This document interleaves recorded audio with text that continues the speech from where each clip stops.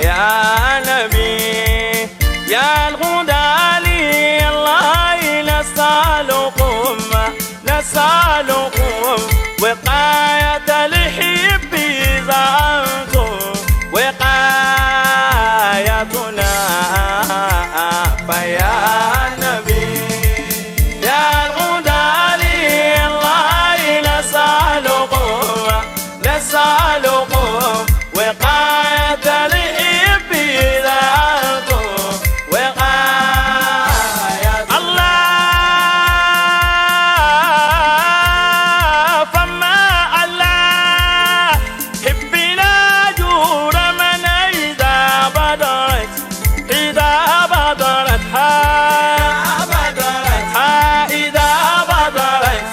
عليه بادرة الأشواك فيا غنى فيا نبي يا الهدى لله نسألكم وقاية الحب زعمتم وقاية الله فيا أني العبد في قد تتم الصالحات ثم الصلاة والسلام على أشرف المرسلين سيدنا وحبيبنا محمد صلى الله عليه وسلم المبعوث رحمة للعالمين وعلى آله وصحبه وعلى كل من سار على نهجه وسلك مسلكهم واتبعوا ملتهم إلى يوم الحساب آمين. We give thanks to Almighty Allah, Allah who has preserved us upon goodness till this moment to witness another occasion where we will be celebrating ourselves, we will be celebrating the citadel of learning, and also we will be celebrating our obedient students. We give thanks to Almighty Allah who has said in the Holy Quran, وَإِن تَعُدُّوا نِعْمَةَ اللَّهِ لَا تُحْصُوهَا. If you as my servant start to count the blessings that are bestowed on you, لَا تُحْصُوهَا, you will see that these blessings are not measurable. You will see that you will only be unable to count and to quantify the blessings of Almighty Allah. We give thanks to Almighty Allah. Continue to bestow His peace and blessing upon the noble soul of our Prophet Muhammad's family and the generality of the believers till the day of Qiyamah. Amen. I greet all of us, our parents and our students, with the best of greetings, saying Assalamu alaikum wa rahmatullahi wa barakatuhu. Wa alaikum assalam wa rahmatullahi wa barakatuhu. Inshallah, the program has commenced. We use this medium to inform all those who are still nearby to join us as the program has commenced, inshallah. And as we have it as our custom in the Islamic terrain, in the Islamic domain, that we start every program of ours putting Almighty Allah first. Inshallah, we shall be working on this part also in our occasion today by starting our program and commencing it with an opening dua. The Prophet sallallahu alaihi wasallam has said in one of his sayings that kullu shay'in kullu amrin fi balin la yubda'u fihi bi bismillah fa huwa aftar. That is, every matter of ours as Muslims that is not commenced with Almighty Allah, then such event, such occasion would not be blessed. And we all want Almighty Allah to bless our occasion of today. So in this light, we will commence with an opening dua, inviting one of our fathers to lead us in this prayer in person of Al-Haji Mr. Olona. We ask our father to come forward and lead us in our opening dua. Bismillah.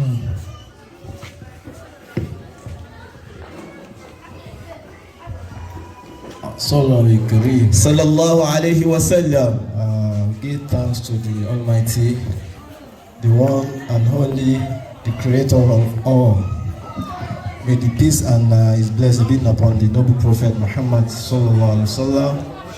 We ask Allah subhanahu wa ta'ala, who has made today a possibility for us, to make it a success for us, and all those all our children who are going to the may they succeed both in this life and the hereafter. And the school itself, may he continue to be the envy of others. And pray to the Almighty Allah to continue guiding our teachers who has impart meaningfully on our students. May Allah continue to bless the school. Al-Fatah. بسم الله الرحمن الرحيم الحمد لله رب العالمين الرحمن الرحيم مالك يوم الدين إياك نعبد وإياك نستعين اهدنا الصراط المستقيم صراط الذين أنعمت عليهم غير المغضوب عليهم ولا الضالين آمين. Open dua, ably led by him. We ask Almighty Allah to reward you abundantly. Amen.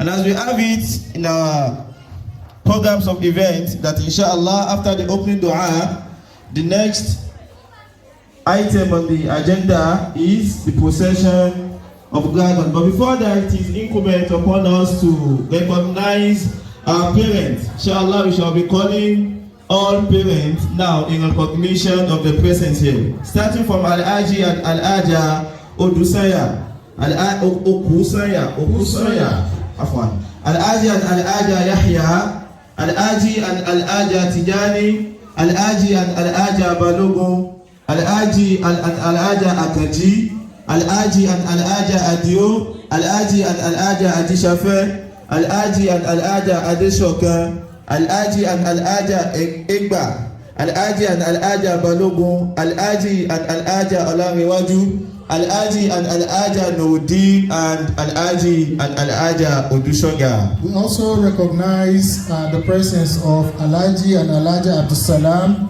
Al-Aji and Al-Aja Abdussalam again, Al-Aji and Al-Aja Adamu, Al-Aji and Al-Aja Adisa, Al-Aji and Al-Aja Adishafe, Al-Aji and Al-Aja Akimbodi.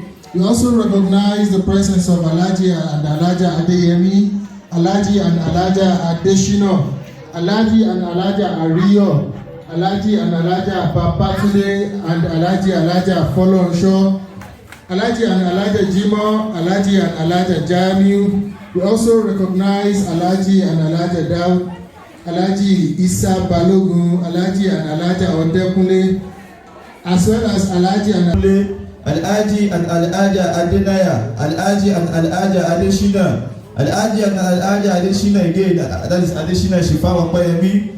Recognize the presence of Al-Aji and Al-Aja Adeyemi, Al-Aji and Al-Aja Adisa, Al-Aji and Al-Aja Aguru, Al-Aji and Al-Aja Akilaye, Al-Aji and Al-Aja Alabi, Al-Aji and Al-Aja Daoud, Al-Aji and Al-Aja Ismaila, Al-Aji and Al-Aja Jum'a, Al-Aji and Al-Aja Keleku, Al-Aji and Al-Aja Lawal, Al-Aji and Al-Aja Mash'ud, Al-Aji and Al-Aja Mudathir, Al-Aji and Al-Aja Obaji, Al-Aji and Al-Aja Udukhoya, Al-Aji and Al-Aja Olalika, Al-Aji and Al-Aja Olawi, Al-Aji and Al-Aja Olamunishola, Al-Aji and Al-Aja Oshinaja, Al-Aji and Al-Aja Oyedeku, Al-Aji and Al-Aja Sani, Al-Aji and Al-Aja Sayyidi, Al-Aji and Al-Aja Shubote, and Al-Aji and Al-Aja Tijani. we shall quickly move to the recognition of the SS3 graduate parent.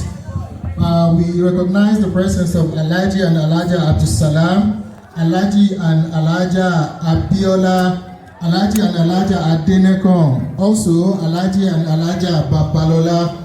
We also recognize the presence of Al-Aji and Al-Aja Busari, Al-Aji and Al-Aja Garbadin, Al-Aji and Al-Aja Kamil Abdul Ghani. We also recognize Al-Aji and Al-Aja Maruf, Al-Aja Mudathir, Al-Aji and Al-Aja Odukoya, as well as Al-Aji and Al-Aja Okewo, Al-Aji and Al-Aja Oladosu, also Al-Aji and Al-Aja Omoaje. We also recognize Al-Aji and Al-Aja Oshilaja, as well as Al-Aji and Al-Aja Rahman, Alhaji and Alhaja Salahuddin. We also recognize Alhaji and Alhaja Suleiman and Alhaji and Alhaja Yusuf. Now with this, we are taking item number 3 on our program of event, which is introduction and recognition of our dignitaries. Inshallah, now we'll be moving to the second item on our agenda, which is the procession of graduates, teachers, and principal officers. Shall be calling our graduates now to come out in procession. We are waiting for the arrival of our graduates.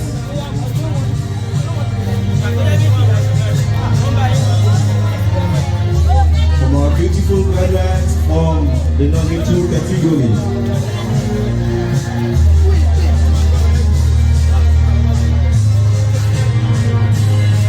These are our intelligence and our future leaders of tomorrow. Possession of Nursery 2 graduates. After that, we are having the possession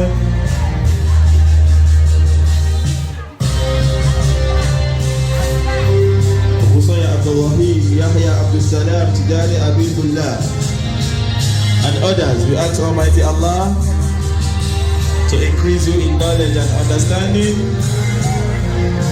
We ask Almighty Allah to lead you right in your career.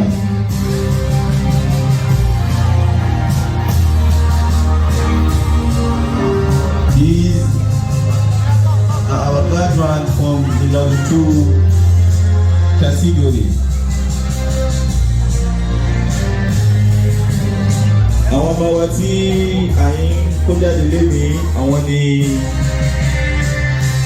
wọ́n jáde tí àmì báyìí. Abẹ́lẹ́ ọba àlejò ọlá òkè ọlọ́ba àṣàlékún ìmọ̀ àti àgbóyé fún wọn. Now we are having the possession of our basic 5 graduates. Basic 5 graduates.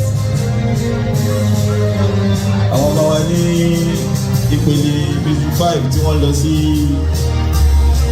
GSS category, àwọn ní àárín yìí. Abẹ́lẹ́ wọn bá àlékè ọlá kí ọlọ́ba àṣàlékún ìmọ̀ àti àgbọ́yé fún wọn. Àmín.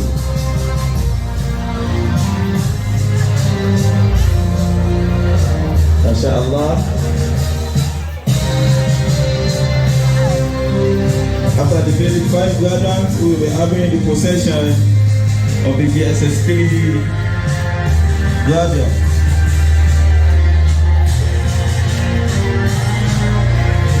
Possession of GSS 3 graduates.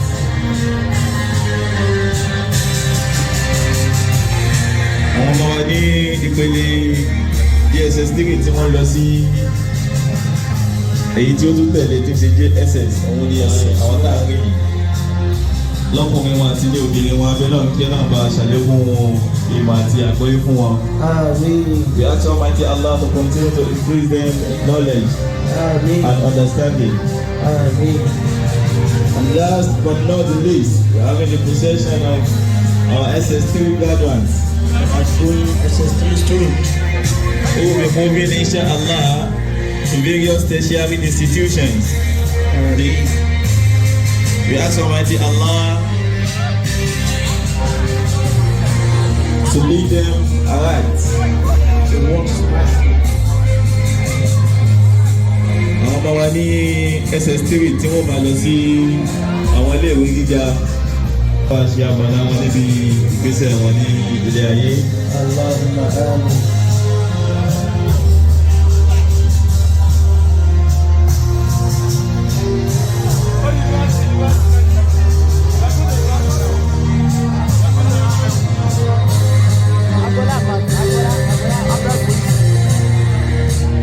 Àti àwọn ọmọ wa.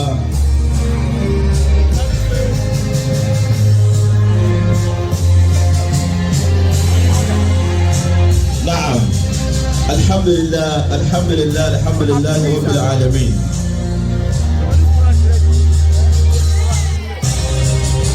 Before coming back to item number 4, we will be moving to item number 5 now, and that is reading from the glorious Quran. Reading from the glorious Quran.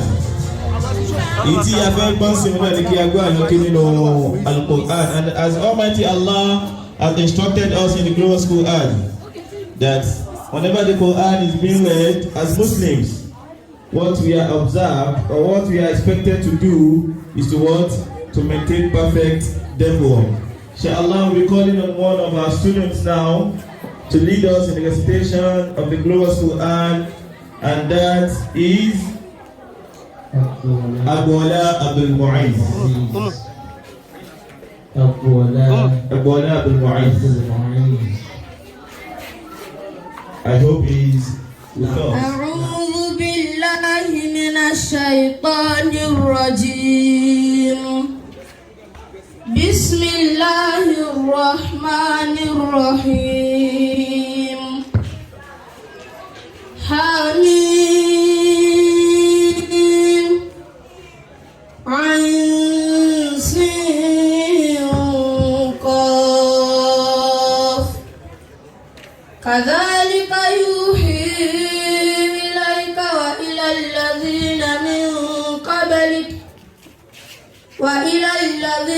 من قبلك الله العزيز الحكيم. له ما في السماوات وما في الأرض وهو العلي العظيم. تكاد السماوات يتفطرن من فوقهن والملائكة يسبحون بحمد ربهم ويستغفرون لمن في الأرض ألا إن الله هو الغفور الرحيم. والذين اتخذوا من دونه أولياء الله حفيظ عليهم وما أنت عليهم بوكيل. وكذلك أوحينا إليك قرآنا عربيا لتنذر أم القرى ومن حولها وتنذر يوم الجمع لا ريب فيه فريق في الجنة وفريق في السعير. صدق الله العظيم. Allahu Akbar, Allahu Akbar, Allahu Akbar Kabira.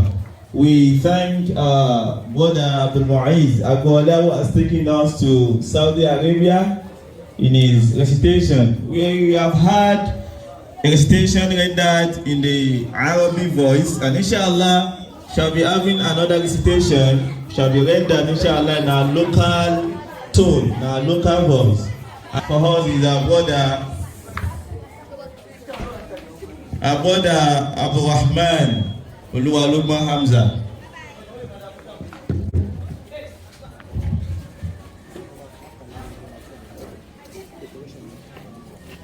السلام عليكم ورحمة الله وبركاته.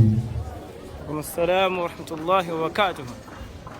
أعوذ بالله من الشيطان الرجيم.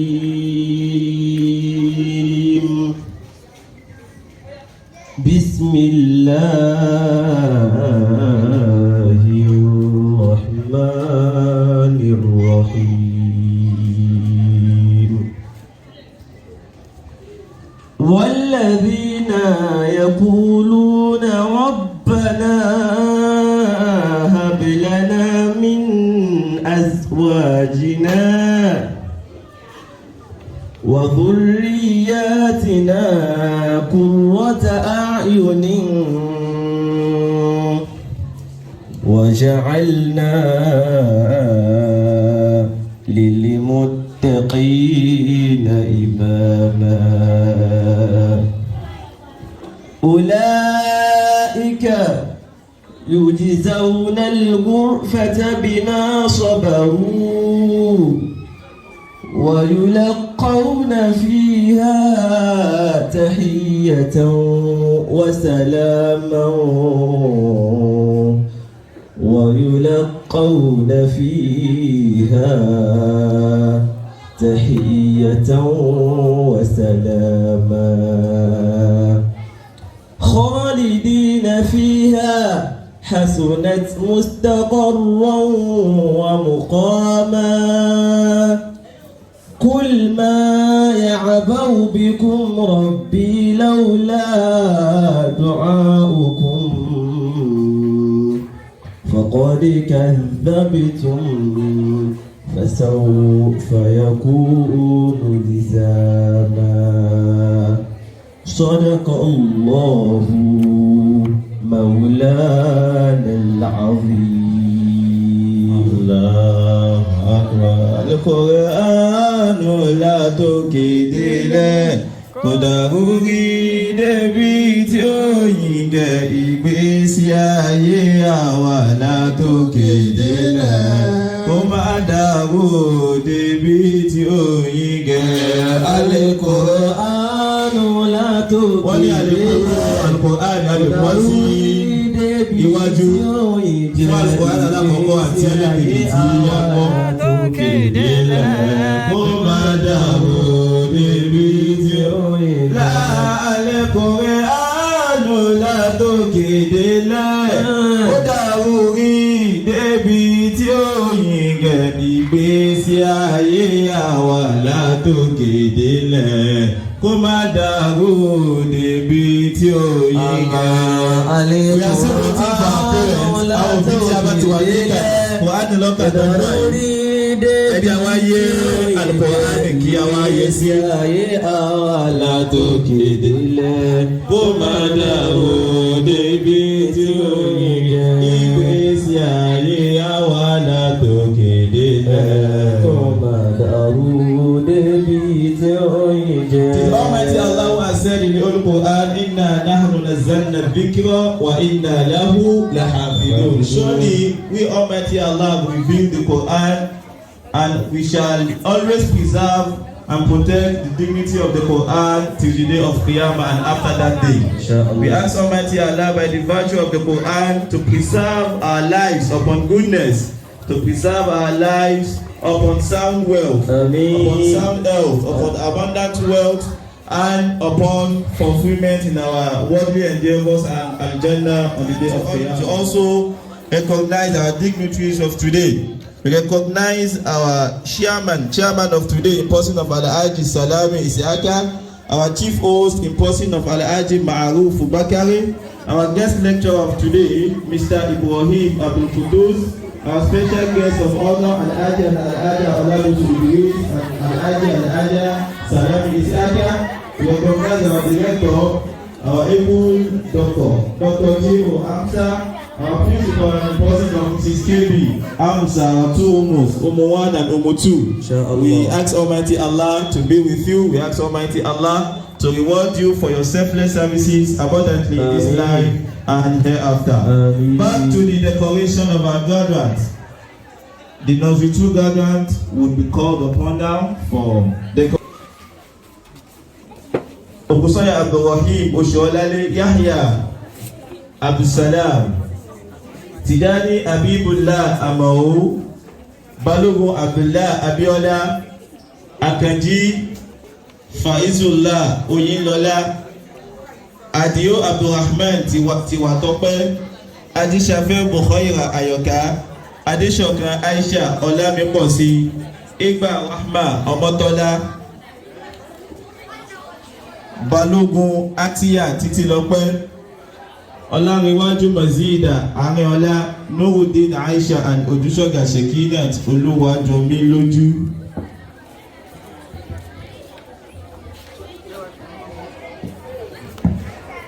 Number 1, Okusanya Abdulrahim Oshiolale.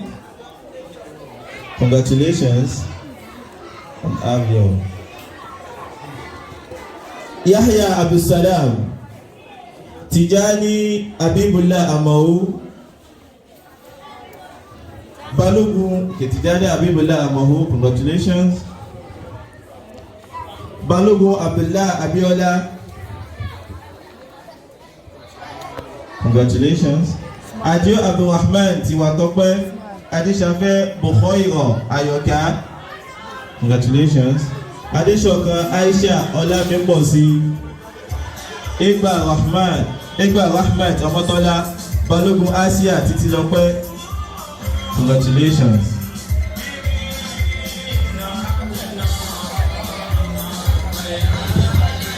Now you can go back to your seat. Go back to your seat.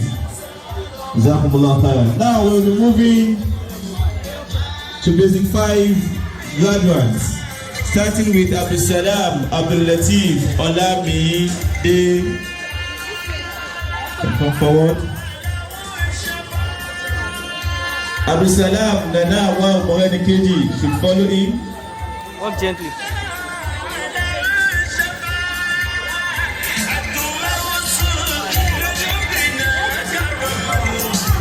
Adamu Muhammad Nifemi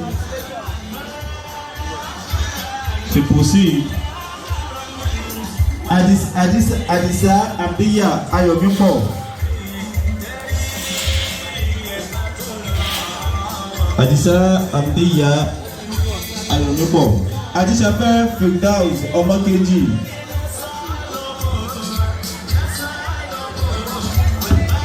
Followed by Akibode Khalilatullah Isayomi.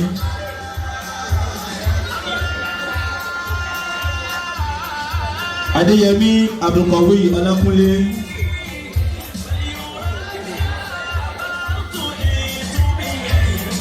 Adesina Abdulsalam Abibola should come.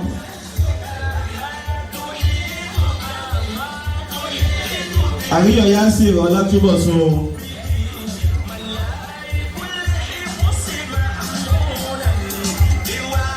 Babatunde Abdul Samad Akambi.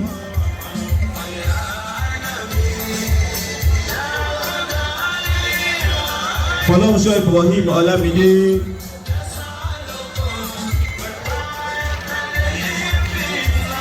Followed by Jima Ibrahim Nimiola. Jami Abdul Razak Babatunde.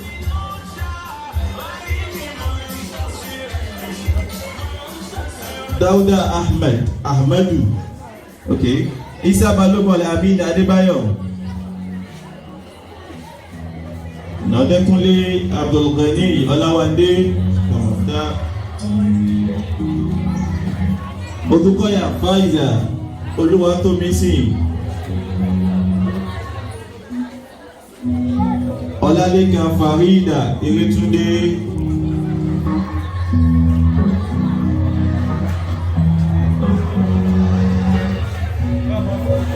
Olona Abdullah Taiwo.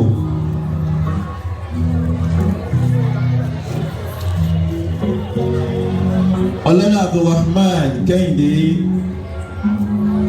Congratulations.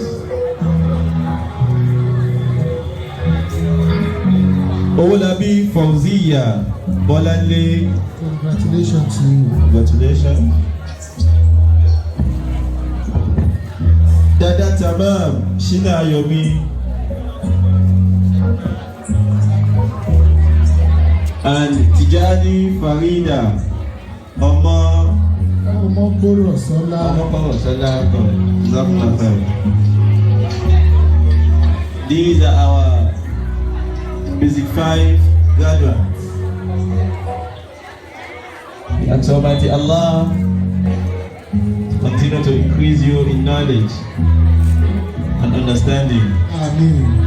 Inshallah, we'll be having our JSS 3 graduates now. And I hope they are set.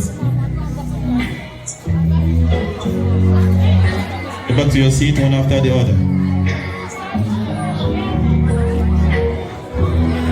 Now we'll be having our JSS 3 graduates. And the first on our list is Abdul Salam Mariam Yewande. Okay, we invite the principal now, our Ummu, to come for the decoration.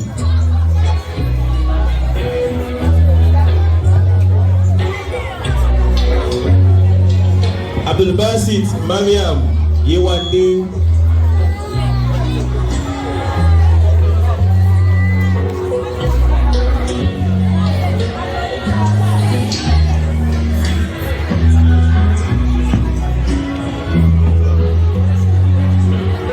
Abdulrasheed Tawakkalt Ọmọwùmí. Abdulrasheed Tawakkalt Ọmọwùmí. Abdulsalam Mariam Adéwùmí.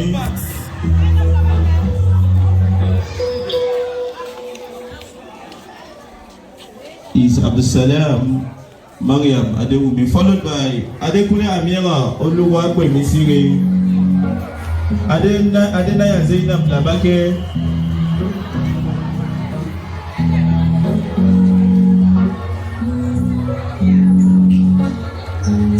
Adéṣínà Abdulkudus Pẹ̀lúmi,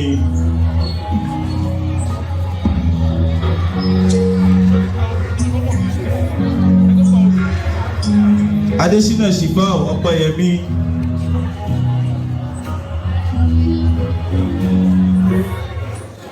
Adéyẹmí Magdiya Àníkẹ́,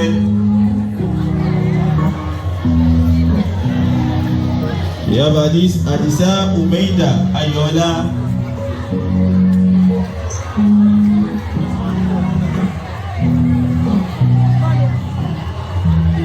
followed by Agoro Abdulmalik Akínlẹ́yẹ Abdulsabur Ayinde, Alabi Alima Ọpẹ́yẹmí,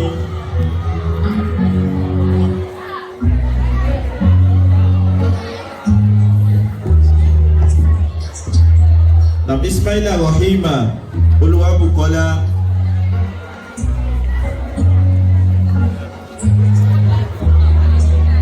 followed by Juma Aisha Ọbámisọ́lá,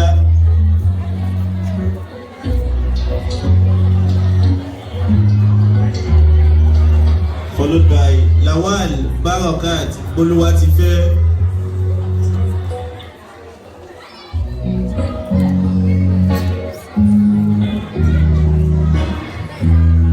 followed by Mudathir Toyiba Ashabi,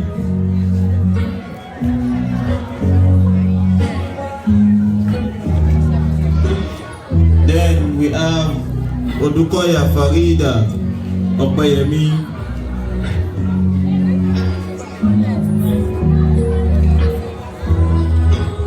Ọlálékan Abdulwahab Ọlákúnlé,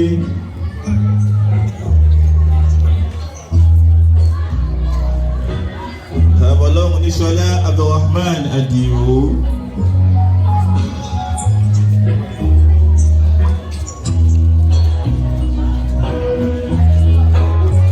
then Ọ̀ṣínlájà Abdulkudus Adémọ́lá,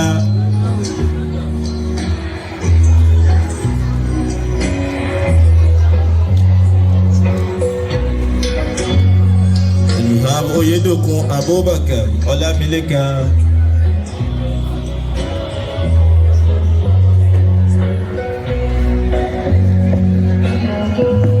and Sani Fawaz Ayomide,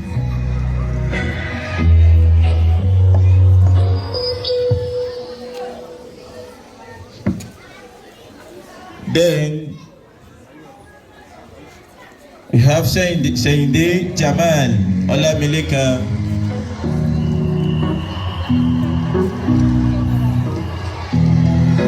after which Shobote Zainab Oluwaseyi follows,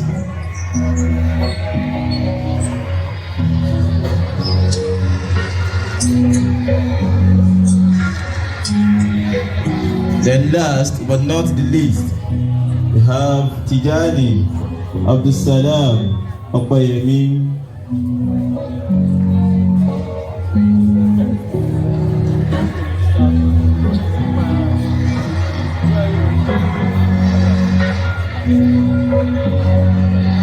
these are our Jesus Spirit graduates. We ask Almighty Allah to make the knowledge beneficial for them in this life and on the day of Qiyamah. Amen. We ask Almighty Allah to make it for them and not against them in this life and on the day of Qiyamah. Amen. You can go back to your seats. Congratulations. Gently on one after the other. Anihan lakum wa barakallahu fi ulumikum. Amen. We having The SS3. our SS3 graduates. Abdul Salam Abdullahi Akobi. Congratulations. Barakallahu fi. Amin. Followed by Abiola Akila Adedoyin. Abiola Akila.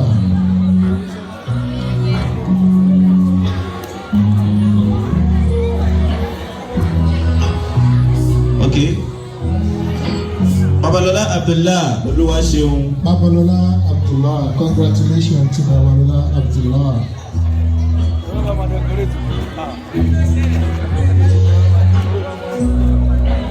The next person is Mubarak. Maruf Mubarak. Maruf Mubarak Bola Kaleb. Congratulations. Maruf Mubarak Bola Kaleb. And the next person is Oladosu Jamiu Ademola. Oladosu Jamiu Ademola, congratulations to you. Omaje Abi Akorede, congratulations to you as well. Likewise, Oshilaja Akim.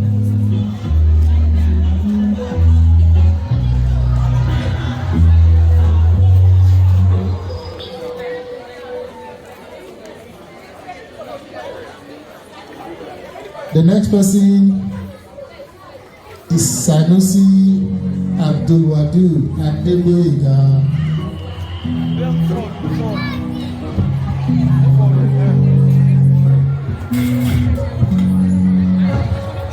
Suleiman Abdulwarif, congratulations to you too.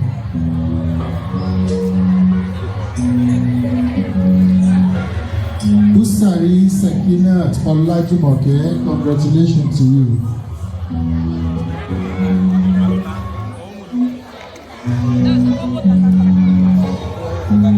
Kamil Abdul Ghani Farida Oyeladun, congratulations to you.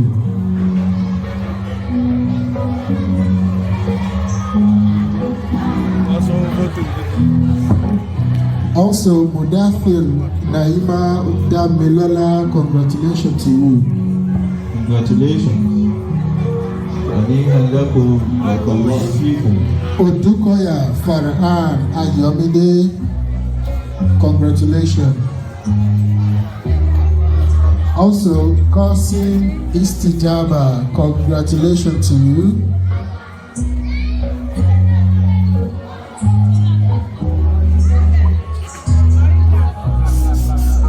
Okeowo Amina Titilayo, congratulations to you.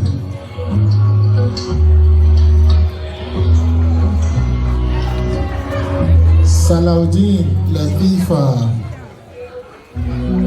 Adeshewa.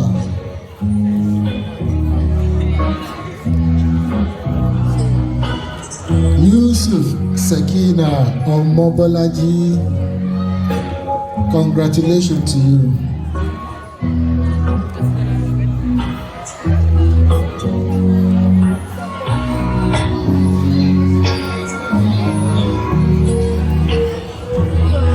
Congratulations to you all. Barakallahu fihi. Barakallahu fiikum. Barakallahu Barakallahu fi ilmikum. Almighty Allah continue to guide you in your future career. May He continue to increase you in knowledge and understanding. Amen. Amen. Amen. And go back to your seats with civility. Congratulations. We recognize the presence of our chief host for today, the person of Al-Haji Maruf Bakari. You are welcome. MashaAllah. Alhamdulillah, that was item number 5. Inshallah, we'll be moving to the next item now, which is our national anthem. One of our distinctive features at Nurul Islam is our language proficiency. We are not only proficient in English language, but also in other local and international languages. Shall be having our national anthem in 7 different languages, inshallah. As you have said, we'll be having our national anthem in 7 different languages, inshallah.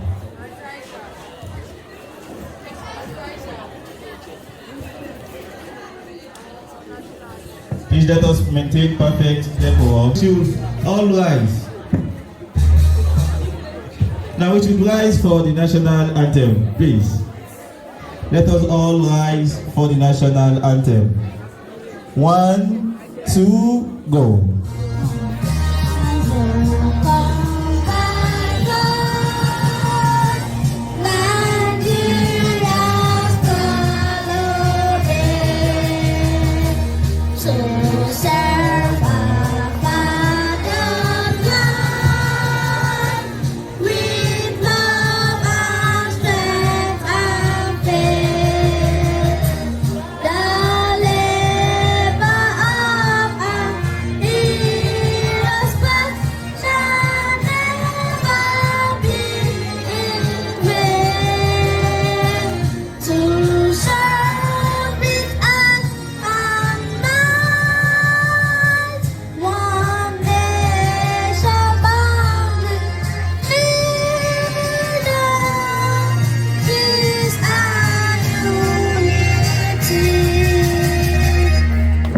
We can have a seat now while we have other languages, inshallah.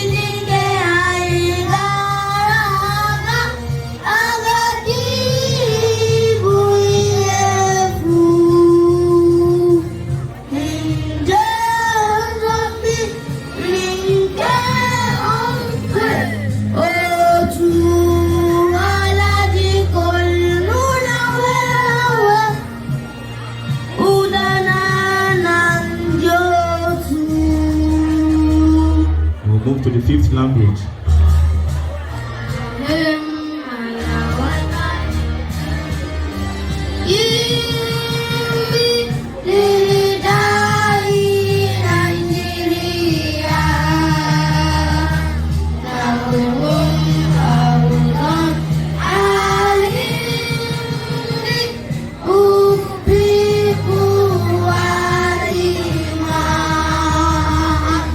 Ah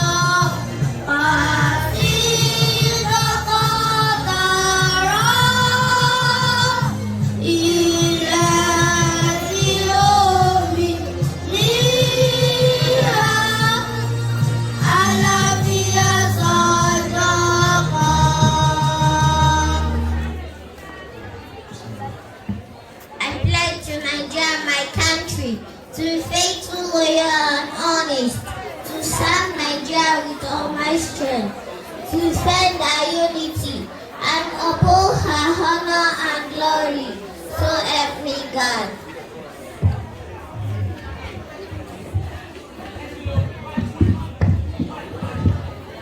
The school anthem.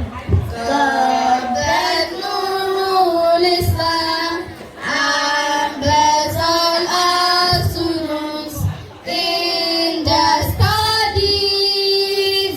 God bless this school for us. We showers our blessings and lead us day by day and year by year. God bless Nurul Islam and direct our teachers to teach with love. God bless this school for us with harmony and love. Let knowledge and service be our watchwords. God and Nurul Islam and bless all our parents in their endeavors. God bless this school for us. We perfect peace and love and lead us day by day and year by year. Now, Jazakumullah khair. Now you can go back to your seat. May Almighty Allah increase you in knowledge and understanding. As I've said earlier, before the arrival of our student, that one of our distinctive features here at Nurul Islam is our proficiency in both local and also international languages. We ask Almighty Allah to continue to uplift Nurul Islam. May Allah continue to be with our ustaz. Ameen. And also I've been told to inform our presenters in French language to meet Mr. Adi Shafir now. Please, all students who will be presenting in French language should meet Mr. Adi Shafir.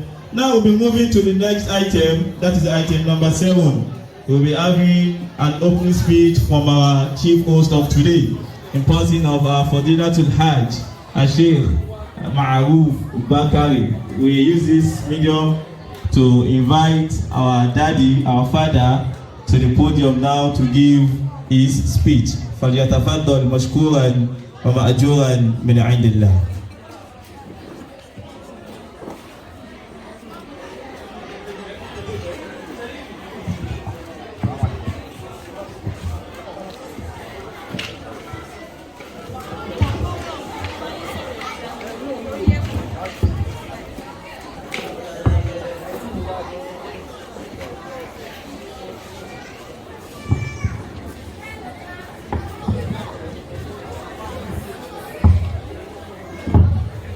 أعوذ بالله من الشيطان الرجيم بسم الله الرحمن الرحيم والصلاة والسلام على رسولنا محمد وعلى آله وصحبه وسلم.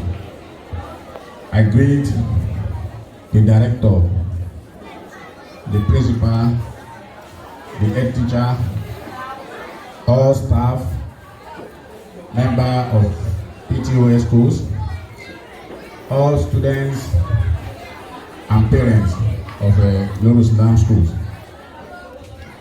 And I also greet all the well-reserved present here today.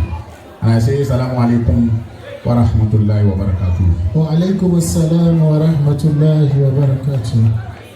Alhamdulillah Rabbil Alameen for making us witness this event where we celebrate our children. We pray to Almighty Allah to make all of them successful in this life and the hereafter. Thirdly, the morality of Islam is modesty.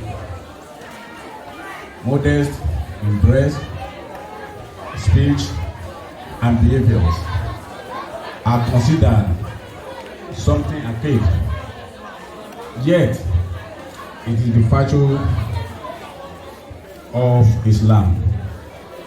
It is what distinguishes a person of faith and God consciousness.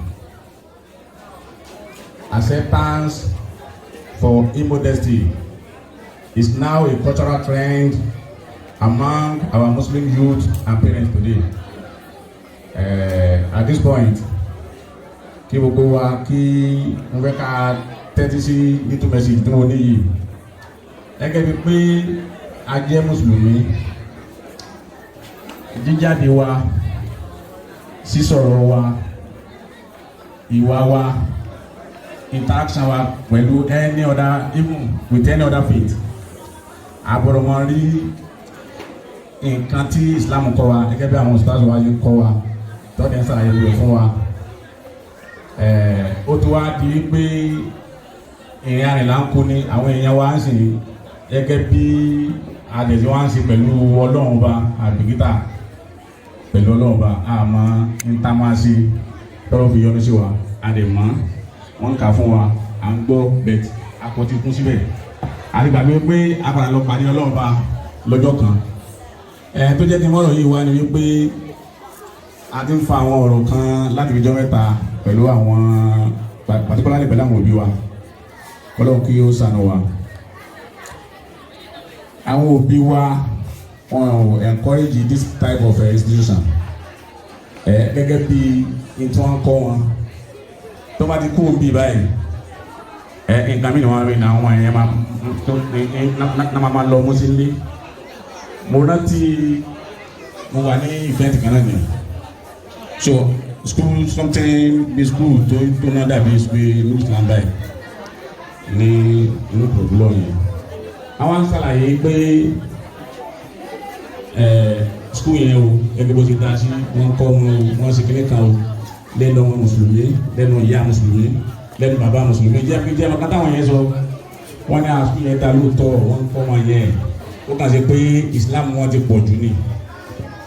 Ǹjẹ́ ọmọ kan tó ń bí by that nítorí pé wọ́n ẹgẹ́ mi sì wọ́n make a compulsory fún àwọn láti lè máa múra wọn. So ẹ̀fẹ̀ wa kọ́ lẹ́nu òbí nígbà tó bá yé bẹ́ẹ̀ bá jáde ní òbí báwo ni ọmọ ti wá fẹ́ jẹ́. So ẹ jẹ́ kí gbogbo aká bẹ̀rẹ̀ ọlọ́ọ̀bá o. We need to desist from this type of act if truly we fear Almighty Allah. Let us encourage modesty among we parents and among our children for us to be able to succeed in this life and the hereafter. And I also use this video to pray to Almighty Allah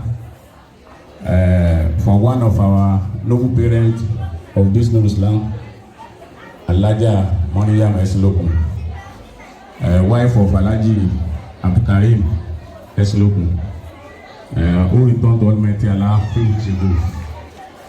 Mo rántí pé this same time last year àjọ wà báyìí bẹ̀tẹ̀ nínú kádàrá Ọlọ́run ní kí àjọ wà báyìí Ọlọ́run ti pè wọ́n sọ́dọ̀ Ọlọ́run dákun tó bá rọ́ àbúrú. We pray to Almighty Allah to forgive all our shortcomings and grant her and benefit us. Amen. And give the family of the deceased the fortitude to bear the loss. Amen. Subhanaka Allahumma wa bihamdika asyhadu an la ilaha illa anta astaghfiruka wa atubu ilayk. Subhana rabbika rabbil izzati amma yasifun wa salamun ala al-mursalin walhamdulillahi rabbil alamin. And that is Nurul Islam Annual Bulletin. It is our annual custom to have our students would furnish us with information and reports happenings both in our local surroundings and also international.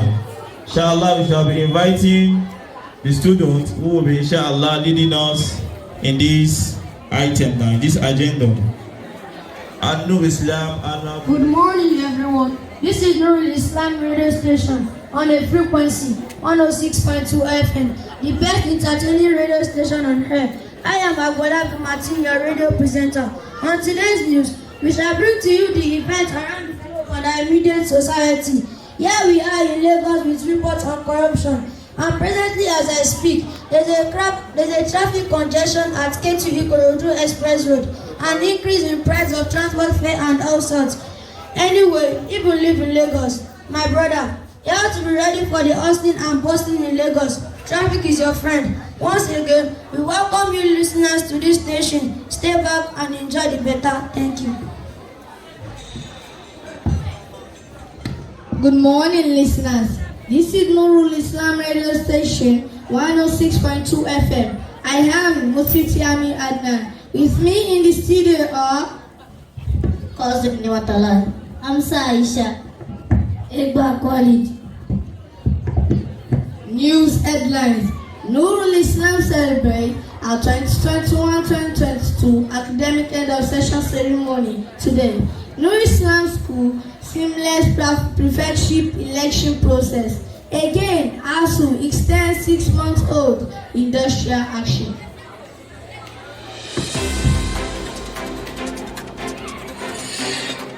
Nurul Islam School marked 2021/2022 academic end of session ceremony in Ground Style today. The management of the Great School of Learning Nurul Islam School marks the end of session party today, Sunday, August 7, 2022. The school principal, Mrs. Amisa Kafila, and the headmistress, Mrs. Amisa Sharifa, rejoiced as their pupils and students had passed the baton across to the next level. The total number of 87 learners are graduating today. 13 pupils are from the nursery section, 24 people from the primary level, 31 students from the junior secondary level, and 90 students from the senior secondary. Parents, family, friends, and well-wishers all grace the occasion. Nurul Islam School seamless prefectship election process.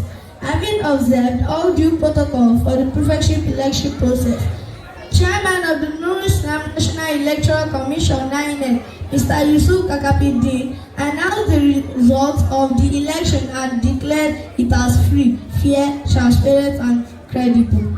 He enjoined all staff and learners to support the elected prefect. He also implored the prefect to work hard to contribute their quota to the growth and development of the school. Again, ASU extends 6-month-old industrial action. The Academic Staff Union of University in Nigeria has announced the extension of the 6-month industrial action by another 4 weeks. This announcement was made on Monday, 1st of August 2022, after an extraordinary executive meeting of the union under the leadership of their president, Professor Emmanuel Osoleke. It should be recalled that the industrial action, which was declared on the 14th February 2022, was majorly premised on the following agitation: preference of the UTAS salary payment platform over government-owned IPPIS, payment of academic and allowance, provision of revitalization fund for the university, and continuous proliferation of unfunded public university. Let's listen to the political news by Cousin Nima. Stay tuned. Right back.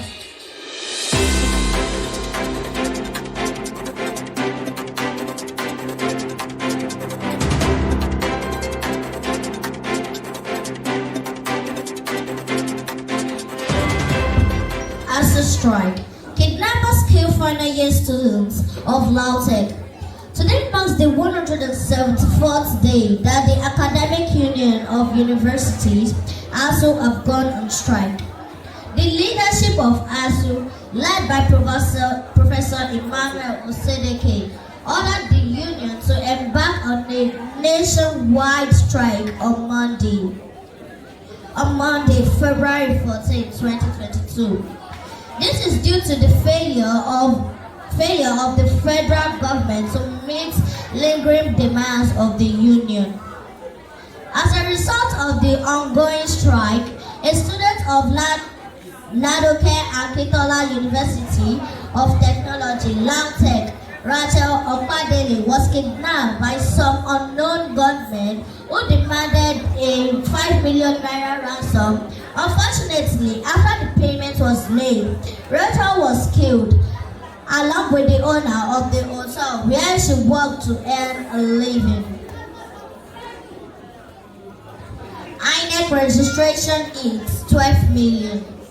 As a part of the registration exercise for the Payment Voters Card (PVC), the Independent National Electoral Commission (INEC) said 12 million people has been fully registered. The registration exercise, which was suspended on July 31st, 2022, revealed that the northern region of the country accounts for 57.7% of all registered voters, while the south takes 48.3% of the registration. Now it's time for business news by Amusa Aisha. Don't touch the dial.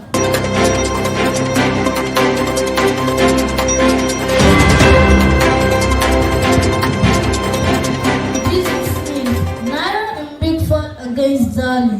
Naira weakened against the US dollar at official markets on Friday after the currency appreciating in the last 2 consecutive business days at the spot market towards the 700 naira to dollar rate. According to sources in Lagos, the price started going up when CBN placed a ban on giving dollars to marketers. He also said the scarcity of dollars was because bankers were holding the notes. Presently, the dollar note has appreciated to 417 naira per dollar rate. Nigeria to improve fuel subsidy spending for 2023 by 2.7 trillion naira. The federal government to spend 2.7 trillion naira more on fuel subsidy payments in 2023. The Minister of Finance, Budget and National Planning, Zainab Ahmed, who disclosed this during the presentation of the 2023 to 2035 medium-term expenditure framework as a fiscal strategy paper, MTEFFSP, on Thursday in Abuja, said the government estimated subsidy payments will give 6.7 trillion naira. However, the government has put the estimated subsidy spending for this year at 4 trillion naira.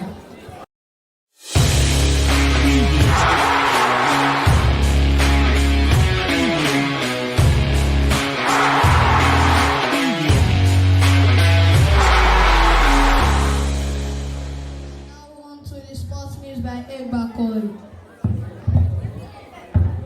Sports news. Tobi Amusan broke the world record twice in one night.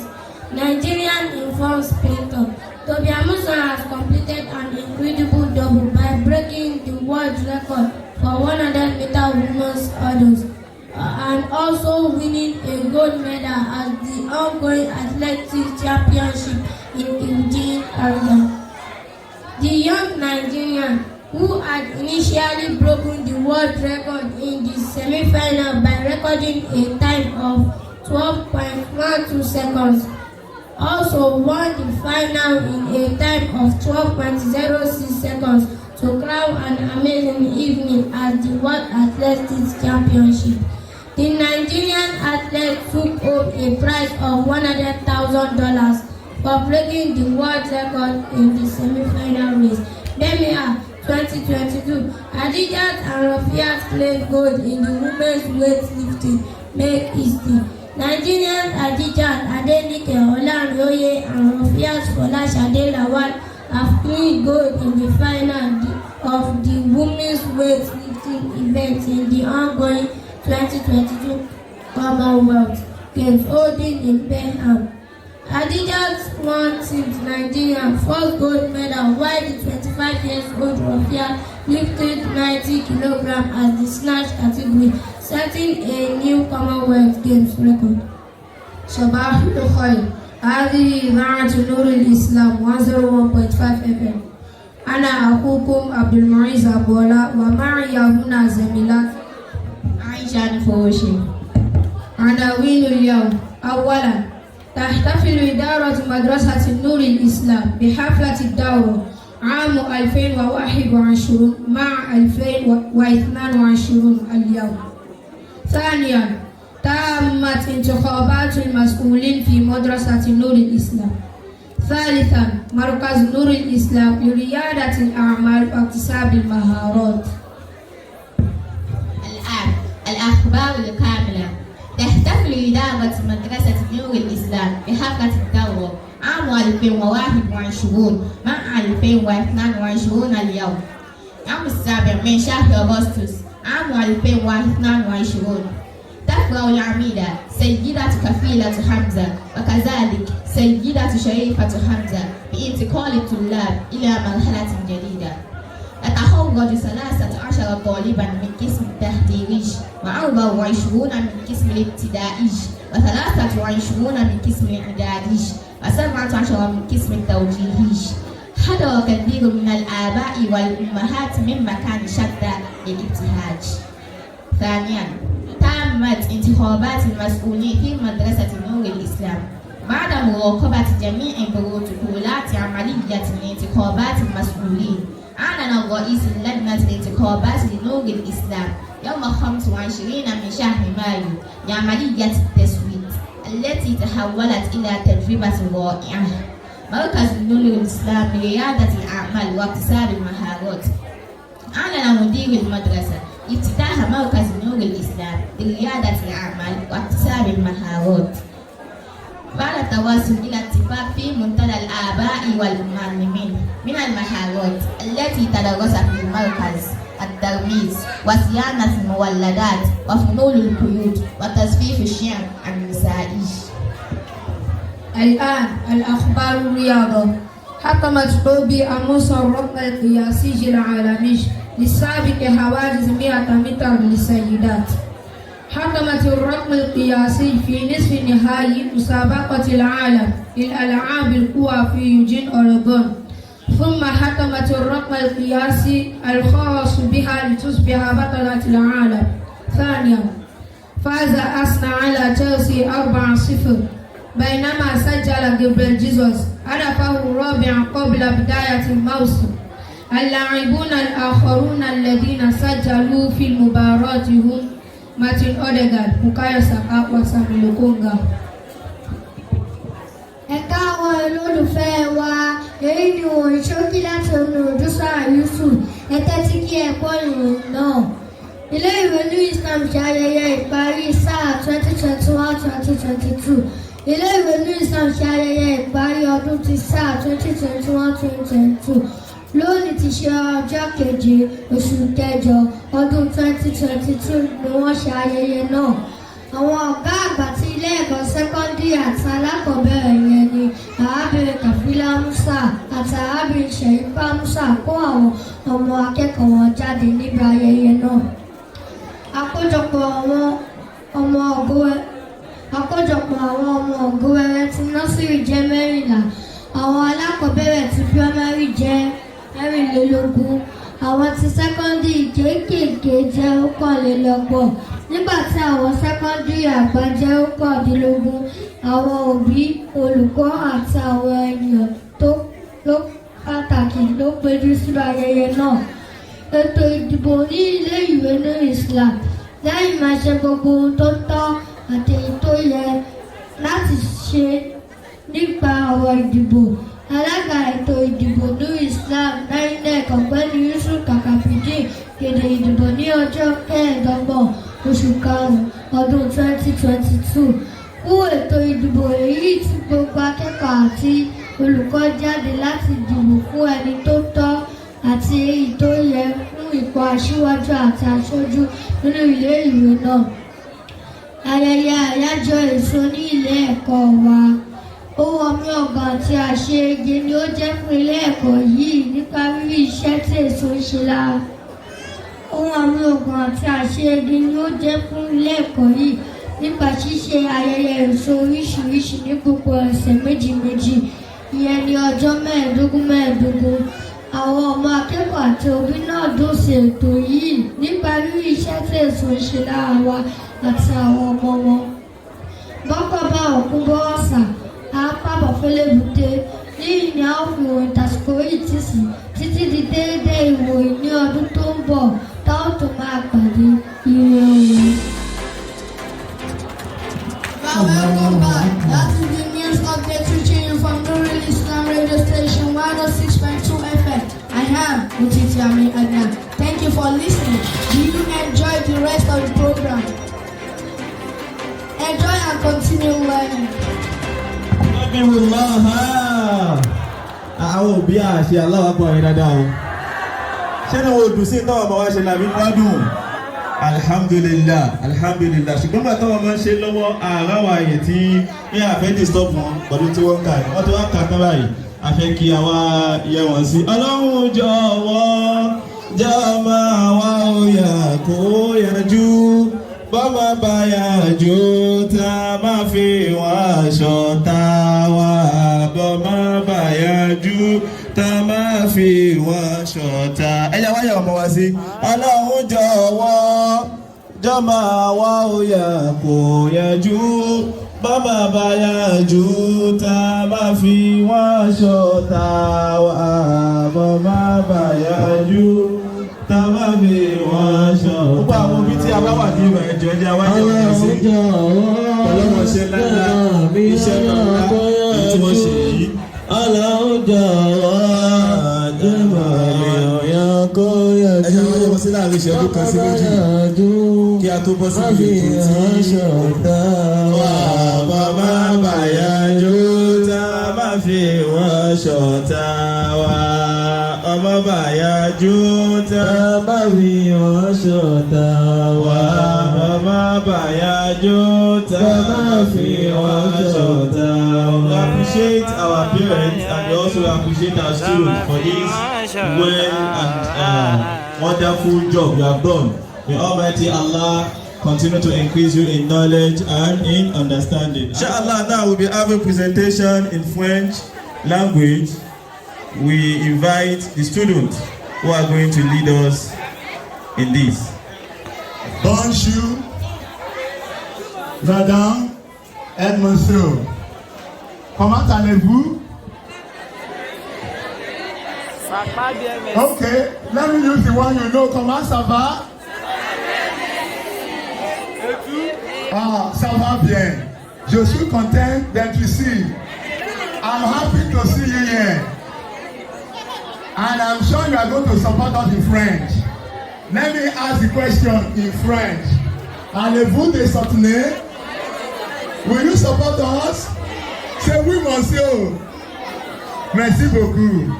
So now they'll be coming in. I want you to watch them. Please, you support them with applaudissements, with clap, and other means of support. So let us watch them. Bonjour, bonjour, comment ça va? Bonjour, bonjour, tu vas bien, merci. Je suis content d'être ici avec vous, ma petite amie. Bonjour, bonjour, comment ça va? Bonjour, bonjour, tu vas bien, merci. Je suis content d'être ici. Les sous ma petite amie. Bonjour, bonjour, comment ça va? Bonjour, bonjour, tu vas bien, merci. Je suis content d'être ici avec sous ma petite amie. Bonjour, bonjour, comment ça va? Bonjour, bonjour, tu vas bien, merci. Je suis content d'être ici avec ma petite amie. Bonjour, bonjour, comment ça va? Bonjour, bonjour, comment ça va? Bonjour, bonjour, ça va bien, merci. Je suis content d'être ici avec ma petite amie. Bonjour, bonjour, comment ça va? Good day, how are you? Good day, fine, thank you. I am very happy here with all my little friends here. Good day, how are you? Je m'appelle Approchi d'Abdulatif. J'ai 8 ans. Je suis un garçon. J'ai fréquenté l'école Islam Private School. Je suis en classe 3. My name is Abrochi Abdulatif. I am 8 years old. I attend Islam Private School. I am a boy. I attend Islam Private Private School. Je m'appelle Belozina. J'ai 7 ans. Je fréquentais l'école New Islam Private School. Je suis en classe 3. My name is Belozina. I am 7 years old. I am in primary 3. I attend New Islam Private School. Applaudissez. Please, let's clap for them.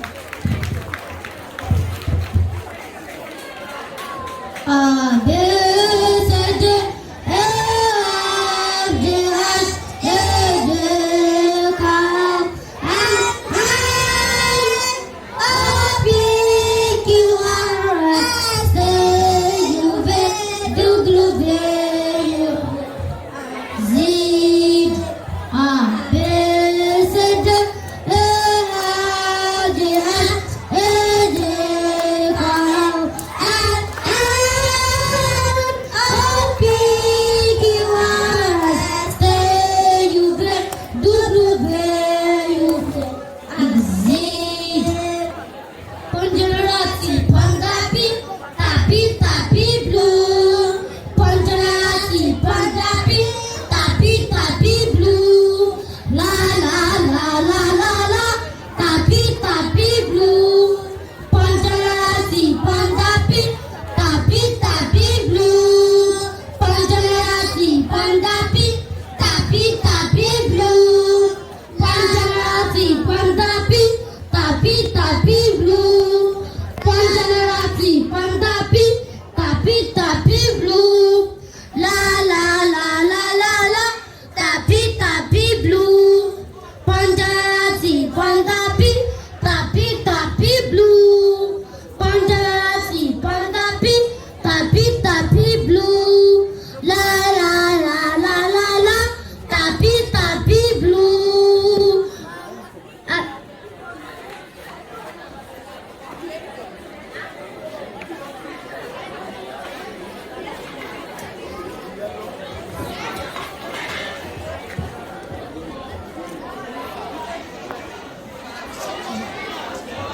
Ponderati, Pandapi, Tapi, Tapi, jaune.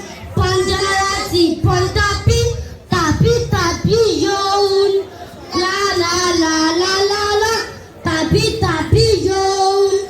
Ponderati, Pandapi, Tapi, Tapi, jaune. La, la, la, la, la, la. Tapi, Tapi, jaune. Ponderati, Pandapi, Tapi, Tapi, jaune. Ponderati, Pandapi, Tapi, Tapi, jaune. La, la, la, la, la, la. Tapi, Tapi, jaune. Ponderati, Pandapi, Tapi, Tapi, jaune. Ponderati, Pandapi, Tapi, Tapi, jaune.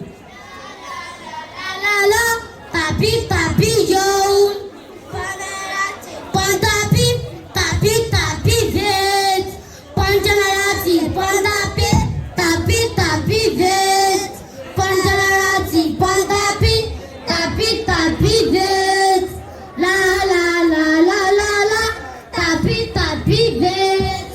Ponderati, Pandapi, Tapi, Tapi, vert. La, la, la, la, la, la. Tapi, Tapi, vert. Ponderati, Pandapi, Tapi, Tapi, vert. Ponderati, Pandapi, Tapi, Tapi, vert. La, la, la, la, la, la. Tapi, Tapi, vert. Ponderati, Pandapi, Tapi, Tapi, vert. Ponderati, Pandapi, Tapi, Tapi, vert. La, la, la, la, la, la. Tapi, Tapi, vert. Ponderati, Pandapi, Tapi, Tapi, violet. Ponderati, Pandapi, Tapi, Tapi, violet. La, la, la, la, la, la. Tapi, Tapi, violet. Ponderati, Pandapi, Tapi, Tapi, violet. Ponderati, Pandapi, Tapi, Tapi, violet.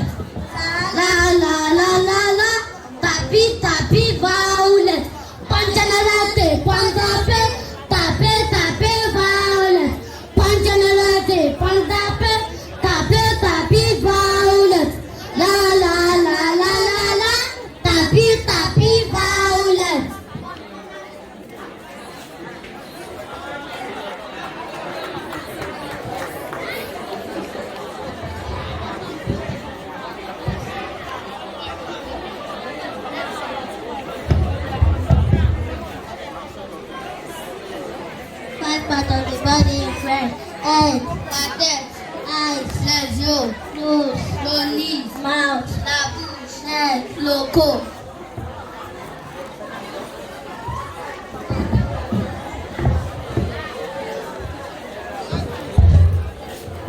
Five parts of the body in French: head, la tête, shoulder, leg, le jambe, foot, les pieds. Tête, l'épaule, les jambes, pépé, jambes, pépé. Tête, l'épaule, les jambes, pépé, jambes, pépé, les yeux, les oreilles, la bouche, le nez. Tête, épaule, les jambes, pépé, jambes, pépé. Tête, épaule, les jambes, pépé, jambes, pépé. Tête, épaule, les jambes, pépé, jambes, pépé, les yeux, les oreilles, la bouche, le nez. Tête, épaule, les jambes, pépé, jambes, pépé. L'épaule, les jambes, pépé, jambes, pépé. Tête, l'épaule, les jambes, pépé, jambes, pépé, les yeux, les oreilles, la bouche, le nez. Tête, épaule, les jambes, pépé, jambes, pépé. Lisatos, lisatos. Lisatos, lisatos, anaisa. Yes, mountains. Lisatos, lisatos. Janto alowante, alowante, janto plumura.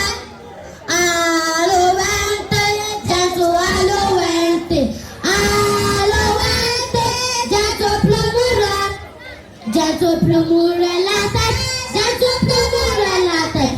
Alowante, alowante, oh oh oh oh. Alowante, janto alowante, alowante, janto plumura.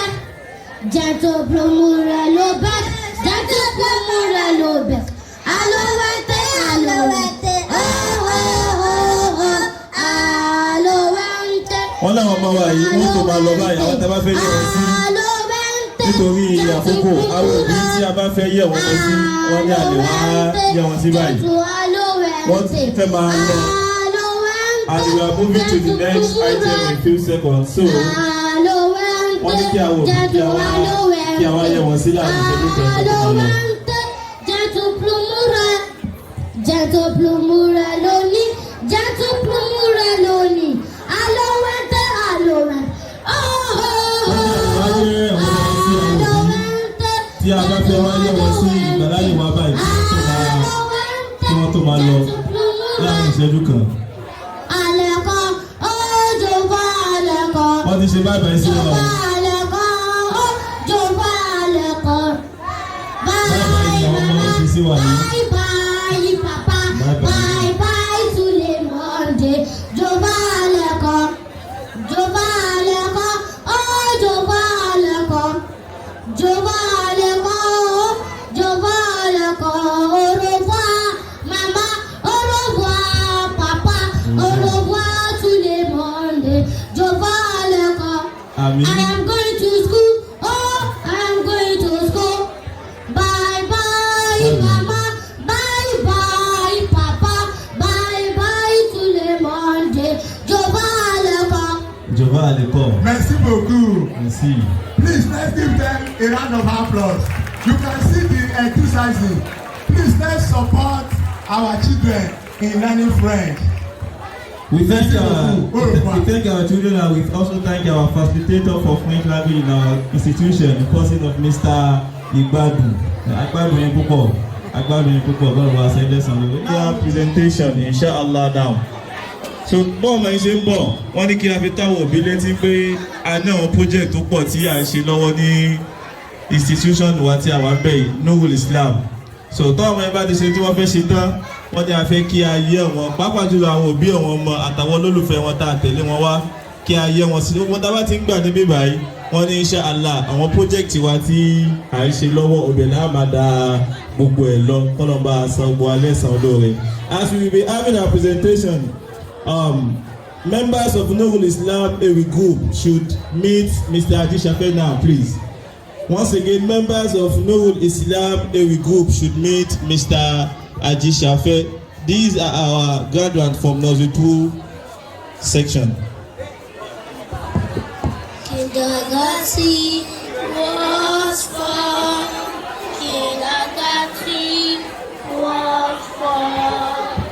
I am happy to say that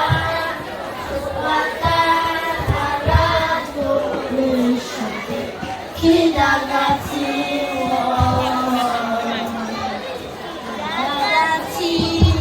was for, kindergarten was for. I am happy to say that to adoration day. Kindergarten was for, kindergarten was for, kindergarten was for. I am happy to say that to adoration day. Kindergarten was for. Salam alaikum wa rahmatullahi wa barakatuh. Here the graduating Nursery pupils are here to make an observation on democracy as system of government in Nigeria. Do you know what a government is? A government is an institution through which leaders exercise power to make and enforce law. The primary and function of government are 1. To provide strength for the people. 2. To maintain laws and order in society. 3. Provide health and public of citizens. 4. Protect humanity, infrastructure and services. What is a system of government? A system of government is an approach adopted by a group of people.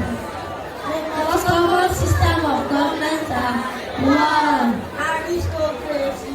2. 3. 4. Dictatorship. 5. Colonialism. 6.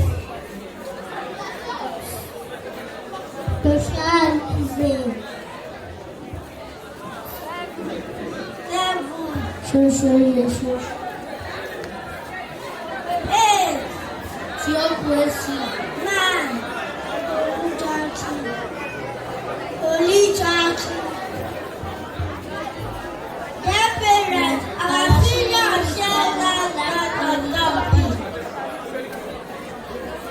Because of the rolling light, making us cold.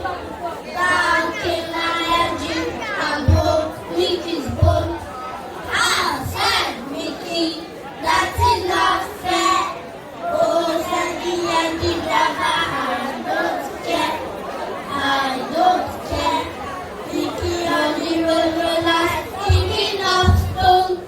Down came an engine and broke Mickey's bone. Said Mickey, that is not fair. Oh, said the engine driver, I don't care. I don't care. You was to the town, upstairs and downstairs, it is nice down. Looking at the window, right to the lawn. All the children on the bed, it's past 8 o'clock, it's past 8. We could run to the town, upstairs and downstairs, it is nice down. Looking at the window, right to the lawn. All the children on the bed, it's past 8 o'clock. Now let's talk about goodness to parents. How can we do good to our parents? By greeting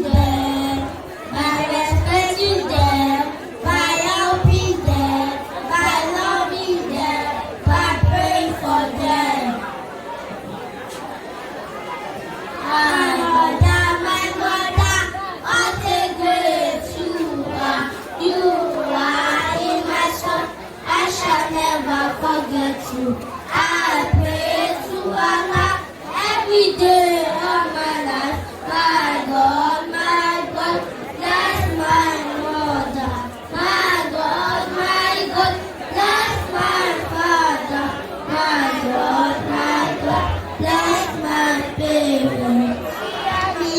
Ìyá mi, ìlọ́gbé bàbá rẹ̀, ìwọ ló wà lọ́kọ mi, ní gbogbo ayé mi.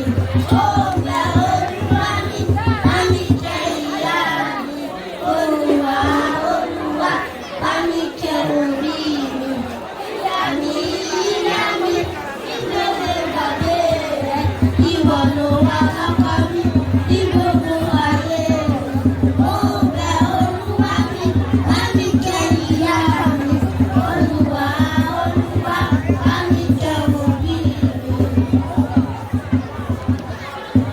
Everlasting goodness to parents, and about goodness to parents. Goodness in the world, and the name what about you? And I love all the good and the bad. So let us name that all. Goodness in the world, and the name what about you? And I love all the good and the bad. So let us name that all. Africa, North and South America, Antarctica, Europe, Canada, Australia, Asia, Africa, North and South America, Antarctica, Europe, Canada, Australia, America, Colorado, Asia, yellow, Africa, green, South America, orange, South America, pink, Europe, red, Australia, brown, Antarctica, white, America, Colorado, Asia, yellow, Africa, green, South America, orange, South America, pink, Europe, red, Australia, brown, Antarctica, white.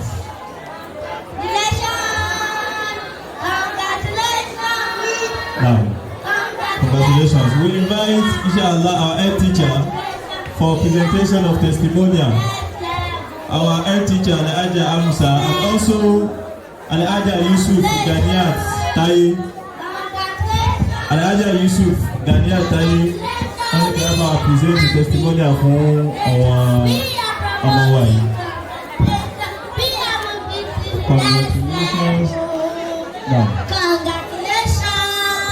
tábà ti ń pè wọ́n, á fẹ́ kí àwọn òbí wọn tábà wọ́n gbígbà yìí. The parents should also come outside as we call upon inshallah the students. Okusanya Abdulrahim Oshiolale.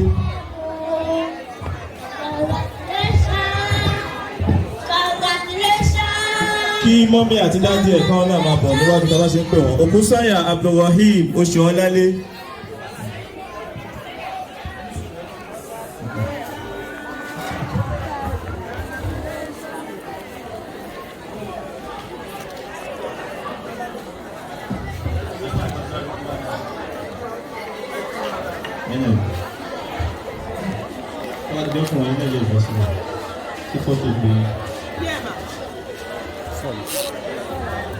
Bẹ́ẹ̀ni,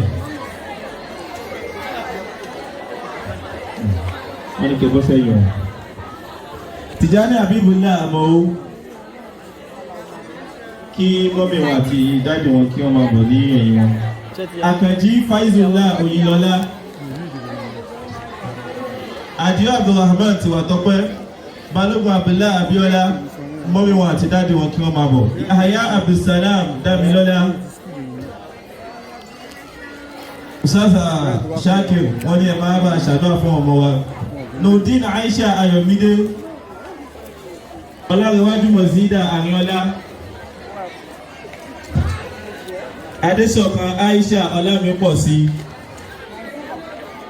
Adíṣafẹ́ Bùkọ́ìrọ̀ Àyọ̀ká,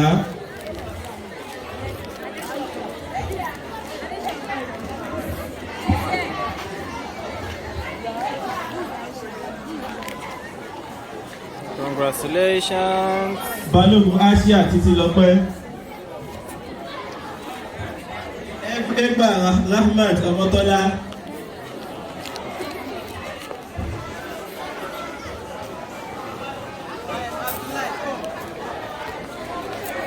Abdullah, live there. Then, so inshallah our imam our for a special prayer for Obi àti àwọn ọmọ nísìn inshallah. Alhamdulillahi rabbil alamin. No stop. Ẹyẹ òbí ẹ jẹ́ kí a dúpẹ́ fún Ọlọ́run. Alhamdulillah.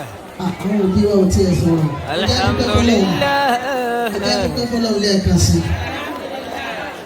Gẹ́gẹ́ bí àṣà àwọn bàbá wa wọn ní ẹjẹ́ àwọn ọpẹ́ wa láwà ní alhamdulillahi rabbil alamin.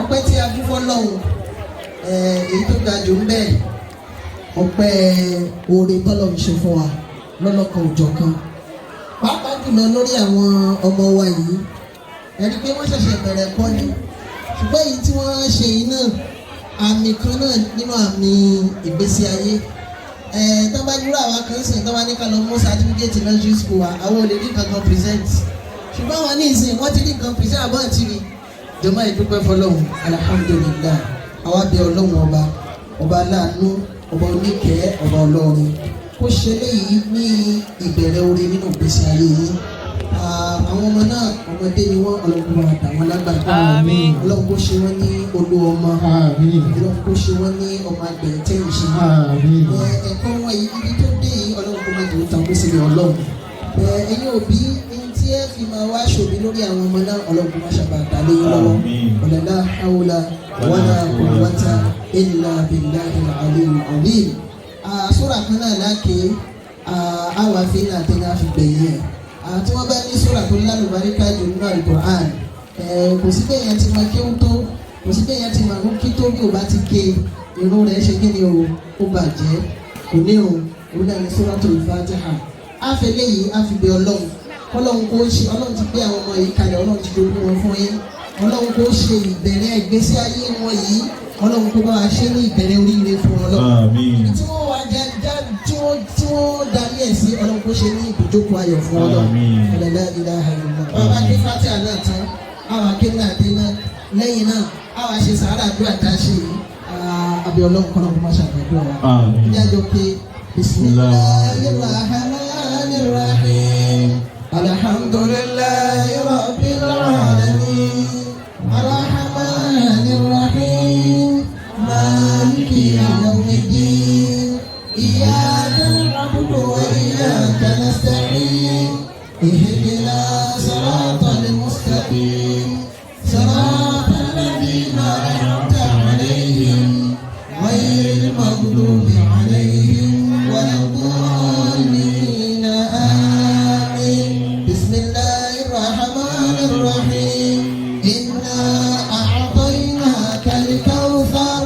فصل لربك وانحر إن شانئك هو الأبتر. Òbí látọ̀dọ̀ àwọn màmá wa owó ilé tí a ń gbà fún pírójẹ́kìtì ni ẹni pé àwọn ọmọ yìí wọ́n ti bẹ̀rẹ̀ ẹ̀kọ́ wọn wọ́n ti bẹ̀rẹ̀ dáadáa ilé ìwé wa yìí a sì bẹ̀rẹ̀ ẹ̀ náà gbé kalẹ̀ ibi táwa gbé dé yìí náà àtúfẹ́ gbójú bẹ́ẹ̀ lọ àwa ní àwọn pírójẹ́kìtì oríṣiríṣi táyì ṣe eléyìí náà kó máa jẹ́ èyí tẹ́yìn náà fi dàníyàn síwájú ọlọ́run lórí ọmọ yín pé gbogbo ìgbà tí wọ́n bá ń gbé nǹkan rẹ̀ ṣe ní ayé ọlọ́run kó máa yọ ọmọ yín sẹ́yìn bẹ́ẹ̀ bẹ̀rẹ̀ látòrí àwọn màmá wa àwọn tí wọ́n bá wa gba owó náà ẹ jẹ́ kí wọ́n bá wa gbà á. The basic 5 students should be ready now for the presentation. Zakumullah khairan ustaz ìyá bàbá sẹ́yìn ní ẹ̀sán lórí èyí tí àwọn òbí ń ṣe yìí donation fún project school ni àti sàárà fún àdúrà táwọn ọmọ wọn ṣe fún wa kọ́nàjà jèrè àwọn ọmọ náà àwọn ọ̀làdá hawla wala quwwata illa tábà ti fi donation síbẹ̀ tán a lè padà sí orí ìjòkó. àdúrà wa ọlọ́run jẹ́ ó gbà ìrànwọ́ wa ọlọ́run jẹ́ ó ta mọ́dúnwà bàgbátá tí wà wọ̀ bàtà àmì àwa màmá ṣe. Inshallah we'll be having. Àwàdé lúrú sàmúdé. Àwàdé lúrú sàmúdé.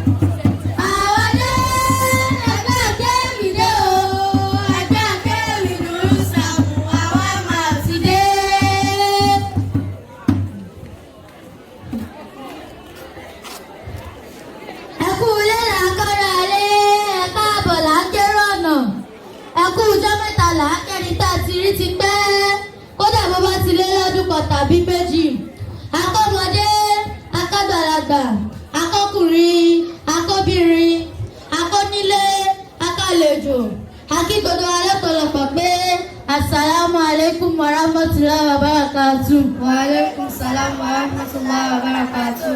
Ẹ kú ìdìde, ẹ kú ìjókòó, ẹ kú náwó dára, ọba mi òkè á fi púpọ̀ rọ́pò. Dáadáa tẹ̀fi léyìn sí kẹtọ́ wá, dáadáa náà lè ó ba, ẹ ò ní bá burú pàdé lọ́nà. Àwa ti dé, ẹgbẹ́ akéwì Nusrat tún ti dé, ẹ ti mọ̀ tọ́lára làwa, àrà kì í tán nílé alára. Àrà ọ̀tọ̀ látúndódé, àrà ọ̀tọ̀ tún látúmúdé lọ́tẹ̀ yìí, kẹfarabalẹ̀ máa dán wa. Ọ̀rọ̀ democracy látúndé wá, ètò òṣèlú tẹnitẹni, ètò òṣèlú tiwantiwa. Kí ni à ń pè ní democracy?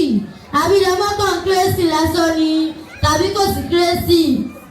Lédè òyìnbó, wọ́n ń pè ní government of the people, by the people, for the people. Ètò òṣèlú tàwa ara wa náà ni. Ẹ máa bá wa kọ́ lọ, bá ti ń bẹ̀rẹ̀ ètò. Ẹ ó gbọ́ tuntun lẹ́nu wa, ẹ ó sì tọ́ rìnrìn.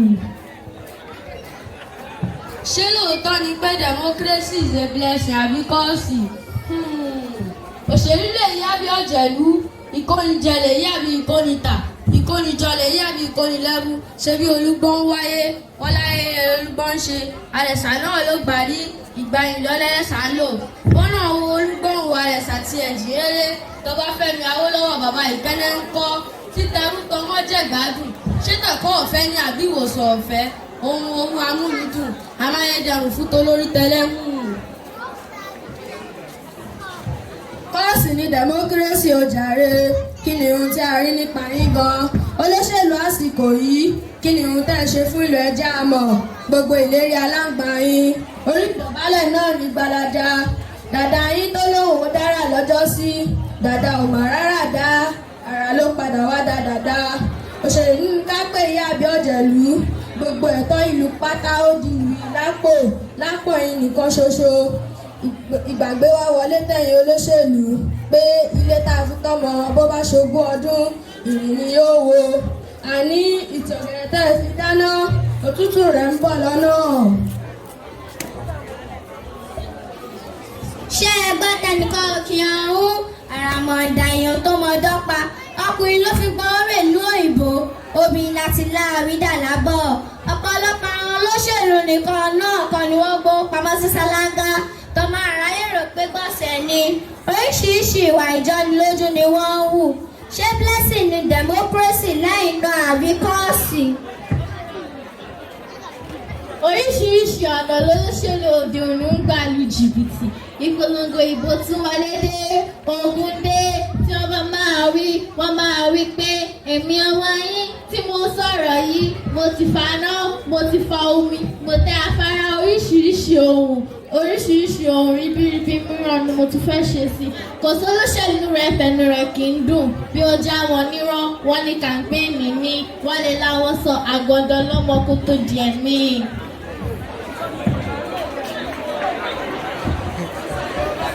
Igi ń jẹ́ lóko, ará ilé ni kí wọ́n pa, àjáǹtì lọ́ọ̀dẹ̀, èrò ọ̀nà ló ń fa kásá, àwọn jàǹdùkú òye dàlúrú, ọjọ́ wo la fẹ́ tán lẹ̀ yìí, níbi tó máa dé ìgbọ̀wọ́ gbé wà lókè òkun, tó ń kọ́ mọ́mọ́bọ́, tó ń fìmọ̀kùmọ̀, ń lọ máa jíbọ́ni ní wọ́n fàyà dọ́ta, tọ́bẹ̀ tó máa jíbọ́ni ní kò ní ọmọ bá jiná, ìbá bíntín ní tiẹ̀ níbẹ̀, ọmọ ajínọ̀sẹ̀ ló lè gbà á gbèje, ẹ jẹ́ tètè sọ fájínọ̀sẹ̀ pé kó lọ rèé pọmọ rẹ̀ wá nítorí òṣèlú àsìkò yìí.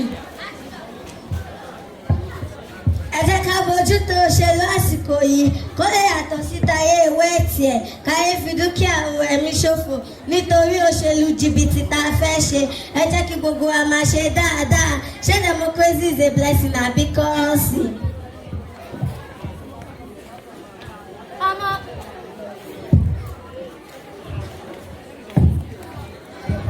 Ọmọ ọlọ́mọ làárọ̀ níṣẹ́ ẹjọ́ tòrutòru lọ́rọ̀ àwọn olóṣèlú àsìkò yìí.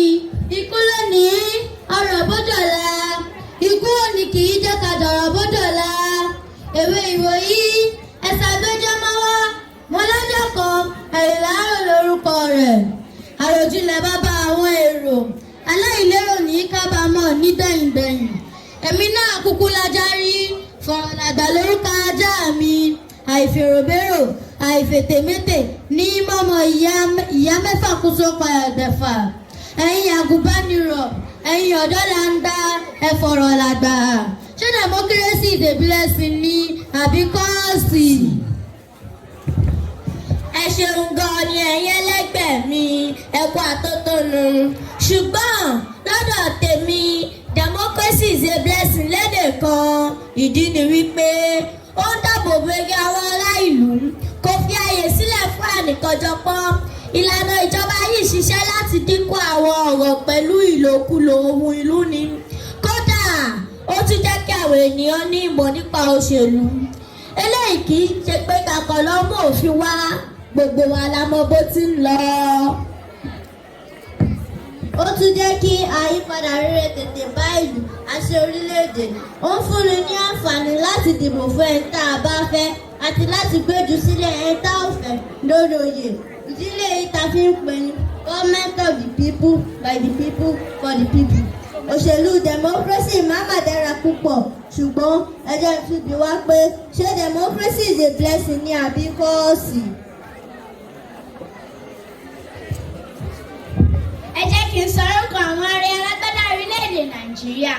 Ààrẹ alágbádá àkọ́kọ́, Alhaji Shehu Shagari lọ́dún 1979 sí 1983. Ààrẹ Olúṣẹ́gun Ọbásanjọ́ lọ́dún 1999 sí 2007. Ààrẹ Umaru Musa Yar'Adua lọ́dún 2007 sí 2010. Ààrẹ Goodluck Ebele Jonathan lọ́dún 2010 sí 2015. Ààrẹ Muhammadu Buhari lọ́dún 2015 títí di ọjọ́ òní.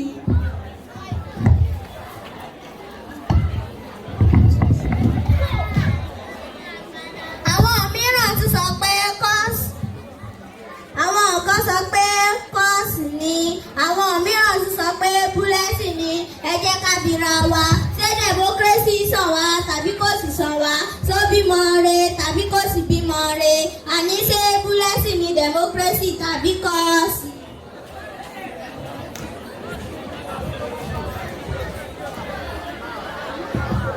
Àkòrí ewì tẹ́mi mú wá fún yín ní independent.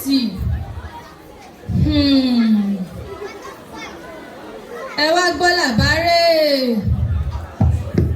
Òmìnira, òmìnira, òmìnira. Òmìnira lèyí àbòmìnira. Atoko ìrókòdóko ìrókòtó. Atẹsẹ̀bẹ̀gún òun ṣọṣọ lórílẹ̀-èdè Nàìjíríà. Ọmọ aláṣọ wa ń wọ èkísà. Ọmọ ẹlẹ́rọ ń jẹgun.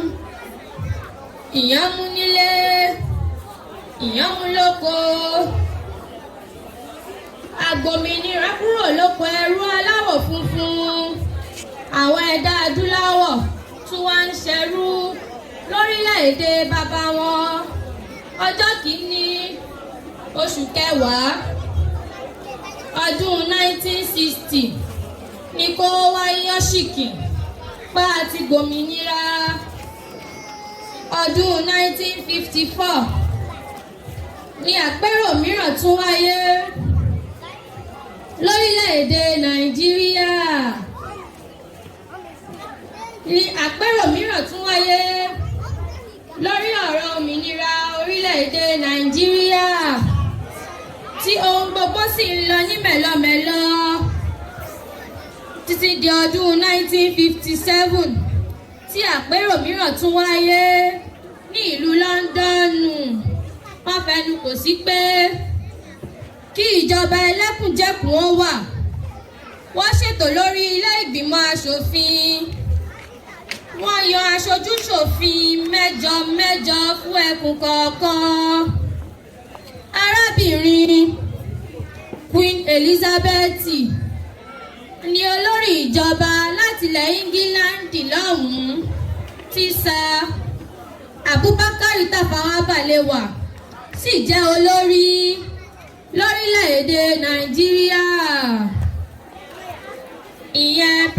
mínísítà àkọ́kọ́ arákùnrin Anthony Enahoro ló kọ́kọ́ mú àbá òmìnira gbígbọ̀n ọ̀hún wá pẹ̀lú àtìlẹ́yìn àwọn ẹni bí ẹni, àwọn èèyàn bí èèyàn, àwọn ni etí tí ò jẹ́ kó rí di àpò láìgí lásán, àwọn lèjìká tí ò jẹ́ kọ́rùn ó yẹ̀, àwọn bíi Babáńkẹ́nẹ́, Jeremiah Ọbáfẹ́mi Awólọ́wọ̀, Sir Ahmadu Bello, Sir Abubakar Tafawa Balewa, Sir Nnamdi Azikiwe.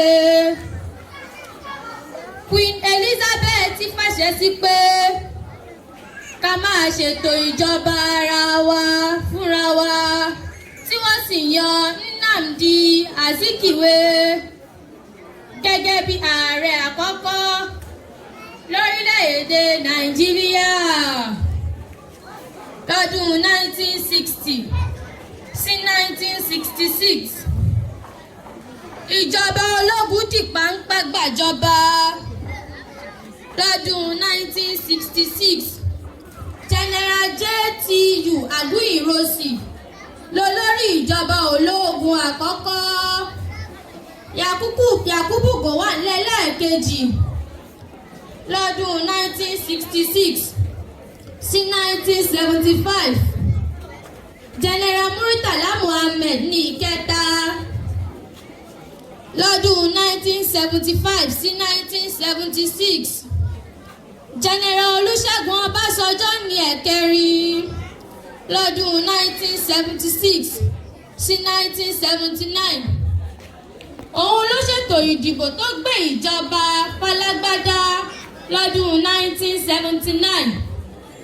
Alhaji Shehu Shagari ní ààrẹ ìjọba alágbádá àkọ́kọ́ lọ́dún 1979 sí 1983. General Muhammadu Buhari, ààrẹ ológun karùn-ún náà ṣèjọba lọ́dún 1983 sí 1985.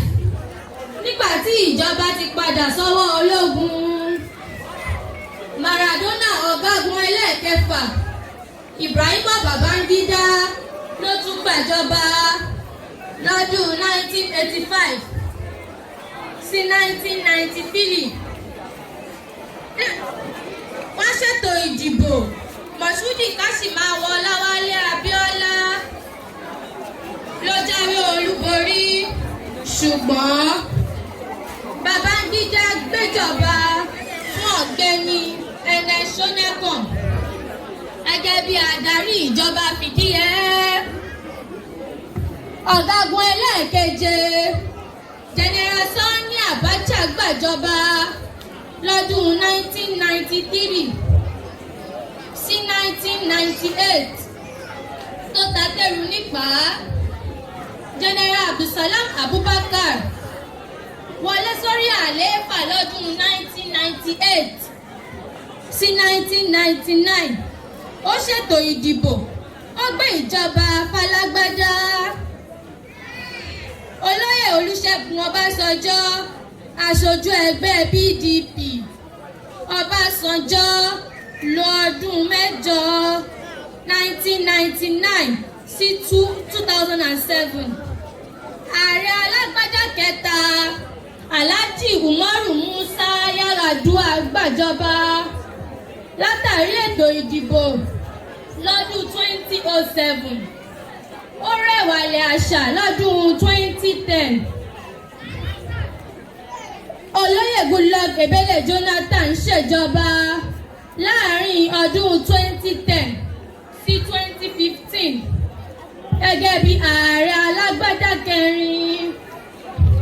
Ààrẹ Muhammadu Buhari, ààrẹ ẹlẹ́karùn-ún gbàjọba lọ́dún 2015 látàrí ètò ìdìbò títí di ọjọ́ òní. Ẹ̀wẹ̀nu ilẹ̀ kẹ́ ẹ̀wẹ̀nu ọkọ́, ṣé òmìnira lágbà yìí àbómi ìnira?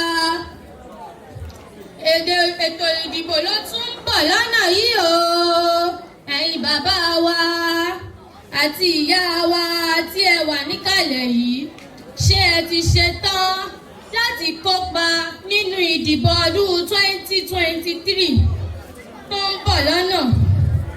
Tí ó bá jẹ́ bẹ́ẹ̀, ṣé ẹ ti gba káàdì ìdìbò yín? Torí àyìnbá wọn sí níbẹ̀ làyìnbá wọn dá sí i. Bàbá bí lè pé ta ló kọrin ewì yìí, ẹ bá mi fi wá wọn pé èmi ni Fàyídátù Àníkẹ́, ọmọ Arógbọlá, ọmọ òpókì ń pòkó, àbí iléṣu ló ń pera wọn, ọmọ afáríkọlà lórí ìlú Ìlọrin, ọmọ àtòrí ẹnu òṣùwọ̀n ṣe, ọmọ oníwà.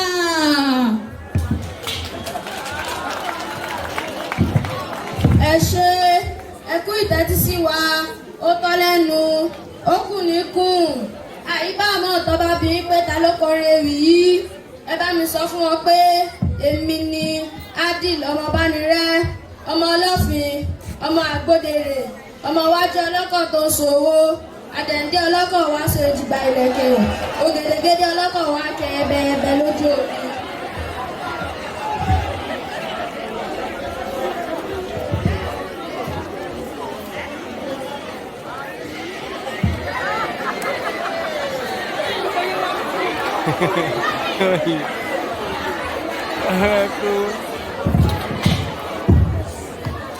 Èmi ni Aisha Àríkẹ́, ọmọ wọn nílùú Ìkirè, Ìrẹsà o, ọmọ fèníṣẹ́pọ̀ mi ìfèníṣẹ́pọ̀ níbi ara rẹ̀ sàdúnú, ọmọ bólúbu epo níyàmọ̀dé lára, Ìrẹsà dúdú lẹ́gbọ̀n fún balàbúrò, ojúlópọ̀ dúdú tó fẹ́ mọ́ fún pupa, iná òdì, abẹ́rò, ọmọ akin, èdè àdì, ọmọ Suara, ọmọ ẹwà dúdú, ọmọ ẹwà ń tì mí lójú, ọmọ ẹwà ìpèsèrà, màrà àpọ̀lọ ilé bàbá tó bí mi lọ́mọ, epo relé mi náà.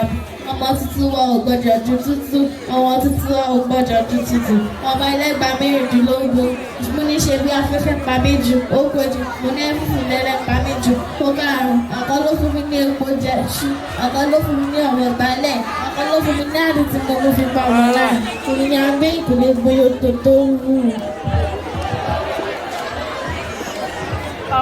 Orúkọ mi ni Mazidatu Khairi, ọmọ Adésọlá Àríkẹ́ Adé, ọmọ wọn ní Ṣàgá Olóhùn, ọmọ alágẹmọ mẹ́rìndínlógún, ọmọ ẹ̀lúkú mẹ́dẹ́rẹ́mẹ́dẹ́, ọmọ egungun ọmọ agẹmọ. Èmi lọmọ ìyá ọlọ́jà ń tàwárí, ọlọ́jà ń tèkúrú.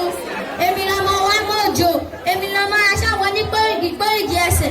Èmi tún lọmọ wọn ní Ìkòròdú Oríhù, Ìkòròdú Ọ̀gá, ìlú tí kò sẹ́làrù, ọ̀gá ni gbogbo wa. Èmi lọmọ ìmọ̀lẹ̀ àfẹlẹ̀jà, èmi lọmọ aṣáná àfẹlẹ̀jà, èmi lọmọ àṣàlẹ̀jà jẹ̀ bí ẹni tí òwò mi rí.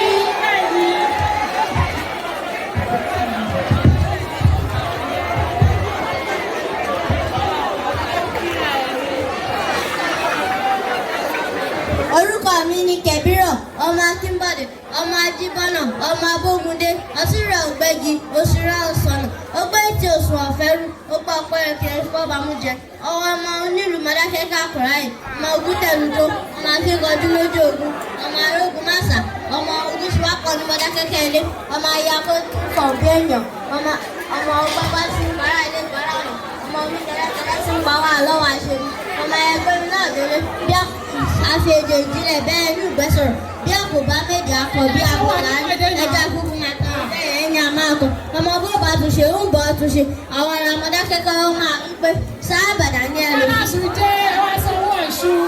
sábàdà. bí o wọ́n ti bẹ́ẹ̀ ní Mọdákẹ́kẹ́ náà ṣù. wọ́n yà bá àgbàdà ní ẹlò fún. Mọdákẹ́kẹ́ ló ti wá. Sábàdà ní ẹlò fún. Mọdákẹ́kẹ́ ló ti wá. ọ̀nà tó fi dàgbò dé bí ìjà kò bá tán ló tẹ̀lé ìdákẹ́jẹ́ tó bí ìjà ọmọ ẹjọ́ ọ̀dọ́ àti ẹlù mi Mọdákẹ́kẹ́ sí àmì o. Mọdákẹ́kẹ́ ló ti wá. Sábàdà ní ẹlò fún. Mọdákẹ́kẹ́ ló ti wá. Sábàdà ní ẹlò fún. Mọdákẹ́kẹ́ ló ti wá. Sábàdà ní ẹlò fún. Mọdákẹ́kẹ́ ló ti wá.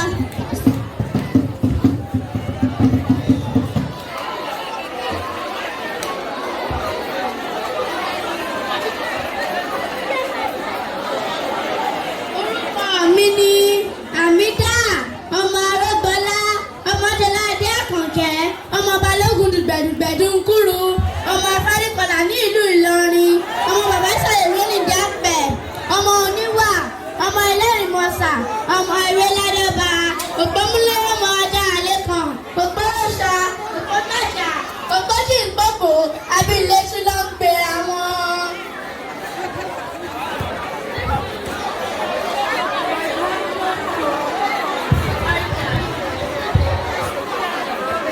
ọmọ afárikọlà ní ìlú Ìlọrin, ọmọ bàbá sọ̀rọ̀ lónìí àgbẹ̀, ọmọ oníwà, ọmọ ẹlẹ́rìí wọ́sà, ọmọ ìwé lálọ́ba, òpómúlérè ọmọ ọjà àlékàn, òpóròṣọ, òpógbàjà, òpókìńpòpò, àbí iléṣu ló ń pera wọn.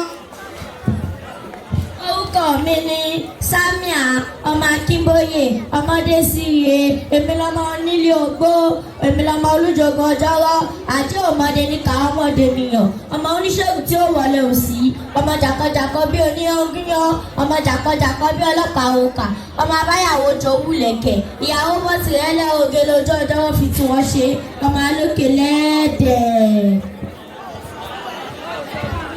Orúkọ mi ni Ànífà, èmi Ànífà, ọmọ Oko, ọmọ Ìrèsé, ọmọ Wòyíra, ká má bàa ra ìgbàkígbà, ká ń sọ lára, ká má bàa ra ẹrúkẹrú, abilala lẹ́nu, ọmọ àfọwọ́yọ ọkọ lẹ́nu, ọmọ àfẹrúṣánà ìyàwó, ọmọ àfọwọ́yẹ lára ẹrú, ọmọ jámílẹ̀ mi ò bá tẹ níwà, ohun tí mo wájú tẹ́lẹ̀ náà, ọmọ bónírẹ̀sẹ̀ bákò tí ò fi hàn gbà mọ́, èyí tí ó ti fi sílẹ̀ kó má parun láéláé, Èdùmàrè báwo dá ìlú Ìrèsé sí, àmì o àmì àṣẹ. ẹ jẹ́ kémi náà dárúkọ tèmi kí n tó máa lọ. Orúkọ mi ni Mutmainna ọmọ Ibrahim, èmi lọmọ onígbìlẹ́dùn ọmọ ààrẹ ẹ̀sìn, ọmọ ẹlẹ́mọ̀ṣọ́, ọmọ atẹ́jú òye gbé, ọmọ sálí ọmọ Abímbọ́lá, ọmọ bùkàwù kẹ́sì má sí èlògún, Abímbọ́lá tapọ̀ ọmọ tó máa ń jẹ, torí bólógbò ò bá tètè kú, iṣẹ́ làbá kú, èmi lọmọ akúmọ̀kápọ̀ máa nà gbọ́rọ̀ lọ́wọ́, èmi lọmọ ọ̀sán tó dùn tàwọ̀tàwọ̀, èmi lọmọ nínílé onílà ń sàjọjẹ, àjọjẹ kò dùn bẹ́ẹ̀ nìkan kò bá ní, èmi lọmọ arẹ́yọ̀bá lọ́mọ ajé ọba sí èsì ní, èmi lọmọ oníkòyí ẹ̀ṣọ́ ọ̀nà, ọmọ jagunjagun, ọba àrọ̀nì, àrọ̀nì ògbélé oníkòyí ògbélé, àrọ̀nì ògbélé oníkòyí òsì ní ojú lọ, èmi lọmọ oyè sọmi sàlànsóló, èmi lọmọ ayánilé ará ìdílé bó o sọ yẹ dára sí sọ̀rọ̀, èmi lọmọ bó o bá mi ṣe kí n bá yẹ ṣe, bó o sì bá mi ṣe má bọ́ mọ ẹlòmíràn ṣe, níjẹ́ ọ̀lẹ́lẹ́ ọmọ àgùnìbà, tẹ́bá ní wípé ta ni ó ń kí ewì látàárọ̀, èmi náà ni ọmọ onígbé àfòkè onígbé, Adéjọkẹ́ ọmọ wọn nílé alágbó, èmi ni ọmọ àpò, ọmọ ọ̀fà, ọmọ ọ̀run, ọmọ àpáta, ọmọ àwòrè, ọmọ igi dúdú nílé ńlá, kábíyèsí o.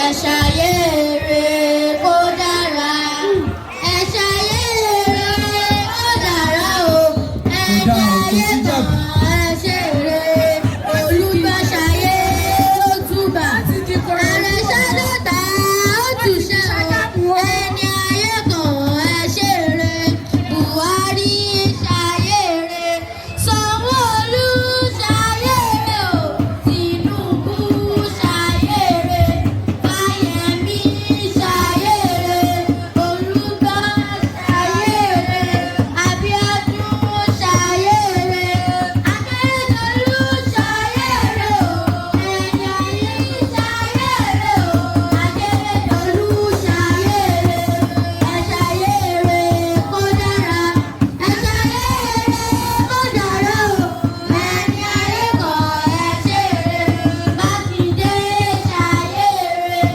Akérèdọ́lù ṣàyèrè o, Abíọ́dún ṣàyèrè, ẹni ayé kan ẹ ṣèrè, Sanwó-Olú ṣàyèrè, Fáyẹ̀mí ṣàyèrè o, Abíọ́dún ṣàyèrè, ẹni ayé kan ẹ ṣèrè, ẹni ayé kan ẹ ṣèrè. ẹ ṣe o jazakumullahu khairan. ẹ jẹ́ ṣe Allahu akbar fún ọmọ wa. agbádùn àbá àgbádùn ọ. Masha Allah, Masha Allah. Abẹ́lẹ́ ọ̀pọ̀lọpọ̀ ṣàlékún ìmọ̀. No, Islam is my school. I'm proud of my school. I'm proud of my teachers. I shall never forget you for the knowledge you gave me. No, Islam is my school. I'm proud of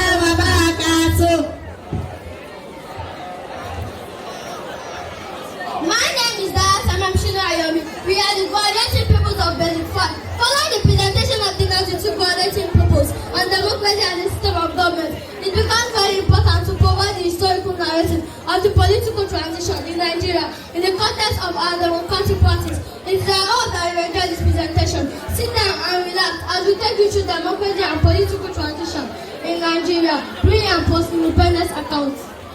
The journey of democracy in Nigeria began in the year 1954 as the establishment of the three dominant political parties along the three major regions of the country. The three political parties are Action Congress for the Western region under the leadership of Chief Obafemi Awolowo, Nara People Congress for the Northern region under the leadership of Ahmadu Bello Tafawa Balewa, NCNC under the leadership of Dr. Nnamdi Azikiwe and others. After gaining independence from the British colonial master on October 1st, 1960, Nigeria experienced civil democratic coup for 6 years when military took over political power and matter political process. The coalition government formed by the Nara People Congress, NPC, and Nigeria National Democratic Party, NNDP, manned by the Prime Minister, Sir Alai Tafawa Balewa, and President Dr. Nnamdi Azikiwe. This pre-independence effort in preparation for an indigenous system of government led us to the establishment of the First Republic in Nigeria, which adopted the parliamentary system of democratic government. Dr. Nnamdi Azikiwe was elected as the president. Sir Tafawa Balewa was the prime minister. At the launch of the first military coup in Nigeria in 1966, under the leadership of Colonel Chukwuma Kardinal, most of the democratically elected leaders were assassinated, except Nnamdi Azikiwe. Another counter coup was launched in 1968 under the leadership of Yakubu Gowon. During this period, democracy as a system of government was sacked for military dictatorship. This lasted between 1966 and 1979, a period of 30 years. Major Chukwuma who was a Nigerian military officer who played a leading role in the first military coup of January 15, 1966, which overthrew the first Nigerian republic. The coup was staged because of the heightened level of corruption, political decay, incompetence of the ruling elites, nepotism, and accusations of electoral frauds. Following the bloody counter-coup and the death of Agi Iransi and Lieutenant Colonel Adekule Fati, Lieutenant Colonel Yakubu Gowon assumed power on July 29, 1966. He led the country the Federal Republic of Nigeria to Republic of Nigeria. He created sources from three regional administration systems Nigeria operated. These states include North-Western State, North-Eastern State, Kano State, North-Central State, Benin Plateau State, Kwara State, Western State, Lagos State, Mid-Western State, Rivers State, South-Eastern State, and East-Central State. This was a move to take the excesses of the Eastern region, which was governed by Lieutenant Colonel Emeka Ojukwu. Lieutenant Colonel Ojukwu led the Igbos in the declaration of the Republic of Biafra on May 29, 1967. This led to the 6 months of civil war between 1967 and 1970. The death toll was played at over 1 million, and at the end of the civil war, the federal military government of Nigeria declared no victor, no vanquished. Then Gowon proceeded to execute the state house reform, which were reconciliation, reconstruction, and rehabilitation. He was one of the leading members to establish the Economic Community of West African States, ECOWAS, and he sponsored the execution of projects like Festival Art and Culture, FESTAC. His regime was said to have been corrupt, spent unnecessary expenses on white elephant produce. He failed to hand over power to civilians, democratically elected government as he promised. Third coup, which happened on July 10, 1975, ended 9 years of Yakubu Gowon military junta, popularly called a palace coup. The overthrow was bloodless and was executed on the ground that the regime was filled with corruption, scodomania, and failure to return power to the civilian administration. General Moritola started the program to return power to the civilian, while also pushing for the enforcement of requirements of several public servants and military officers. However, he did not live to see the execution of his transition program as he was assassinated on February 13, 1976. We should move back. As it has been mentioned earlier, General Murtala Muhammad was assassinated on February 13, 1976 in an aborted coup led by Lieutenant Colonel Dimka, and this paved the path for General Olusegun Obasanjo to become the head of state. General Obasanjo carried on his plans for his predecessors and successfully handed over power to the democratically elected government of Alhaji Shehu Shagari on October 1, 1979. The Second Republic, October 1st, 1979, December 31st, 1983.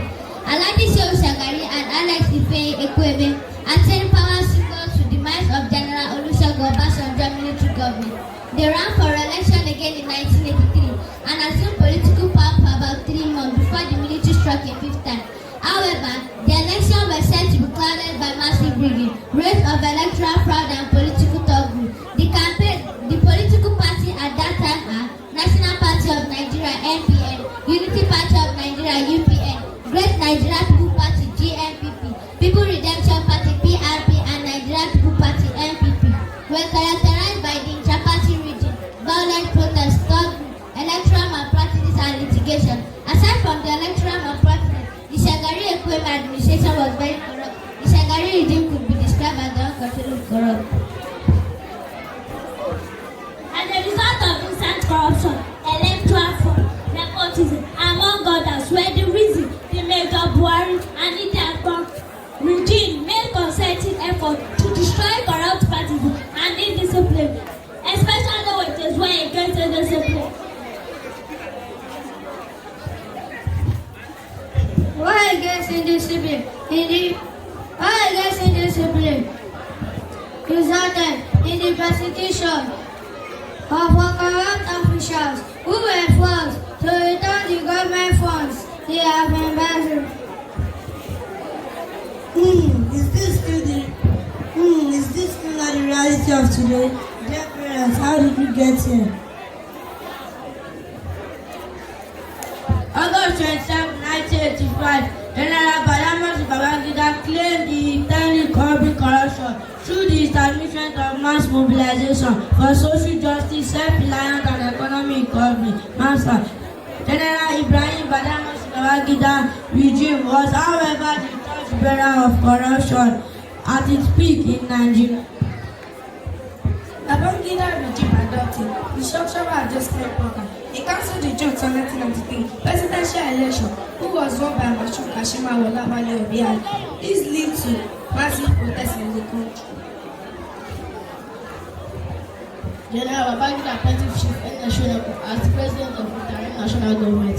In a bid to calm the Agri public, Chief Enashoneko appointed Moshood Abiola as his vice president, while General Sani Abacha was made of the secretary. This interim national government was short-lived as General Sani Abacha overthrew it in last 2 months of his operation. He forced Chief Shoneko to resign and assume power. No, he promised to return power back to the democratic government. However, he did not set the date for the transition until October 1st, 1995, when he announced a 3-year transition plan. He introduced the war against indiscipline and corruption as an initiative to curb corruption, but he did nothing to curb corruption. It was reported by the United Nations Industrial Development Organization (UNIDO) that General Sani Abacha looted about $207 billion and kept it in a private account in Switzerland, US, and Paris. Also, about 400 billion naira was privately looted by him and his military thugs. Indeed, the state of thief and capital imagination. General Abacha was accused of multiple of human rights violations. For instance, the detention of MKO Abiola after he declared himself as president in June 1994, and the sudden death while still in prison was a major human rights issue. Also, the killing of Niger Delta activist Ken Saro Wiwa and 8 other of his kinsmen after their trial. The demise of General Abacha in June 1998 ushered in General Saddam Abubakar as the new national leader. This is true to his claim to return power to a civilian regime. He stayed in the office for 11 months, steering and transition process.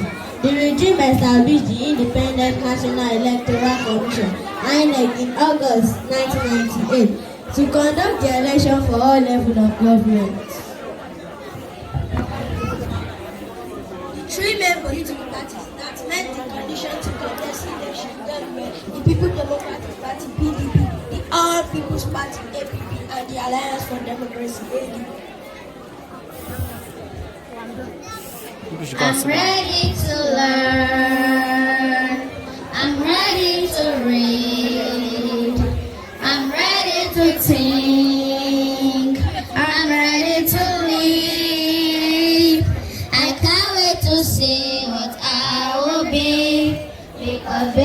is ready for me.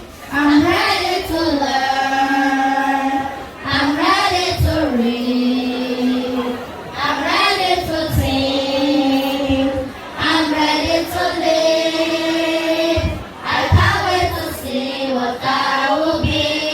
Because this school is ready for me. Soon I will fly as I can fly. With courage and love in my heart. Be anything I want. I'm ready to start. We must remind ourselves that since independence on October 1st, 1960, there are 3 political transitions in Nigeria.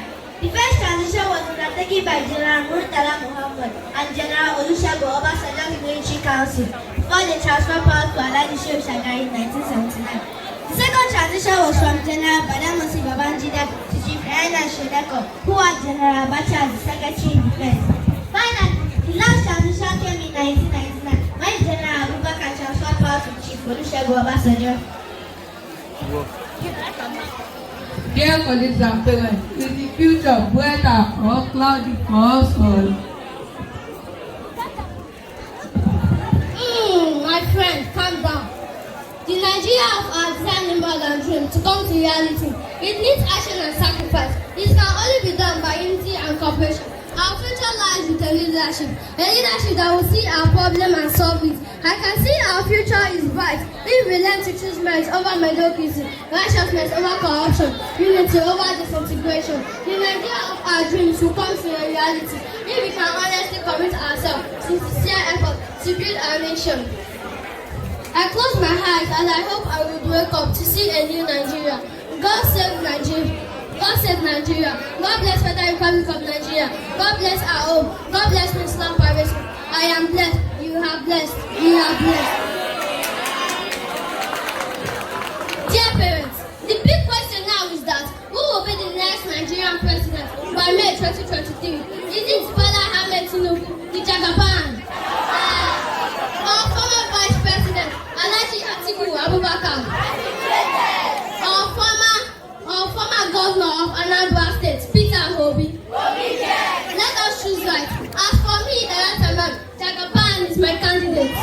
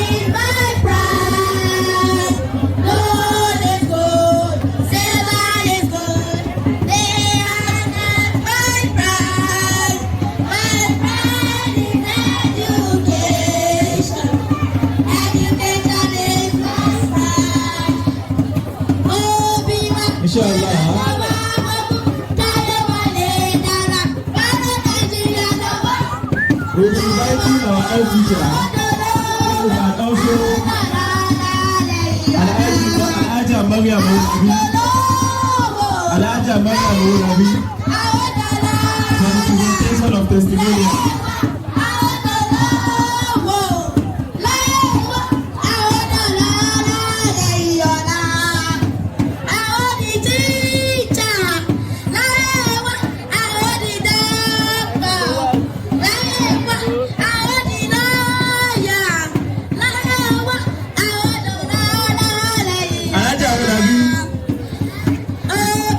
for the creative testimonial. Creative of testimonials.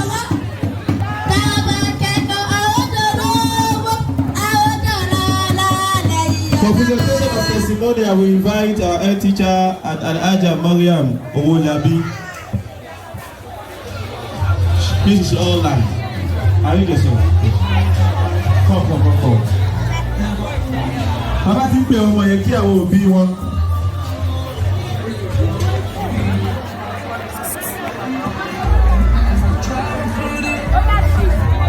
Bàbá ti ń pè ọmọ yẹn kí àwọn òbí wọn kí a máa jáde sẹ́yìn wọn. Adéwálé Faiz Alájà. Okay. Babátúndé Abdulsamad Akabi.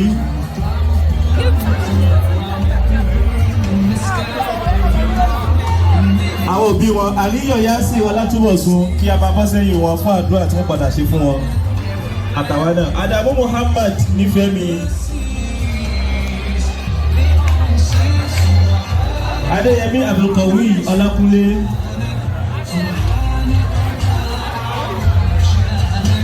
Adésínà Abdulsalam Abímbọ́lá.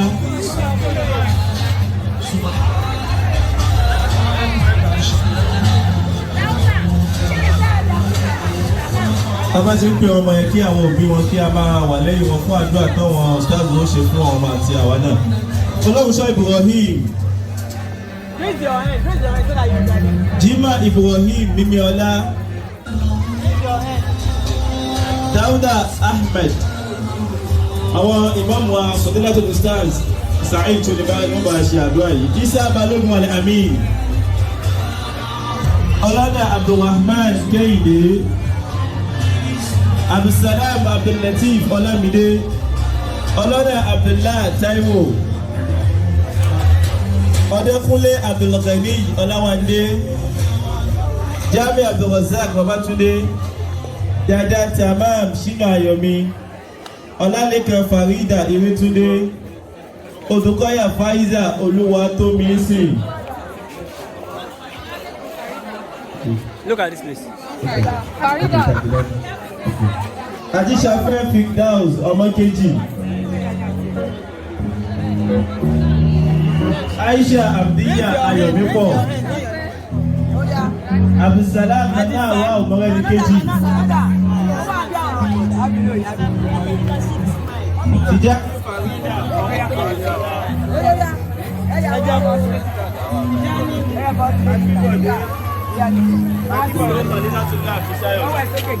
And all that people see Abolale.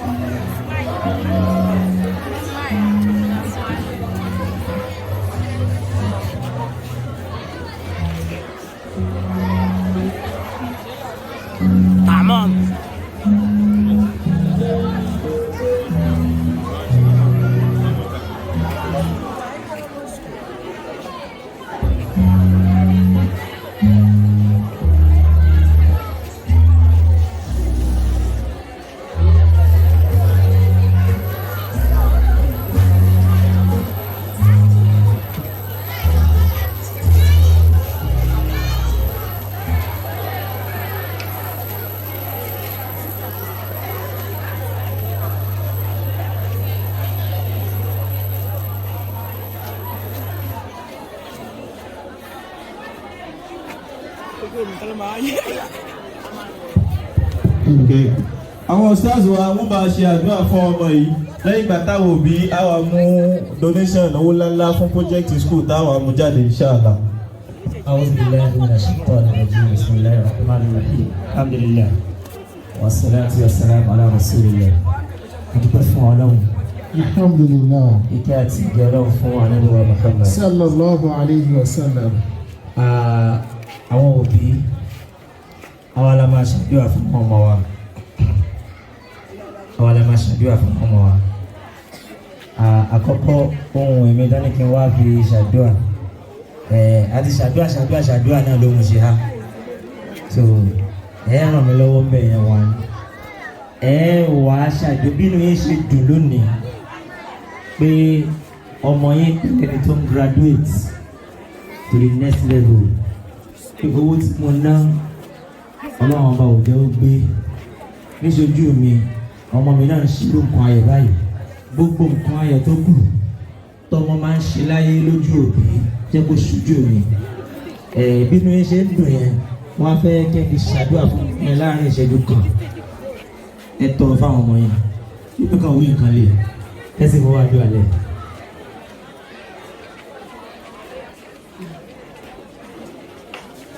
Àmín.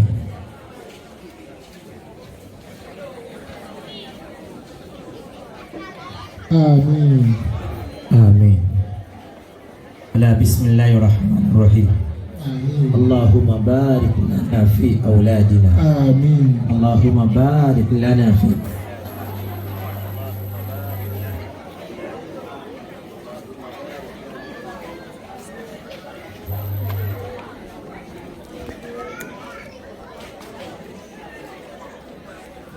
آمين. اللهم بارك لنا في بيوتنا. آمين. اللهم بارك لنا في أسرتنا. آمين. اللهم بارك لنا في أولادنا. آمين. وفي بناتنا. آمين. وفي أزواجنا. آمين. اللهم كن معنا. آمين. اللهم زدنا. آمين. ولا تنقصنا. آمين. اللهم أكرمنا. آمين. ولا تهنا. آمين. اللهم أعطنا. آمين. ولا تحرمنا. آمين. اللهم آثر علينا. آمين. اللهم آثرنا. آمين. ولا تؤثر علينا. آمين. اللهم آمين. أرضنا.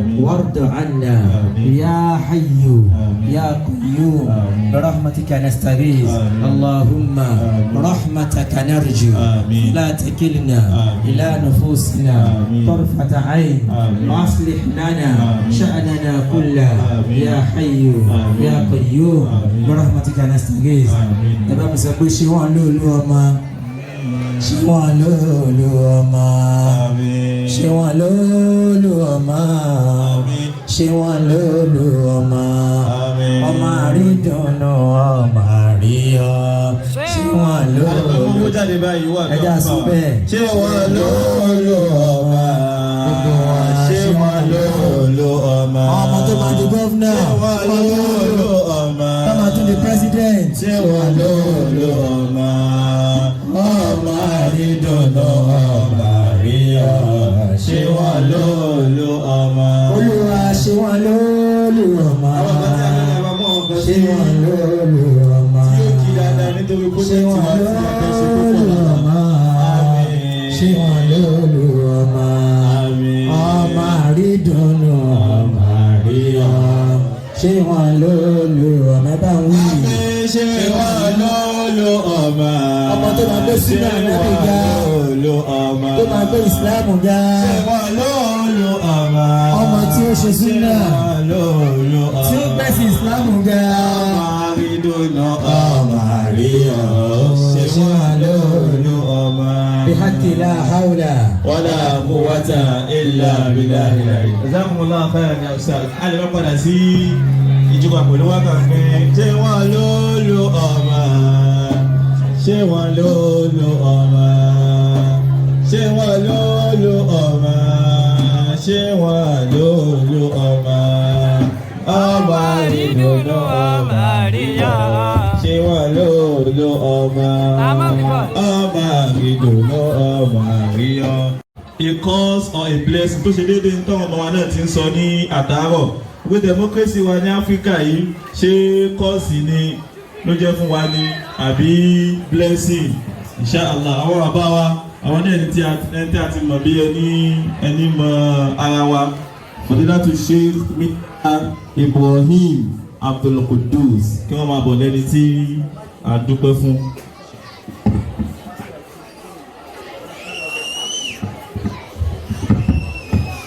السلام عليكم ورحمة الله وبركاته. وعليكم السلام ورحمة الله وبركاته. All praises, adoration, glorifications and thanks are due to none but He, Allah. He is the one whose dominion is of incomparable majesty. He is the first without beginning, obviously is the last without an end. We beseech His endless and ceaseless blessings upon the epitome of virtues ever known to history, Prophet Muhammad Sallallahu alayhi wa sallam. His household, companions, and the entire Muslim world.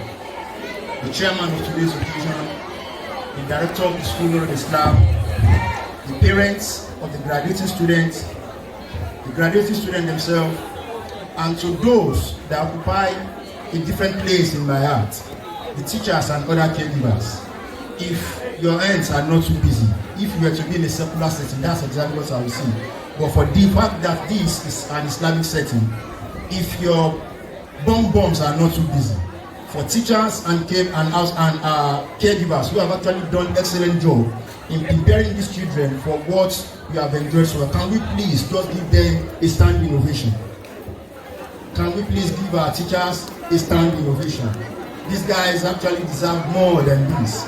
If you ask them that prior to each student presentation, ask them what was going on in their mind, you will know that they will be feeling as if, please just make sure you get this job done and do it excellently well. Now that they have done it fine, they are home and dry. Please, we can have our seats. Thank you so much for honoring them. May Allah subhanahu wa ta'ala honor us as well. Amen. Yes. Well, I think for the second time, I will be taking the center stage to deliver a topic as given by the director. And this is actually significant in my life. Why? Because for the first time in my experience of public speaking, this is the very first time I'll be speaking in the presence of my wife. So, you should know quite well that I have an added pressure to deliver, so that when I get back home, I will not miss my dinner. And in addition to that, it's also the very first time I will be speaking publicly in the presence of my two daughters. So that is also an additional pressure on these small shoulders. So it is my prayer that at the end of my 30 or 45 minutes exercise, I must have done a good job, so that my dinner, I can have some added hot spice. Remember, today is night of Muharram, so why not? Let me have my iftar with something nice as well. Okay, the topic is democracy in Africa, a curse or blessing. But before I go there, let me quickly appreciate Nurul Islam for giving me this opportunity again. It's a privilege I am not taking for granted. You see, in a society or continent where 4 out of every 5 business die in every 5 years, 4 out of every 5 dreams will not be fulfilled in the first 5 years. That is to say, if you have 5 business at the end of, I would say, at the end of the first year, before the 5th year, 4 will die. But this is a business that has started over 20 years ago, and it is not just what striving, it is actually excelling. It's our prayer that Allah will continue to strengthen the owner of the school so that their vision will be properly guided. Now, for me not to run the risk of sounding too statistical, I've been saying 4 out of 5, so that people will not quote me as being obedient, because there is an obedient person who likes figures, and he always quotes figures. And with the presentation from this guy, I think from primary 5, who has actually shown that he is a batified person. Batified in the sense that he said is what? A Jagaban, right? However, I will articulate my own thoughts. I have not told you any of my candidates, right? But I have told you the 3 leading figures. I will start this way. I'm a teacher and a proud one at that. While I was doing an interview where I'm currently working, during micro teaching, my colleagues will understand, I was asked to teach a topic just for 6 people. The principal, who is a white man, was there, and some other members of the CLT. And the topic given to me coincidentally was also what? Democracy. And I was warned that I must teach it in 3 minutes in such a way that the students will be asking that I should come back again. So I now told them something. I said, one thing I've understood, this is my personal view, and my wife has actually made a lot of effort in correcting this view. She should not get tired. She should continue to what? To correct it. It's my perspective about music. I believe so much that students try as much to actually learn through what? Music. So I told them plainly. I said, how many of them know Fela Anikulapo Kuti? They said, yes, we all. I said, okay, I will start this way, and that's exactly the way I'm starting now. we will look at what is not democracy. Then before we look at what is what? Democracy.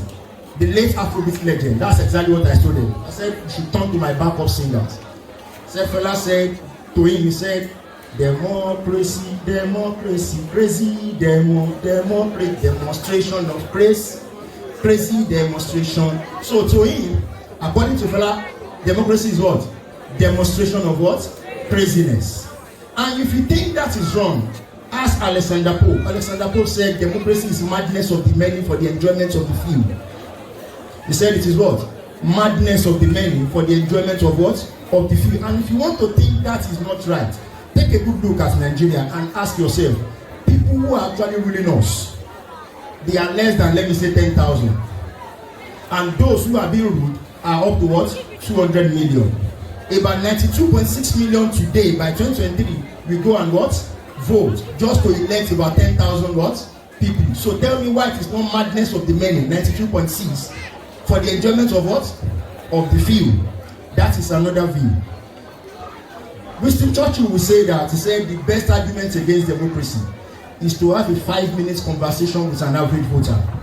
And here I'm going to talk to the women in our midst. You see, we may not accept. Voting is an emotional exercise. Voting is what? An emotional what? Exercise. We vote based on our emotion. I have seen someone who will cast his vote just because, okay, what's up here? Please, we should no longer vote for bets. If you don't know the person you are voting for, you should what? Ask questions. Do we get it? For those of us that are here, we should go back into history a bit. I'm still very, very young, but at least when you read books, you compensate for shortfall in history. If you take a good look at Nigeria's history, starting as far as 1966 downward, you will discover that why we are even looking at this topic today is because we are constantly exposed to military life. Nigeria's political history is what? Incomplete without taking a good look at the military. And today, we need to look at the evils of military. Maybe that is when we are going to appreciate the beauty of what? Democracy. Let me say it this way. After, let me say, somebody like Babangida, okay, we thought all was over. Then Abacha, another despotic person. Abacha was so bad that we called him, after Babangida, another criminal has arrived. I will take that. We said the full name of Abacha is what? After Babangida, another criminal has what? Has arrived. Nigeria was banned from all international affairs. And as my young mind could tell me, if you are in a cab, you dare not discuss issues that affect the government. If you try it, your next point of call will be Abuja. Late Sikiru Ayinde Barrister tried that. He sang a song called what? The Truth. Is that not so? And when he sang The Truth, he was being run after. Do you know what he said? He said, what does that? He said, before the military turned him into someone that is so nonsensical, what did he do? He had to run what?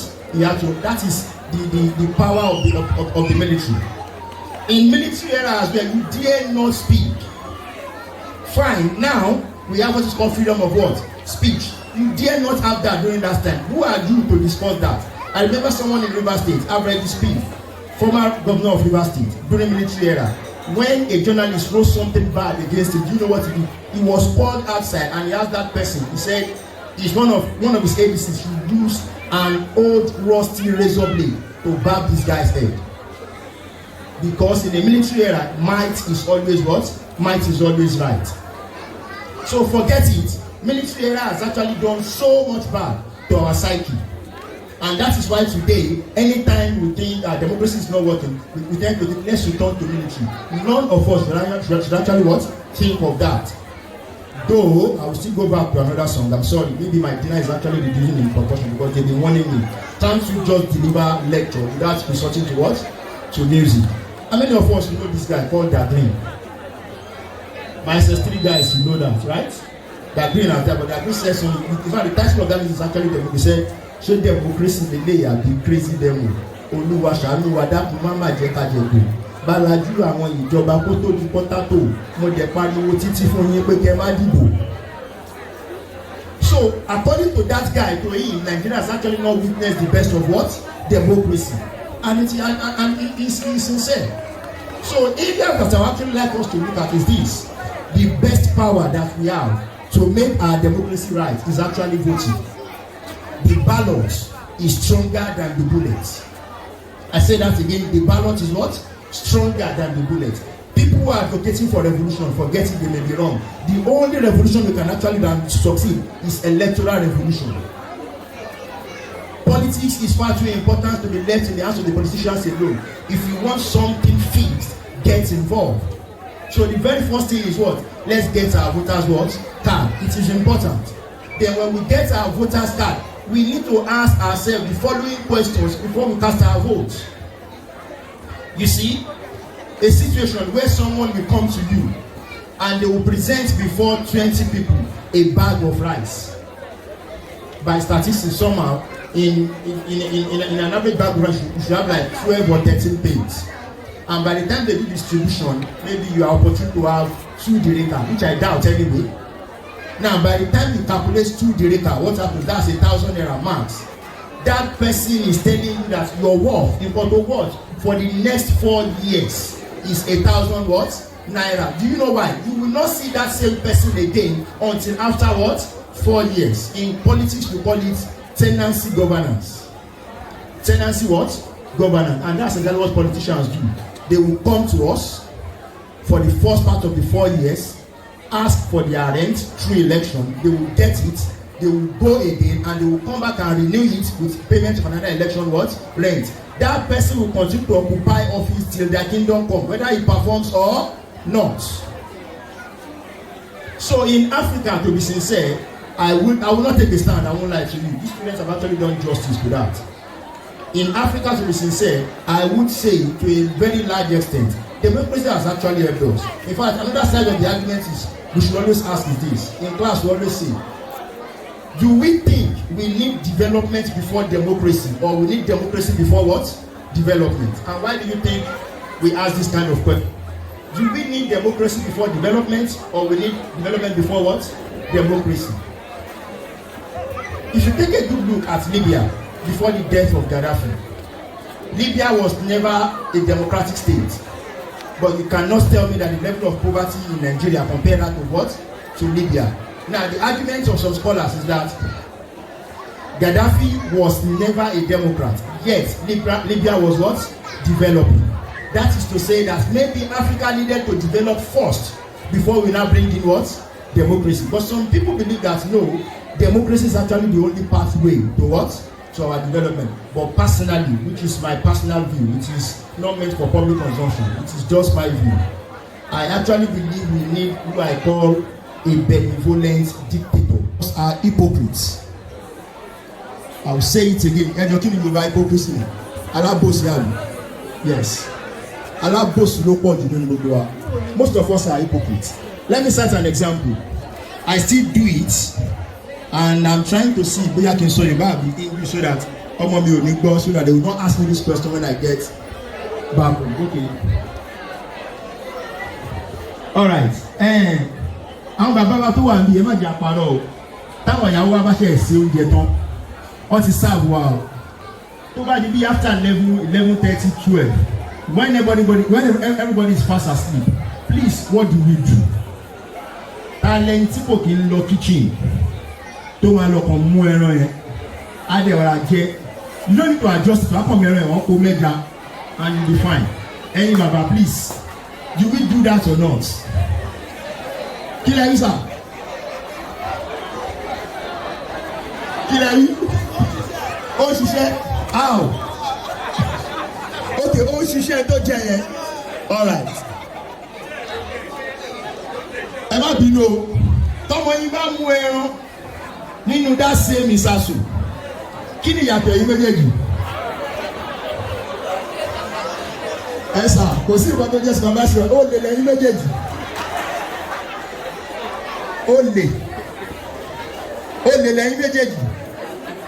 But you are stealing with immunity. That is the problem. You are stealing with what? Integrity. Once case you say mo ti jẹ́ náà nìyẹn kí ló wá fẹ́ yìí gbé mi ṣáà mo rà ó ra wọn ni ó jẹ́ náà your wife has served you why not just stay with that. Now ibi tí mo ń lọ gangan ò ju pé most of the things that we accuse our children of we are also what? Guilty. But because there is nobody to punish us we think we are fine. First, if you want to control your social media, I put number one point accept the fact that it has not to stay. So please, don't ban it. Don't what? Ban it. Don't don't use it. If you do that, you are raising a stranger under your roof. You know what I'm saying? Or what you know is you know the time away to do it without you knowing. I'm a teacher and I'll give you a practical example. At a time when in my school, we were getting to a point that even during class or during school hour, you discover that people are on Instagram. As in 12:31, you know what you hear? Because everyone was trying to have their own laptop. Now, what did we do? The answer is for students and executive council. We now call them. Okay, what can we do? Tell the students of only you know what? The problem is, they should just restrict the sites that we visit. They should remove the issue of login. Everybody should just log in, but there are sites that you should what? Visit. I was there, the principal was there. People who were there that day, we were not ICT experts. We were almost saying yes, it's fine. I just said please, before we say yes to these guys, let us meet people who are in the IT. And people who are in the IT was from there, never downloading. We cannot control the sites that they what? They visit. How? Only firewalls are just those things that will prevent you from visiting a site, abi? But we discovered that Baba Shebi firewalls constantly. The next day they will circumvent it and they will be there, fine. Teba Fimi is senior KG no. Just 2 days. In fact, I have people who are experts. They call themselves ethical hackers. As in, I'm hacking ethically and there will be no problem. So, my IT HOD in school, that guy was constantly on his feet. You know more the one. Do you get it? They are constantly on their feet. So, as you discover, we find they will continue to be on social media. So, how can we then do it? So, I should okay. We remove the issue of YouTube, Instagram. We deleted everything. Then we will reinstall towards the Saturday and Sunday when they are in the hostel. Now we thought we have it all covered. Daddy, I think yes, we've done the best of job. Class join. I was in class and I needed to check a video online. Oh, even for teachers, they've taken down what? YouTube. So how do I now pass this message to class? Any kilometer? They call me IQ Alpha. Do you want to use it? I said I want to use it. So we start with this call between the two of us. I said, fine, yes. Say, please, okay, can you look away? I said, yes, I can look away. I decided to look away, really. Just under 10 seconds, my YouTube was back. We had our class, and they told me, Mr. Kudus, nothing happened. I said, yes, nothing happened. They went further, Mr. Kudus, hope you will not cast. What's in SS3? You know when you say you cast, you know what it means? So hope you I won't cast. I cross my heart. Now, up to today, I did not cast. And I won't cast. Except here. Thank you. Except here. So, the fact is this. We are dealing with people who are better than us in the use of what? In the use of ICT. So, learn how to live with that first. Number 2. Let us jointly set limits and boundaries. How do we set limits? You cannot set limits if you don't understand what they are doing online. So you tell them clearly, dear, these are the safe use of ICT. These are the areas that I actually want you to visit. These and these, please do not what? Go. Until you get a particular age, you can actually assess what? And please, do not lie as a defense. If you don't know something, after that, and tell them I'll get back to you later. Don't turn yourself to a Catholic Pope. that was addressing a small boy. The boy was asking him, "Sir, why is it that rain falls?" The guy cannot explain the physics or geography behind what rainfall. He now said, "It is just when angels are crying that's rainfall." So the boy went to understand. That means when angels are not crying, there will be no what? Rainfall. The boy now went to understand. That means if angels only can maybe during July, August, and other Bangladesh. That was a crazy idea. If you don't know it, please. Parenting in 21st century is continuous learning. You can never graduate. You can never what? Graduate. And don't have this belief. Bó ṣe tọ́ mi ni mo ṣe máa tọ́ wọn. Wọ́n máa dà nǹkan tó fẹ́ kọ́ dà. You cannot train them like that. It's not possible. Like this morning, I will share an experience. And before I share that experience, I've sought the permission of my 2 daughters. I'm going to share something that has to do with you. And can I go ahead? And you'll be thinking, actually, the boy in soil. Yes, mutual respect is important. When you respect your children, they give it back to you like that. And what exactly happened? I have the younger one is quite stubborn, which I enjoy, no problem. And at this stage, she is meant to be stubborn because she is 3. And when did I say she is 3? At that age, they are consciously demanding for what they think is theirs. And they have what is called ego, idea, and superego at the highest level. They are stubborn by that nature. And we always say, if you don't take care of terrible 3, they will turn out to be terrible teenagers. I'll take that again. If you don't take care of them as terrible what? 3, they will turn out to be what? Terrible teenagers. So what did she do? We are used to saying, "I'm sorry," anytime you have what you misbehave. Now she did something and she decided not to say what? "I'm sorry." She did not say it. That was since yesterday. She didn't say it. Her mom was saying, "Until tell your daddy what? Sorry." She did not. She wanted to come and "I'm sorry. I think she's just like me anymore. Can your name go? Daddy, get out." As in, don't think I will go as if I've forgotten what happened. No problem. I sent her back. We continue like that till we slept too. And you think, then this morning, thank God for my wife, she still maintained. "Have you told your daddy what? Sorry." She came, she left the room and came to parlor. And she stood there for like 3-4 minutes. Still battling it. Should I tell this guy sorry? Why did you get it? And I kept on working on what I was, as if I did not see her. What I will not do is to force her to say it. What I will not do is to deprive her that, okay, you know watch cartoon, so that she don't. The sorry must come from within. And let me tell you something. That was a battle going on between the 2 of us. If I did not stand my ground, as at that point in time, I have lost it forever. That moment that you think is unimportant, once you lose it, it's a struggle. Teachers can actually explain. Every student that comes to your class, first day they want to test your result. They will just come up with so many things. But if you lose it that day, you may not get it again. She stood there. Do you now know the version?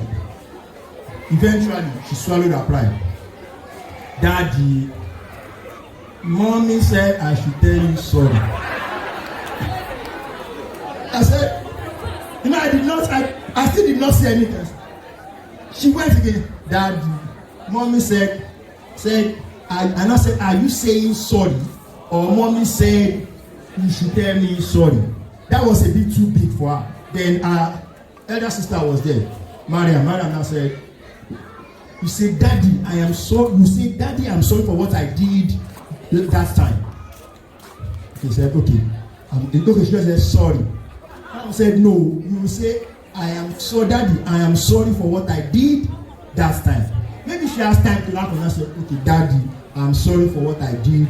That I pretend as if I did not hear, because I just did not want to. She must mean it. You may be thinking at age 3, what does she know? I will tell you, she knows everything. If she doesn't know everything, how come she's staying at ground and she was not going to what? Say it. That means she was thinking, how will I lose a part of me that is so important to this man just because I want to say what? Sorry. the best way to kill pride is at that particular point in time. So she went back and said, hey, Daddy, I'm sorry for what I did yesterday. I said, okay, I'm sorry too. You know, I said, so you see, people clash, not because they are opposite to. It is because they are similar. She's also dealing with someone that is like her. Do you get what I'm saying? I'm not running away from her. Do you get it? So I just said, okay, sorry, and she left. And my wife understands the fact that there is still an atom of anger in this man. Because the usual thing is, once they say I'm sorry, we then hug what? We hug her, says, I've not done the hugging. Then she went back. The mom now asked, did Daddy hug you? Said no. Still go back and say, Daddy, I'm sorry for what I did. So when I okay, I'm sorry. Then I now hug. Then the elder sister then said, I think now you can now play with what? With Daddy. That moment I cherish it so much. If you think you want to get over and take charge of parenting, anytime they throw it at you, define limits. Tell them this is where the boundary what? Stops. I will say what you don't like now. Parents, you are not supposed to be your children's friend though. You are their parents. Remain like that. I don't know if you know what I'm trying to say. A friend can take bullshit, right? As the parent, I'm not taking what? Such shit from you. It's not possible. So remain as a parent. Be firm and be friendly. But you are not their what? They are friends. Don't misquote what I'm trying to say. Do you get it? You are not their enemies either, but you are their parents. Remain at that and ensure you are firm and you are what? You are friendly. Let me go further. Aside, number one, accept the fact that social media has come to stay. Number two, set limits and what? And boundary. Number three, to be very sincere, I don't want to go into biology a bit. I'm sure nobody smokes here. Abi? I'm safe to assume that. Nobody drinks too, right? But do you know why smokers find it so hard to quit? And do you know why people who drink find it so hard to quit as well? There is a presence of a particular substance called what? Nicotine. God bless you, my brother. Presence of what? Nicotine. That substance is addictive. Once it gets to a part in your brain called the limbic side, forget it. You want to do it over and over and over and over again. And what it does again is there are some hormones we say in the brain, we call them dopamine. We call them dose. One is dopamine, oxytocin, serotonin, and endorphin. I'm not going there. Now, when you need to be so happy, you continue to produce more of what? That dopamine, and you are what? And you are happy. It is the same philosophy with people who watch what? Pornography. People who watch porn. Why they cannot quit as well is because of the presence of joy and satisfaction that it gives to their part of the what? Of the soul. When they watch for 2 minutes today, dopamine is released, right? They are fine. When next they are watching, 2 minutes will not be what? Enough. They need more. So they continue to get more, and before you know it, you are what? You are addicted. So where I'm going is this: social media is exciting, is entertaining, is seductive, and is what? Addictive. Take it. Is what? Exciting, is entertaining, is addictive, and is what? And it is seductive. Now, if you want to take these 4 things away, parents, you must be those 4 things. I don't know if you get what I'm trying to say. You must be what? Those 4 things. The question I want to ask us is, are we entertaining? Are we exciting? Are we seductive? Are we what? Addictive? Especially to the dads. How many of us do not learn that normally we just play with our children? You know, it is an era where Buhari will even command your libido. You'll be thinking twice. I'm sorry before you have sex, because you know that once this is given birth to, making 3, I have 2 and I think I'm fine. Because in Buhari era, I think you just need to be fine with 2. Publicly, I'm saying this now, and I think my wife is here, so fine. You get? I'm just fine because Buhari era, fine. I know our fans. I'm sorry, I'm not going against that. They will put that part of the line that why should you fear poverty and start regulating what? That moment that they think this man is also vulnerable. This man is not just the man that will not die. Once you bless them and say, how are you? Good afternoon. Sit down. Why must you talk to your children as if you are teaching somebody? in class. Please, when you are with them, loosen up. It is only when you loosen up, that is when they have the confidence to confide in you. You see, let me tell you one secret. If you want to get secret for someone, the first thing as well you should do is open up your own secret. What? Two. Once you open up your, the person thinks, okay, I know his own secret. What else am I what? Hiding. If truly you want to know that that child has girlfriend, that boy has girlfriend, that girl has boyfriend, it is not too wrong to say, come on, you see, when I was 13, 14, you started saying, let me know. By that time, she's at home already and she's willing to what? To share her experience with you. You see, you have lost it as a parent. If your child believes more in his or her teacher than you, I'm sorry to say this again. If, as a parent, your child believes more in his or her what? Teacher than what? Than you, please check your parenting. Then the final one is to say this. On the safe use of social media by them. Hello, advise them. So my 63 students, where are they? All right, thank you. Twerking is not a problem-solving skill. Do you get that? You get it? If you don't get it, forget about it. Thank you very much. On that note, we call it a day. Thank you so much. Assalamu alaikum wa rahmatullahi wa barakatuh. Wa alaikum assalam wa rahmatullahi wa barakatuh. Allahu akbar. Allahu akbar. Bàbá tó bẹ̀rẹ̀ mo sọ̀rọ̀ kan pé ẹni tí ó mọ ẹran kan ló yẹ kí àgbè fún we appreciate our níbi ọ̀rọ̀ sísọ. We appreciate our father for that thought-provoking lecture. We ask Almighty Allah to reward you abundantly. Amen. Inshallah, before we go for our salah, I've been told that inshallah our Ustaz Imam Fadilatul Imam Mudir Ustaz Sa'id Shodibare also has some additional information to give before we move for salat inshallah. فليتفضل مشكورا.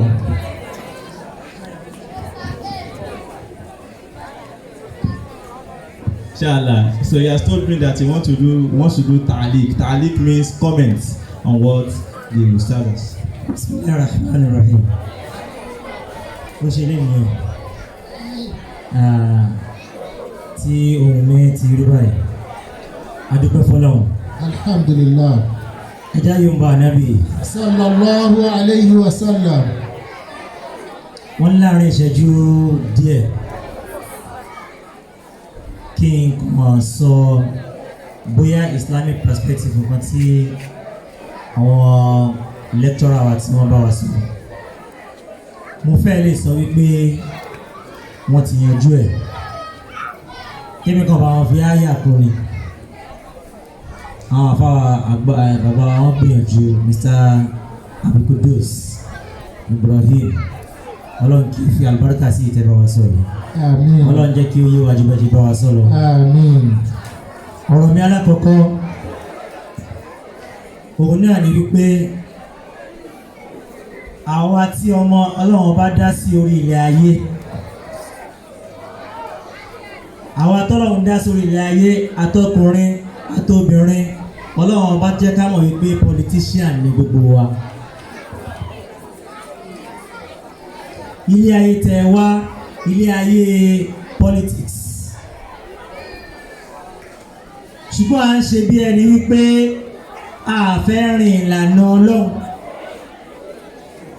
Gbogbo àtà àbá tí wá gbà bí Ọlọ́run bá dá wa láti wá ṣe politics láyé. Ọlọ́run bá ní walan tajida li sunnatillahi tabdila.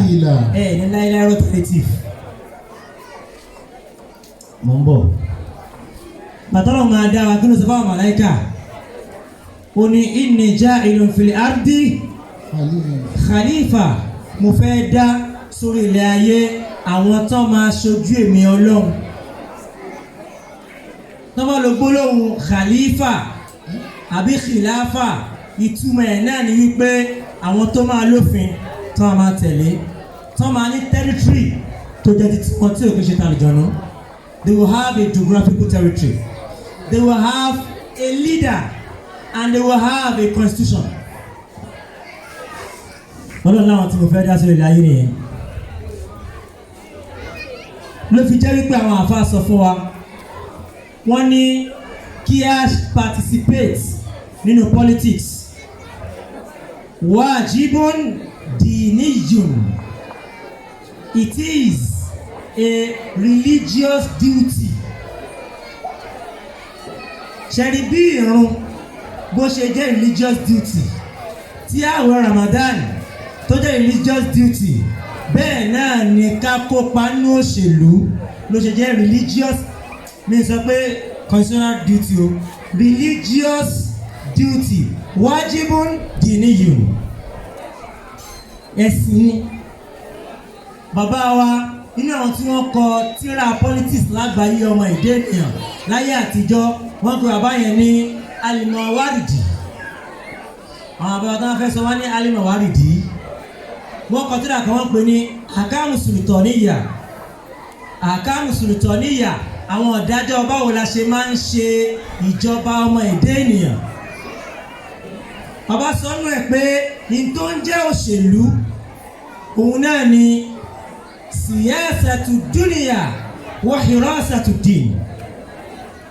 Òun ni kẹ́rí ètò ìgbésí ayé ara yín tò láàrin ara yín, kẹ́sì dáàbò bẹ̀sìn. Kò bá jẹ́ Islam, kò bá jẹ́ Christianity, kò bá jẹ́ Judaism, ẹ dáàbò bò nǹkan pé politics ni.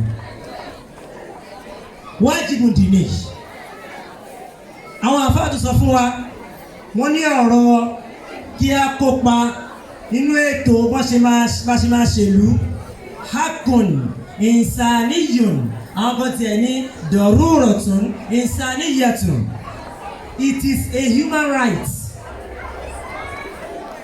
Àwọn àfáà náà pè bẹ́ẹ̀ o, wọ́n wá sọ àǹfààní tí democracy ṣe fún wa lórí ọ̀rọ̀ àwọn àfáà yìí. It is a human right. Ẹ̀tọ́ ọmọnìyàn ni. Kódà wọ́n ní daruratun insaniyatun. It is a necessity. Bí ká jẹun, ká mu omi, ká wọ aṣọ, bó ṣe rí náà ni ká kópa inú àwọn olóńdì tàbí bóyá àwà láyé àbá àti láyé, children certificate or birth certificate. Àwọn olóńdì tàbí iye rice tàbí iye price rice, price hospital, price school, ká kópa nínú ẹ̀. Wọ́n ní daruratun insaniyatun, necessity ni. Àwọn àfáà tó wá sọ, wọ́n ní sẹ́yìn olófin lù yín ni. Gbogbo òfin ayé tọ́mọnìyàn wà ń bẹ̀ lẹ́nìí ló jẹ́ ká mọ̀ wípé kí a ṣe òṣèlú. Wajibun dustiriyun is a constitutional duty. Gbogbo òfin tó wà láyé ọmọnìyàn lónìí ló pe àkíyèsí ọmọnìyàn sí pé kó wá bá wa kópa nínú ọ̀rọ̀ yìí, ó wà ní constitution. Ẹ jẹ́ wá dún bẹ́ẹ̀. Àǹfààní ẹyẹ kan tẹ̀lé nínú democracy so far láti ìgbà tí wọ́n ti ń kọ́ wa ní government ní secondary school. Mo ṣe government secondary school, mo dẹ̀ gba distinction bẹ́ẹ̀. Dé ibi tí mo kà á dé, àǹfààní kan tẹ̀lé. Our right to vote, our right to participate. That's the only thing good about democracy. Ntí democracy wá fún wa yìí, ṣe bí ntọ́lọ́ àwọn bá ní ká ṣe náà nìyí. Our right to participate, our right to participate yìí làwa lò wọ́n lè ní. Ló mọ́ o. Tàbá take sample sí. Àwọn bàbá wa, ẹ̀yin màmá wa, ta ló ní PVC? That's the only thing tó ṣẹ́kù fún wa o. The hope of the masses is your PVC. Is that your right to vote?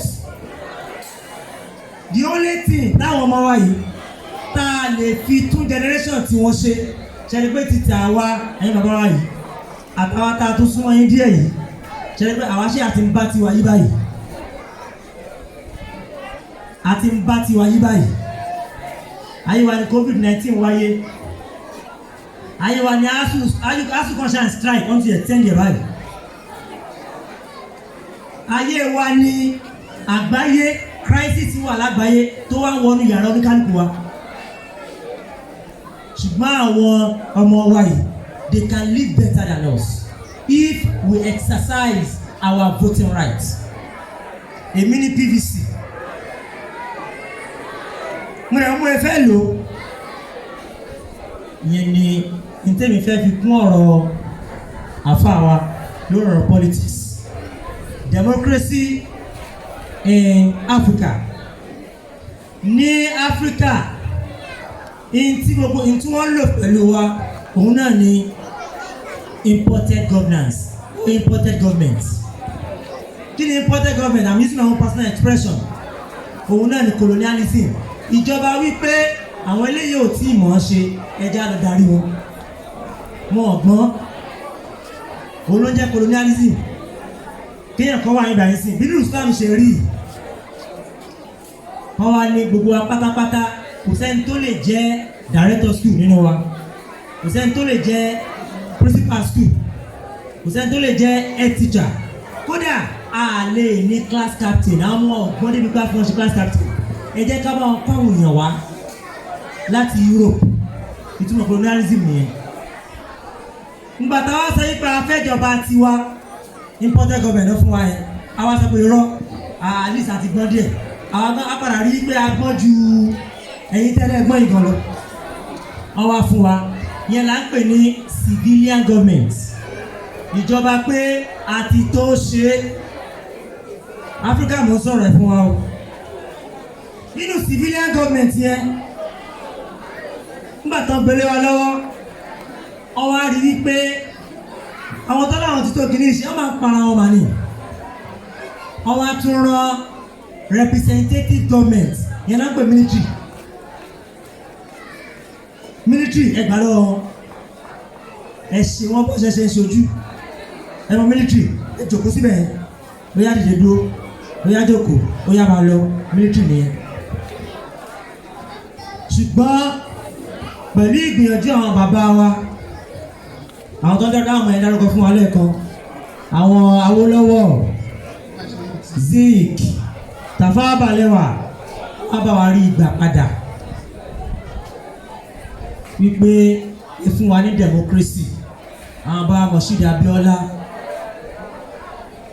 ìpè a fẹ́ dára wa máa control sí ṣùgbọ́n ní ìlànà democracy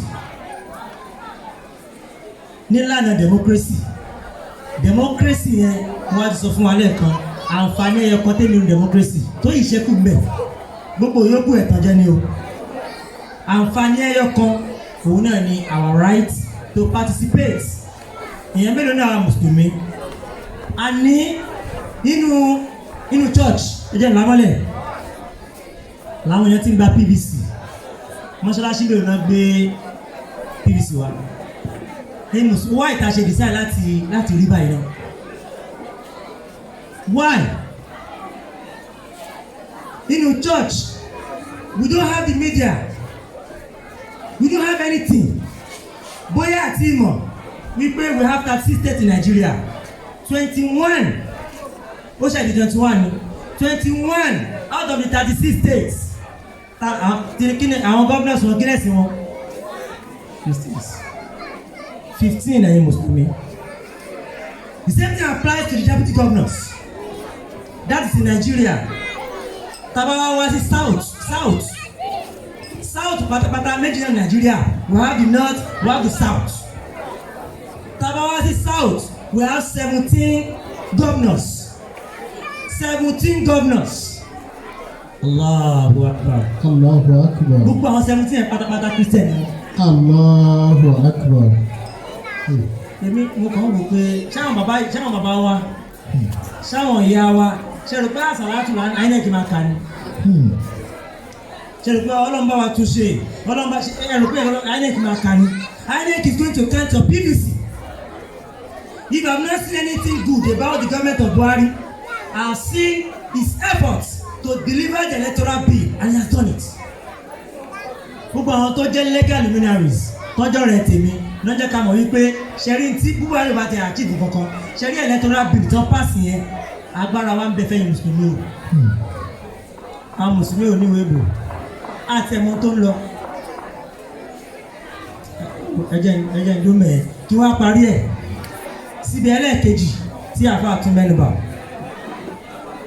lórí àwọn ọmọ wa tó ti wá dì nǹkan lórí social media èmi á fi ọ̀rọ̀ hijira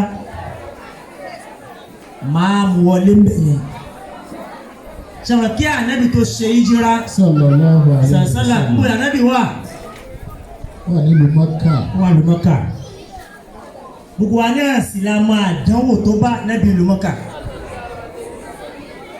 ṣùgbọ́n gbà tó yá táànù Ọlọ́run máa dé kí ni ànábì ṣe hijira ṣe lọ sí ìlú Mọ̀dínà ṣe rí the state of things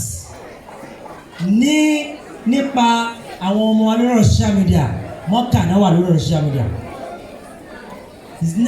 we should now begin to advocate for immigration to Medina lórí ọ̀rọ̀ social media wọ́n ti sọ fún wa lẹ́ẹ̀kan social media has come to stay ní choice ṣùgbọ́n ẹ jẹ́ kí àwọn ọmọ wa kúrò níbi ìmáa lò ó láti fi ran àṣetán lọ́wọ́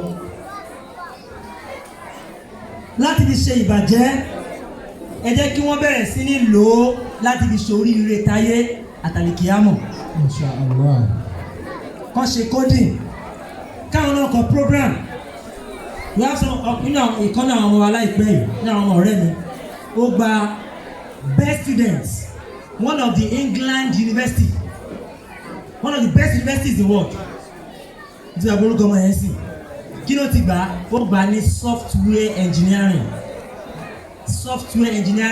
àwọn tí wọ́n ọ̀rọ̀ íńtánẹ́ẹ̀tì ọ̀rọ̀ kìíní náà ni social media náà ni àwọn tó mọ̀ pa dáadáa ibi tó ti gba first class ni ilé ayé dẹ̀ celebrate ìlànà tó dání ìdàgbàsókè ni it's a growth and it's a development ṣùgbọ́n ẹ ká bẹ̀rẹ̀ sí ní pé ọmọ tiwa kí ni àwọn tiwa máa fi ṣe kí ni wọ́n máa ṣe tó máa ń dìmọ̀ràn àwọn báyìí TikTok ṣé TikTok ni yìí náà máa ṣe báyìí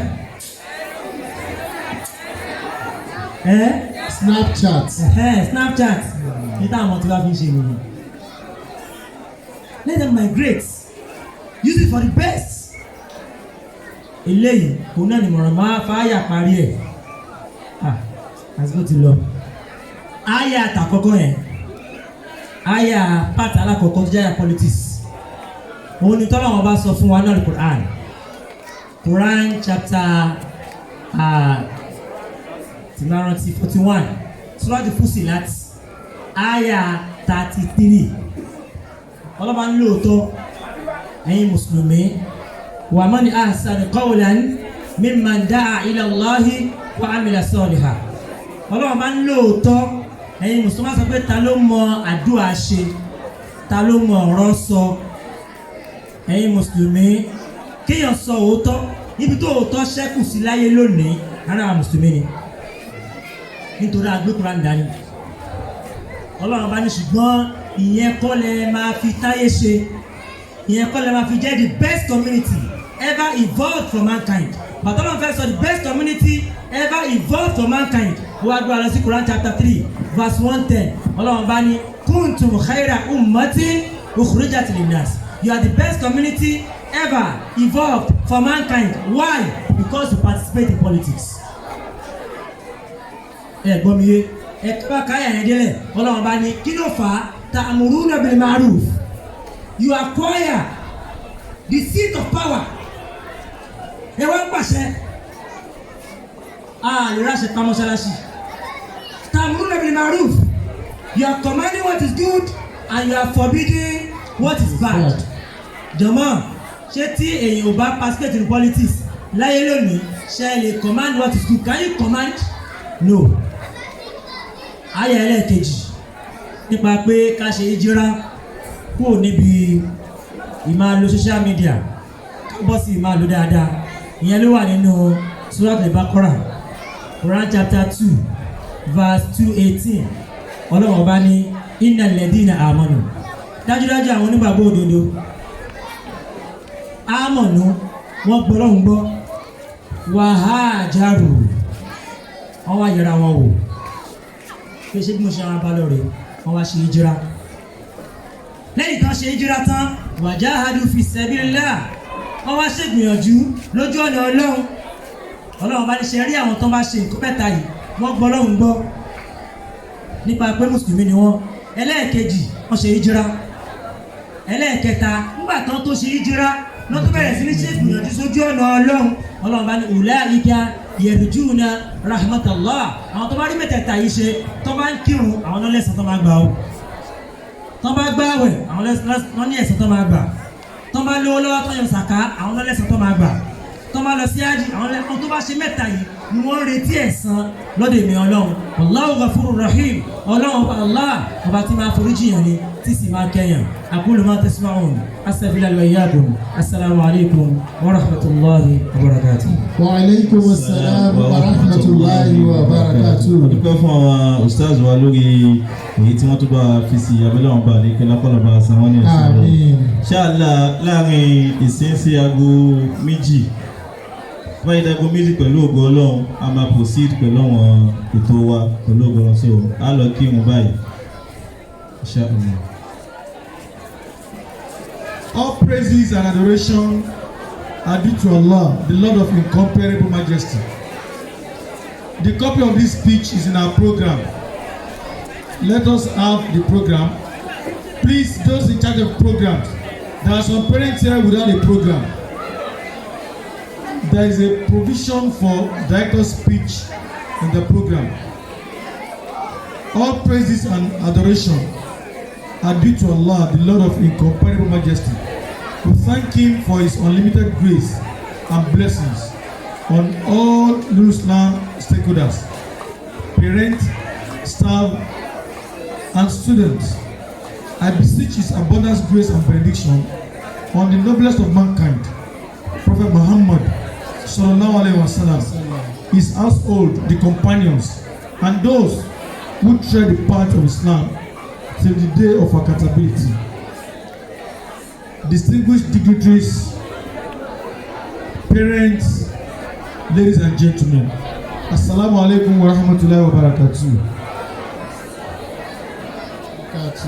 Today marks the ceremonial and formal end of another post-pandemic academic year, the 2021-2022 academic session. As usual, the session was characterized with series of ups and downs associated with academic activities, especially in a private institution. Students were duly prepared and presented for the 2023 West African Examination Council (WAEC), the ongoing National Examination Council (NECO), Basic Education Certificate Examination (BECE) in Lagos State, and LEC examination. It is our prayer that all the students will emerge successful and in flying colors. Special appreciation goes to all the teachers who work tirelessly to prepare the students academically and psychologically to enable them attain the excellence as enshrined in the school operational principle. Remember our common slogan: if not excellence, then what? As part of the school management's drive towards attainment of excellence, efforts shall be intensified on the teaching and learning of ICT and other computer-related skills such as computer programming and coding, data processing, and graphic designs. Furthermore, effort is also being made on the provision of more classrooms, as evident in laying the foundation of a 3-floor building at the school 3 section of the institution. The support of parents is highly required in this regard. Permit me to use this medium to appreciate the immense support of the PTA chairman, Alhaji Maruf Bakari, and all the executive members of the Parent Teachers Association for their commitment and oversight roles channeled towards the growth of the school. I must also mention and appreciate the immeasurable encouragement and supervision received from Engineer Muti Olabi in laying the foundation of the secondary school building in School 3. In today's graduation and prize award giving ceremony, a total number of 17 senior secondary school 3, it should be 19 senior secondary school 3 students, 31 junior secondary school GS3 students, 24 primary school leavers, and 13 nursery 2 pupils will be decorated, honored, and promoted to the next levels, having taken all the relevant examinations. The details of the celebrants are contained in the mini handbook given to all. It is not in our tradition to abandon any of our students after they have graduated from this great school. The task to see them successfully continue until they are admitted into the universities of their choice. The success of this continuity, however, largely depends on understanding and cooperation of the parents and the students concerned. Meanwhile, the GS3 students are advised to be more diligent in their studies on getting to SS1, as that marks the beginning of another academic struggle. You should be ready to accept the advice of your counselor and year tutor as regards your placement in science, technology, business studies, or humanity class, which shall be premised on your aptitude. If your academic ability cannot keep you up with the challenges of the science class, please do not make it a do or die affair. I also felicitate with all parents who have supported the academic progress of their children to this point. Remember, today marks the beginning of another journey in the academic sojourn. More joy and sense of fulfillment await you all as you diligently discharge your responsibility on all of them. Our guest lecturer for today's event, Mr. Abdulkudus Ibrahim from Atlantic Hall Ekpe, is a seasoned educator, social commentator, and political analyst. He is one of our active and highly supportive parents who always operates behind the scene.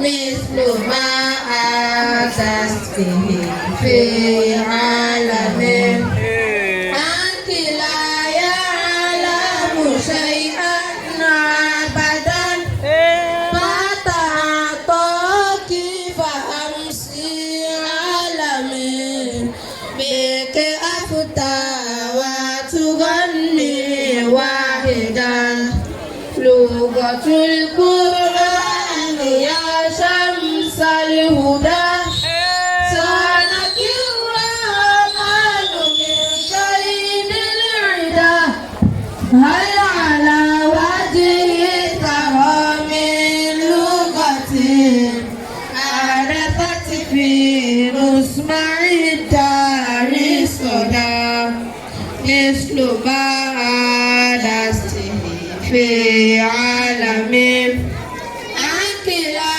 يعلم شيئا أبدا فتعطاك فأمسي عالمين بك أفتى وتغني واحدا أي بابا وأكيد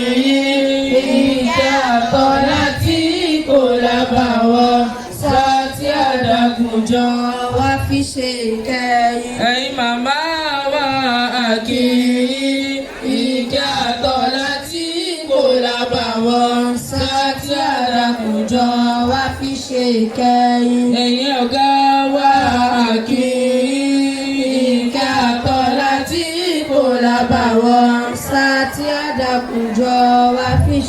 kẹ́yìn. ẹni ọ̀yá àkèyí ìkẹ́ àtọ́lá tí kò lábàwọ́n sátí àdàkùjọ wá fi ṣe kẹ́ sátí àdàkùjọ wá fi ṣe kẹ́ sátí àdàkùjọ wá fi ṣe kẹ́ sátí àdàkùjọ wá fi ṣe kẹ́ sátí àdàkùjọ wá fi ṣe kẹ́yìn. Assalamu alaikum wa rahmatullahi wa barakatuh. وعليكم السلام ورحمة الله وبركاته. أنا عبد الغني فاروق ومعي هنا زملائي من قسم الدراسة القرآن واللغة العربية. ما جئنا بكم اليوم كالحساء. كما تعرفون أن هناك مثلا يربويا الذي يقول الحساء الذي هو لا يعرف بمجرد النظر لكن بالطعم والذوق. إذا هيا بنا نذكر معا. May the peace and blessings of Allah be with you all. My name is Odusa Arikia. With me here are my colleagues from the Department of Quran and Arabic Studies. We are here to present to you a short beneficial story and a poem which talks on the importance of Arabic language. Sit back, relax and enjoy. Inshallah, nastami الآن إلى قراءة القرآن من فم أخينا الكريم يوسف الشلوكي.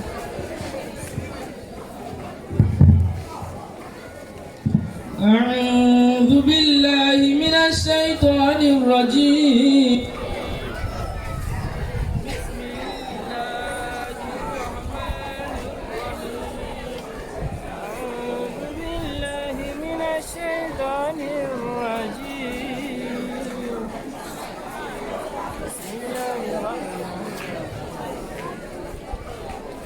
الله من الشيطان الرجيم.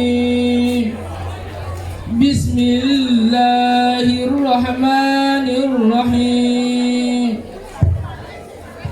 إن الله يأمركم أن تؤدوا الأمانات إلى أهلها وإذا حكمتم بين الناس أن تحكموا بالعدل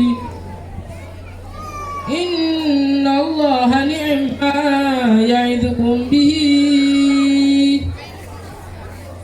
إن الله كان سميعا بصيرا. يا أيها الذين آمنوا أطيعوا الله وأطيعوا الرسول أطيعوا الله وأطيعوا الرسول وأولي الأمر منكم فإن تنازعتم في شيء فردوه إلى الله والرسول إن كنتم تؤمنون بالله واليوم الآخر ذلك خير وأحسن تأويلا. صدق الله مولانا العظيم. إنما القرآن يهدي لكم وهو يشفي لكم داءكم. علموا أولادكم دينكم ليقيموا بعدكم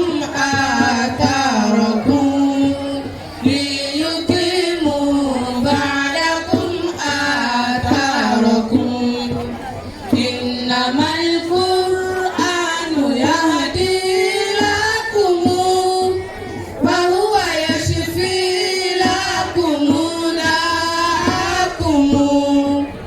علموا أولادكم دينكم ليقيموا بعدكم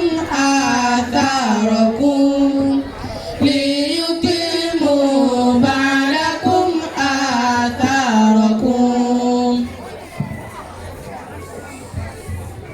إن شاء الله الآن نستمع إلى حديث من رسول الله صلى الله عليه وسلم من زملائي. السلام عليكم ورحمة الله وبركاته. قال رسول الله صلى الله عليه وسلم. Allah's messenger, peace be upon him, said, إذا ضيعت الأمانة when trust is lost, فانتظر الساعة. then expect the hour. قال كيف إضاعتها؟ It was that how will trust be lost? قال إذا وسد الأمر إلى غير أهله. When authority is given to those who do not deserve it, فانتظر الساعة. then expect the hour. Later by Bukhari. حبيبتي عائشة حفظنا بما عندك من قصة. السلام عليكم ورحمة الله وبركاته. وعليكم السلام ورحمة الله وبركاته. مر أمير من الأمراء بالفلاح. olórí kan ló lọ lọ́jọ́ kan ló pàdé bàbá àgbẹ̀ kan. يبلغ من العمر 80 عاما. bàbá yìí ti pé ọmọ 100 ọdún. وجده يجلس نخلا. ó bá lẹ́ni tí ń gbin igi ọ̀pẹ. فقال للفلاح. lolórí ìbá sọ fún bàbá àgbẹ̀ náà wípé. هل سيطول بك الأمر حتى تأكل من ثمره. ǹjẹ́ ọjọ́ orí yín yóò gbà yín láàyè láti kéré iṣẹ́ tẹ̀ ń ṣe yìí? وهو لا ينتج إلا بعد سنين طويلة. igi ọ̀pẹ ò sì kí ń so àyàfi lẹ́yìn ọdún pípẹ́. فقد فني عمرك. lọ́jọ́ orí yín sì ti tọ́ lọ. فقال الفلاح للأمير. bàbá àgbẹ̀ náà bá sọ fún olórí náà wípé. غرس من قبلنا فأكلنا. iṣẹ́ àwọn tó ti ṣíwájú wa náà lèmi náà ń jẹ. ونغرس ليأكل من بعدنا. èmi náà ṣe eléyìí nítorí àwọn tó ń bọ̀ lẹ́yìn ni. فتذكر الأمير حديث رسول الله صلى الله عليه وسلم. olórí náà bá rántí ọ̀rọ̀ nábì kan tó sọ wípé. إذا قامت القيامة. tí àlùkìyámà bá dé. وفي يد أحدكم فسيلة. tí kóró kan sì kù lọ́wọ́ ẹnìkankan ní yín. فليغرسها. tó yà gùn.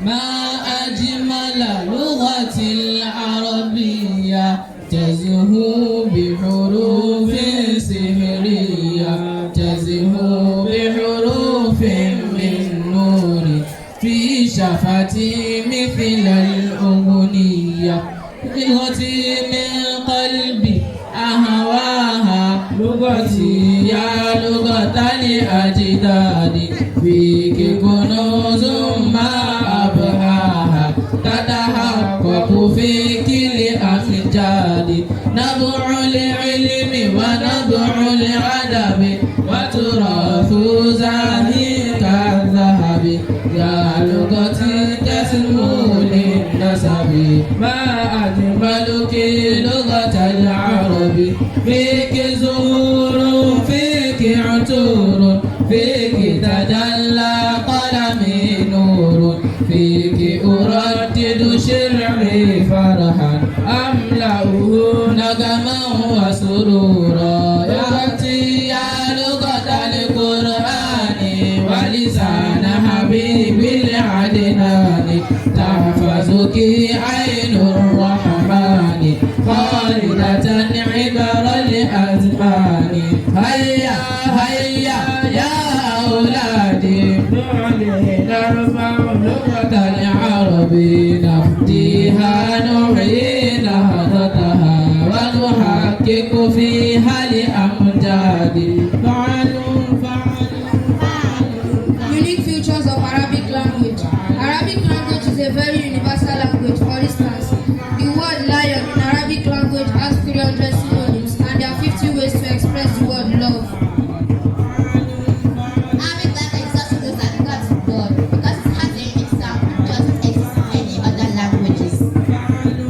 Another unique feature about Arabic language is that it is written and read from right to left. There are more than 10 non-Arabic languages which is the Arabic alphabet, such as Persian, Urdu, Malaysian, Kurdish, etc. The Arabic alphabet has 48 letters, all consonants, and there's no differentiation between capital and small letters.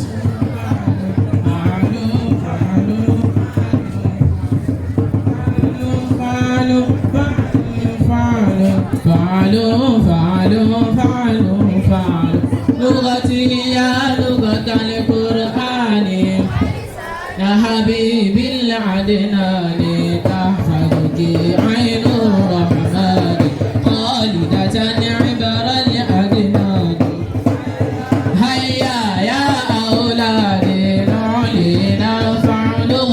الضالين فيها نحيي نهضتها àwọn àfáà nìkan ni wọ́n ń náwó fún àwọn ọmọ wa àwọn òbí lóga ìjà Al-Qur'ani ni wọ́n ké fún wa àyẹ́jà wá yẹ wọn sí o bàbá yẹ wọn sí à ń yẹ Islam à ń yẹ Ọlọ́run àtànẹ́bì sí ni máa lọ.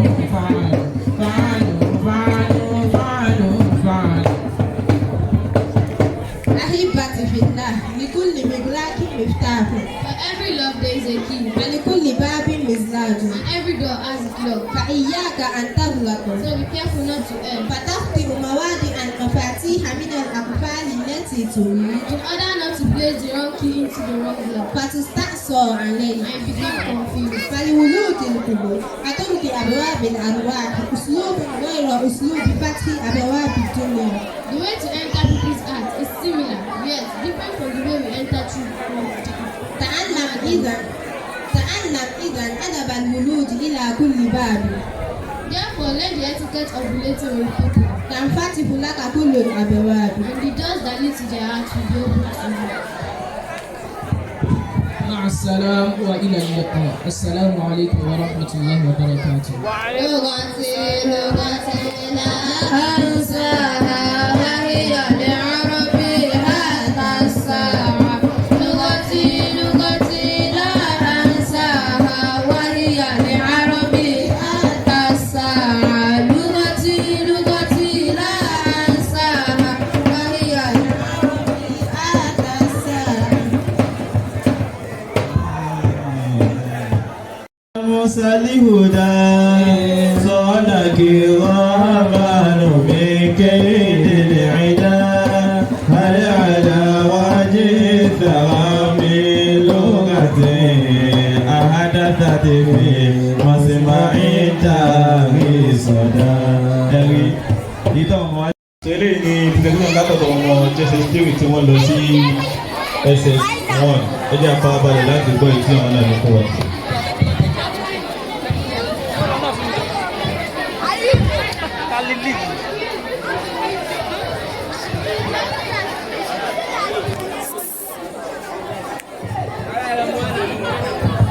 We welcome you to this graduation party.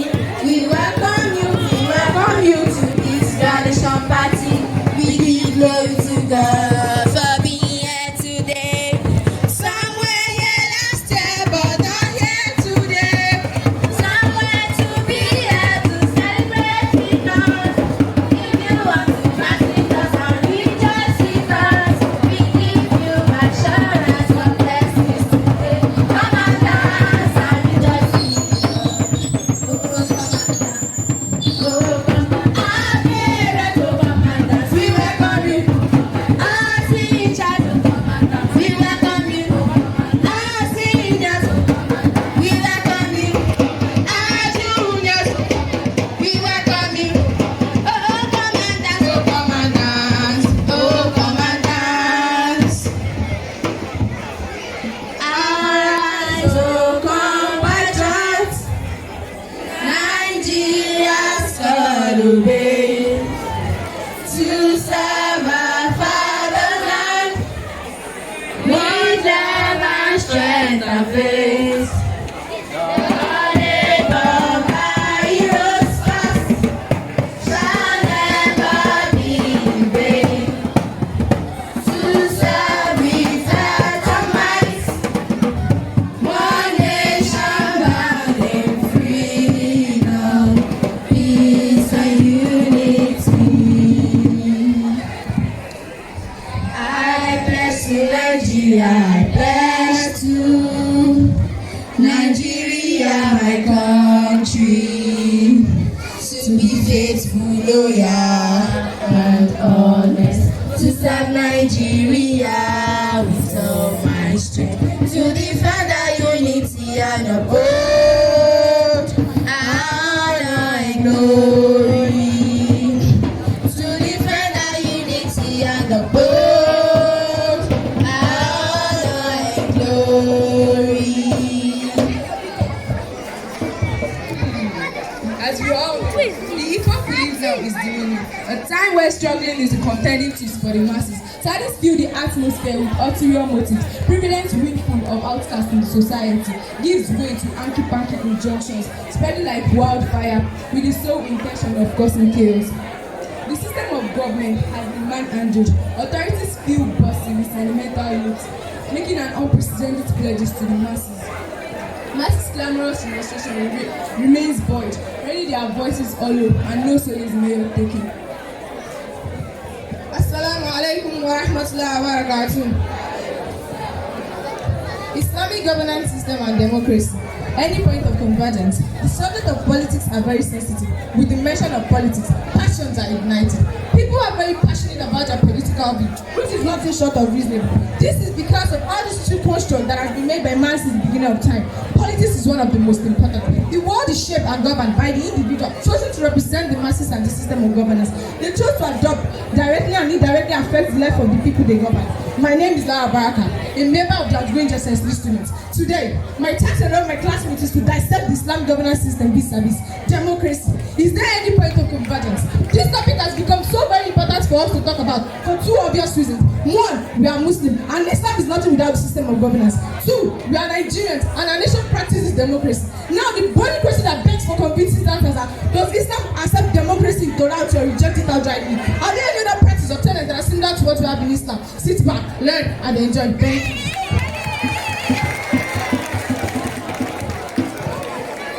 Now, let's take a look into the Islamic governance system, also called Sharia.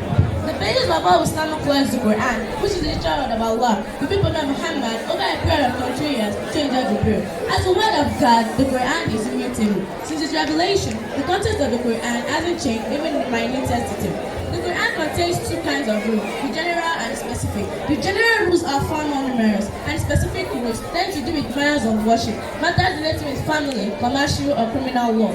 Other matters, including those in the area of constitutional law, governed by general rules. So general rules, by their very nature, require interpretation, so they can be applied to a specific context. They are the source of a fair amount of flexibility. The flexibility is an indication of a divine mercy and a wish to facilitate the Muslim the practice of their religion throughout the ages. Another major source of Islamic law is the Sunnah of Prophet Muhammad. The Sunnah comprises the Hadith, which is the reported sayings of the Prophet and his reported actions, and is used to supplement Islamic laws as well as help interpreting. It is noteworthy that not all the utterances or actions of the Prophet constitute Sunnah. Some were the utterances or actions of a layman. The Prophet cleared out that distinction and pointed it out on more than one occasion. In situations requiring non-religious expertise, we readily defer to the experts. It is also noteworthy that some of the Sunnah of the Prophet met specific situations related to his epoch and his community. This were applicable only within that narrative. Other parts of the Sunnah were general and doors to take for all types of cases as it's many of the Quranic generals. Obviously, failure to draw this decision properly tends to result in an unnecessary rigidity of interpretation. In practice, it has also resulted in significant differences of the law. Many criticisms on Islamic law list analysis of Sharia. However, not everyone accepts this as legitimate. The most established are consensus, ijma, and reasoning by analogy, qiyas, basic principles of Sharia. Now let us examine the basic principles of Sharia Muslim Greeks have argued upon. A major principle of an Islamic jurisprudence is that law may change with the passage of time, place and circumstances. If properly understood, this principle permits a legislator to examine a specific ayah of its revelation as well as its meaning to determine the scope and significance of ayah in general, or with respect to a specific situation at hand. A corollary of this principle is that change in law is permitted whenever it calls for such law is based changes. 2. Necessity or abundance of harm. This principle has also been stated in terms of choosing the lesser of two evils. Several Quran verses as well as hadiths clearly permit the prohibited in case of necessity or severe harm. Some verses also state that God will forgive anyone who breaks the law under duress. The famous saying of the Prophet is that Islam is a religion of facilitation, not complication. That is why certain scholars have permitted the eating of pork and drinking of alcohol out of necessity. At this juncture, do you think it's necessary for any conscious Muslim in Nigeria to participate in politics or not? Where do you think the greater evil lies? To participate or not to participate? To be part of the process of choosing your leader or not to be part of it? Cessation of courts. Where in Islamic practice a specific factual situation. The existence of that law itself is dependent on continuing the existence of that factual situation. For example, the Quran encouraged Muslims to give a certain group of Arab called al-Mu'allaf al-Qulub a share in charitable donation paid by Muslims. This group consists of leaders of local communities who were either not Muslims or whose belief in Islam was weak. This share was assigned to them to bring them closer to Islam. But after the death of the Prophet, Khalifa Umar ibn Khattab refused to continue the practice on the basis that was predicted on Islam's social. Since Islam has become stronger, the Khalifa Umar concluded that the practice was no longer justifiable. You know that this decision was applied by Umar is a practice based on explicit verses in the Quran, which highly encourages such parents. Hence, the principle which says that when the cause of law ceases to exist, the law ceases to apply. The first principle is public conscience. Islamic law must support and protect public conscience. If they do not, must be re-examined and reformulated. Furthermore, if the public interest changes, Islamic law must change accordingly. The fifth basic principle of Islamic law is approach to change. Gradualism is a better feature of Islamic law. The Quran was not with at once, rather it was written gradually in accordance with the needs and capability of the people in the society. For example, the prohibition of alcohol was gradual. However, not the aspect of gradualism. For example, Islam rejecting of idol worship, publishing more than one God, is so fundamentally consistent with Islam that the godless approach is applicable to them. On the other hand, some jurists have discouraged an abrupt change in the system of government, even for a good cause, if it results in chaos and divisiveness among Muslims. This position will reflect the preference for maintaining status quo, but the better view is that this position is the direct result of the application of the Sharia principles, combined with the Quranic views of a good Muslim, as someone who promotes the unity of the Ummah, a matter of primary value.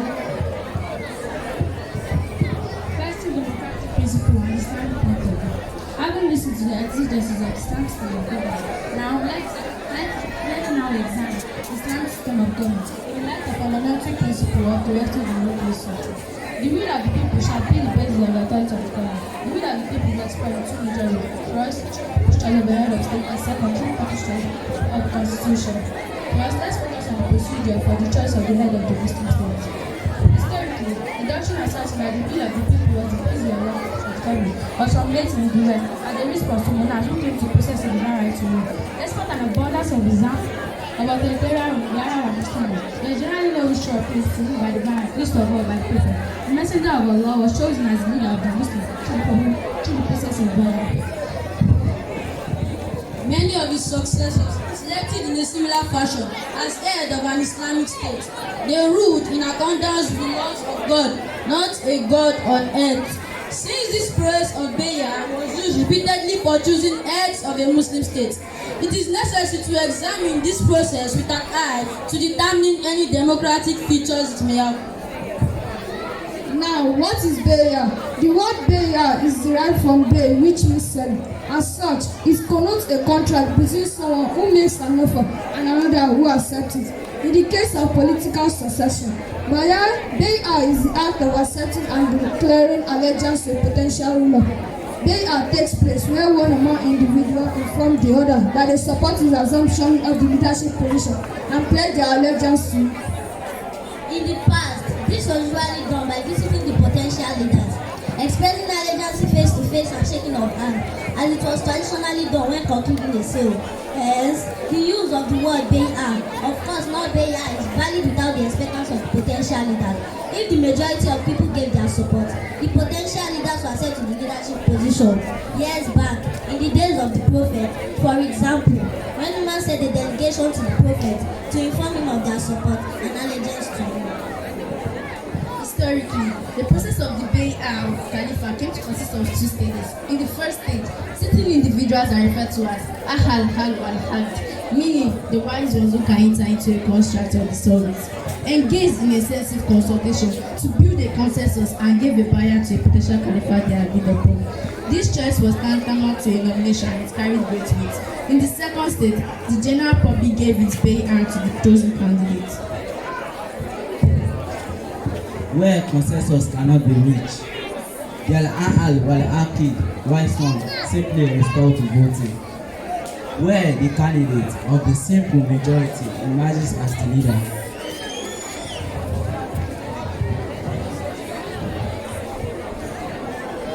The concept of democracy in terms of value and reputation is not entirely the same as the teaching of Islam.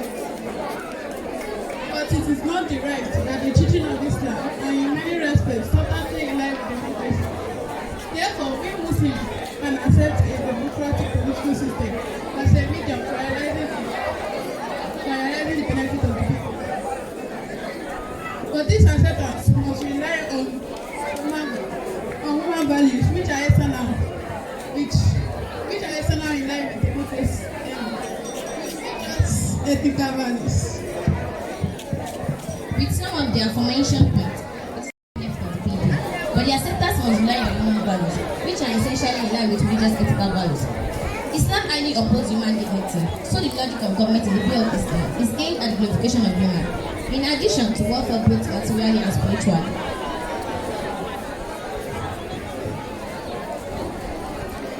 So, our fathers, mothers, brothers and sisters in Islam, there is election in Islam. There is election as so, fathers, mothers, brothers and sisters in Islam, there is voting in Islam. There is election and election in Islam, and this appears to be an area between democracy and Islamic system of governance.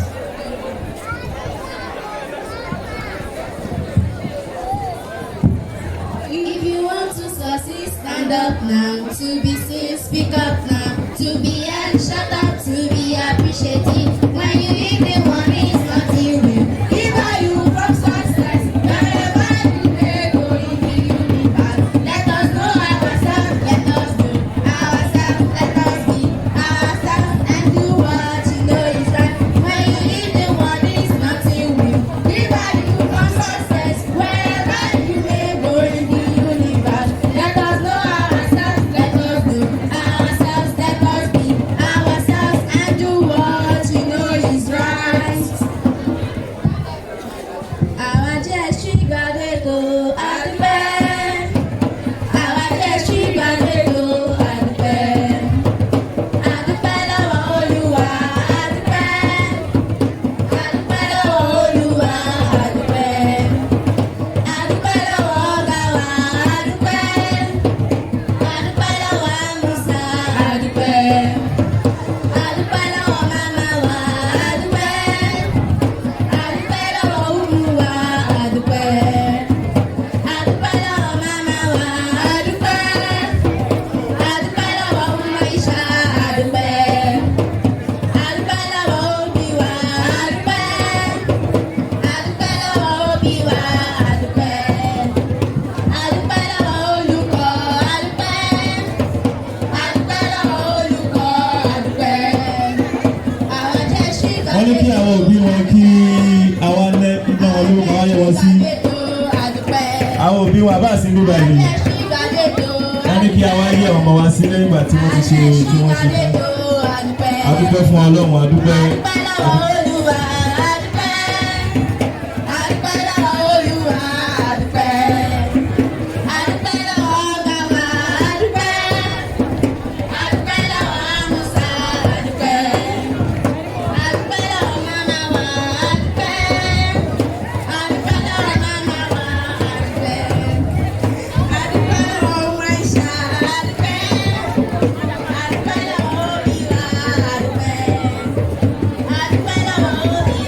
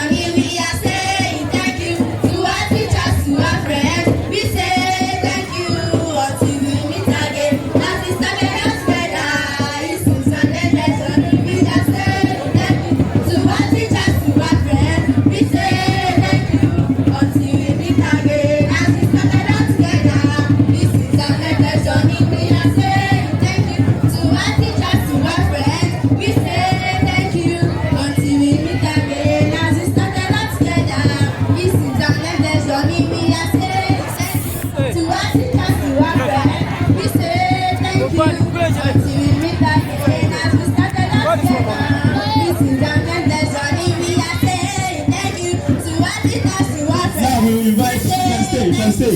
Hey.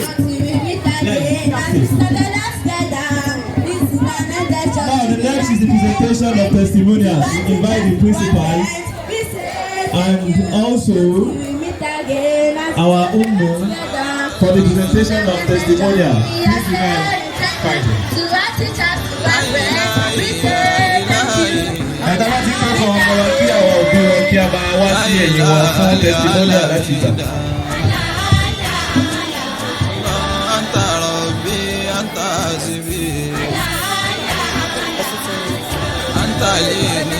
Alhaji Olabi should come forward. Alhaji Engineer Olabi come forward.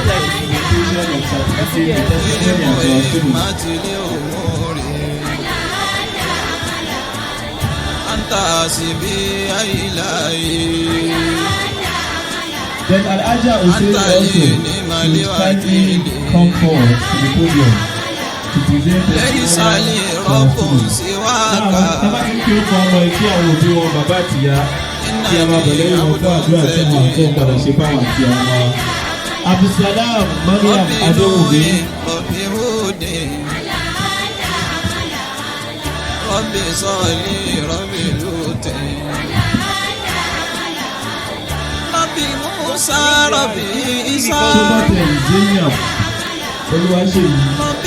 Ibrahim Hakan, Rabbi Yasin, Rabbi Ghayril Alamin,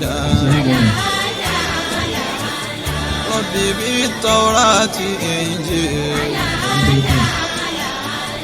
ربي بذكر المبين الله ربي أبلي كل خير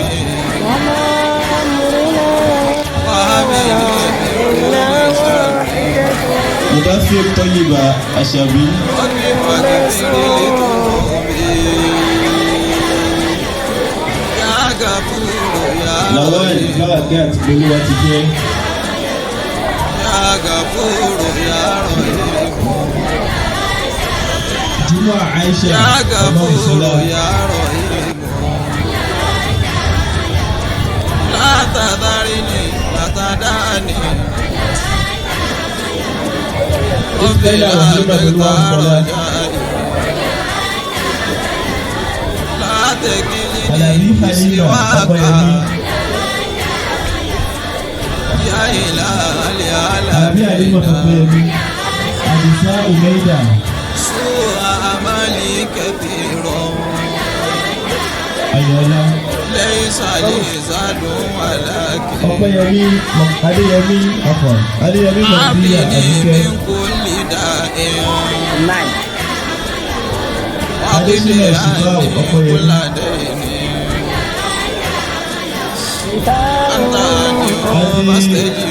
Mẹ́yà Zainab Labọ́kẹ́. Ya mujiba sa'ilina. Ya ilahi, ya ilahi. Ya ilahi, ya ilahi. Ya ilahi, ya ilahi. Abdulmalik Abdulrahman Ọláwálé. Ya ilahi alamina. Akílẹ̀ Àbísọ̀rọ̀ Òrànlẹ̀. Ọba tó ní mí wá ṣàánú mi. Mùsùlùmí ìwádìí náà. Wá dúró tì mí o má yẹ̀yẹ́ mi. Wọ́n ní mo ní mi ò lẹ́nìkan. Ọ̀rọ̀ ayé mi ó dọ̀wọ́ rẹ̀. Mo képe ẹ jẹ́jẹ́, mo pè é kíkan. Wá dúró tì mí o má yẹ̀yẹ́ mi. Mo képe ẹ lọ́sàn-án o, mo pè é lóru. Ìgbésí ayé mi ó dọ̀wọ́ rẹ̀.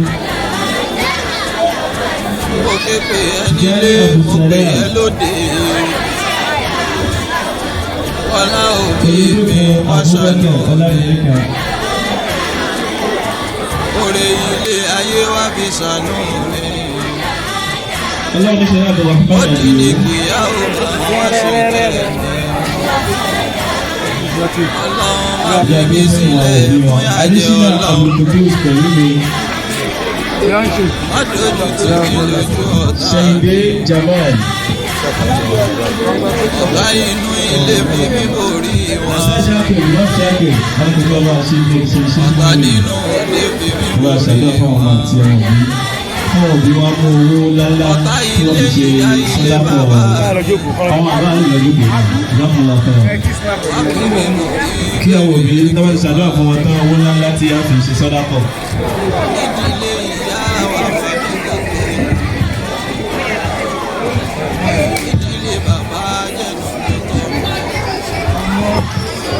علي مرينا وما جسد أعوذ بالله من الشيطان الرجيم بسم الله الرحمن الرحيم أيما أنا وي جاري باي وي جاري باي أنا دادا أنا سوكي جماعة يقولون توبي الله أكبر أجا يقولون توبي لك الله أكبر أدوبة فولون الحمد لله أدوبة فولون لك الحمد لله أبتي ó fi oríire tòní tó fi kẹ́ wa torí pé ìkan nínú àwọn oríire téèyàn ń ṣe láyé òun náà lélẹ́yìí ó kàn jẹ́ pé ní àdúgbò wa ń bí nílùú Nàìjíríà àyè sábà appreciate nǹkan bájẹ́ ńlẹ̀ lárúbáwá ni gbogbo tọ́lọ́ ń bá ṣe fún ọ pátápátá ìbá àkéré ni wọ́n mọ̀ pé yẹn kó wá jẹun ni eléyìí náà tẹ́ ṣe lónìí oríire ni ọlọ́run bá jẹ́ ó dìbò àjọ fún yín bí ọlọ́run ọmọdé ní ọlọ́run kó máa bà yín lágbà ẹ̀kọ́ yín ibi tẹ́ ẹ bá dé ọlọ́run bá jẹ́ ó takú sílẹ̀ àwọn òbí ọlọ́run kó má ṣàràn yín náà lọ́wọ́ kó tẹ́ fi máa ṣòbí lórí wọn ọlọ́run má ṣàdálé yín lọ́wọ́ wala hawla wala quwwata illa billahi al-ali. a kì í suratu Duha kan tá a bá ké tán a wà bẹ̀ ọlọ́run kí ọlọ́run kó má ṣàfi àlùbáríkà ti bẹ̀rù suratu Duha ọlọ́run kó wọlé pé ó fi suratu Duha ó fi bànábì nù àbẹ̀ ọlọ́run ìdùnnú náà ní kọ́lọ́n jẹ́ máa rí lórí àwọn ọmọ yìí ọlọ́run má jẹ́ rí ìbànújẹ́ lára wa bismillahir rahmanir rahim wad-duha wal-layli idha saja ma wadda'aka rabbuka ma qala وللآخرة خير لك من الأولى ولسوف يعطيك ربك فترضى ألم يجدك يتيما فآوى ووجدك ضالا فهدى ووجدك عائلا فأغنى فأما اليتيم فلا تقهر وأما السائل فلا تنهر وأما بنعمة ربك فحدث اللهم أنبتهم نباتا حسنا واجعلهم قرة عين لوالديهم ولا تجعلهم عاقا لوالديهم اللهم علمهم ما ينفعهم وأنفعهم بما علمتهم وزدهم علما وفهما رب زدهم علما وفهما برحمتك يا أرحم الراحمين برحمتك يا عزيز يا غفار يا ذا الجلال والإكرام اللهم يا معلم إبراهيم علمهم ويا مفهم سليمان فهمهم برحمتك يا عزيز يا غفار يا ذا الجلال والإكرام لا حول ولا قوة إلا بالله العلي العظيم. àwa sanwó àdúrà ní ìsìn látọ̀dọ̀ àwọn òbí. Ìjọba ọ̀dà bàgbà tí ó bá rà máa. Àdúrà onítọ̀hún kò tí ì gbà tó. Àdúrà wa ọlọ́run jẹ́ ògbà. Ó bá bàtà kó bà lórí ọmọ. Bàdúrà ẹ̀dá bàgbà tí ó bá rà máa. Àdúrà onítọ̀hún kò tí ì gbà tó. Àdúrà wa ọlọ́run jẹ́ ògbà. Kó bá bàtà kó gbà lórí ọmọ. Bàdúrà ẹ̀dá bàgbà tí ó bá ràn máa. Àdúrà onítọ̀hún kò tí ì gbà tó.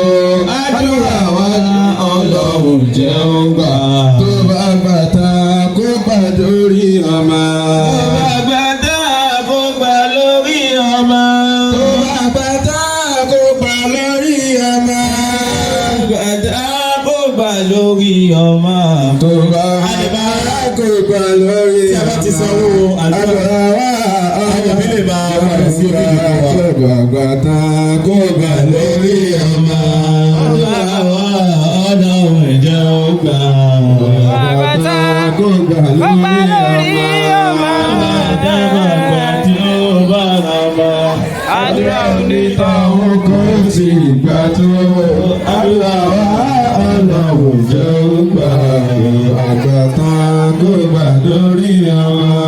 Àdúrà wa Ọlọ́run ìjẹ́ ó gbà.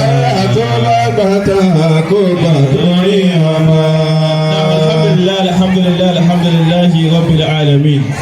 So inshallah we are moving to the end of our program for today, inshallah. But before we have a presentation from the SS3 graduates and also the testimonial presentation, the message that is trying to pass to us is we should have complete faith in Allah. That Allah is going to test us in different ways.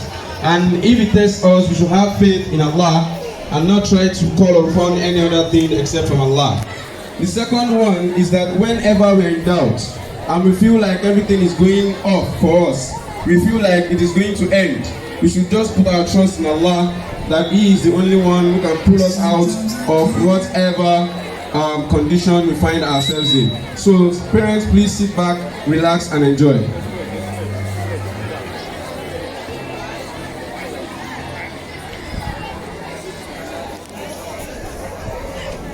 Sometimes I can't see where I'm supposed to go. Sometimes I speed up when I should take it slow. Go through all my hard times when I lose my way. You're concealing my mistakes. Yeah. I know you're always by my side, never turning out your light. When I need you most, the stars will shine. When I'm out there in the darkest place, wandering tired, I can still see you illuminate all my skies. When it feels like I've fallen too far from you,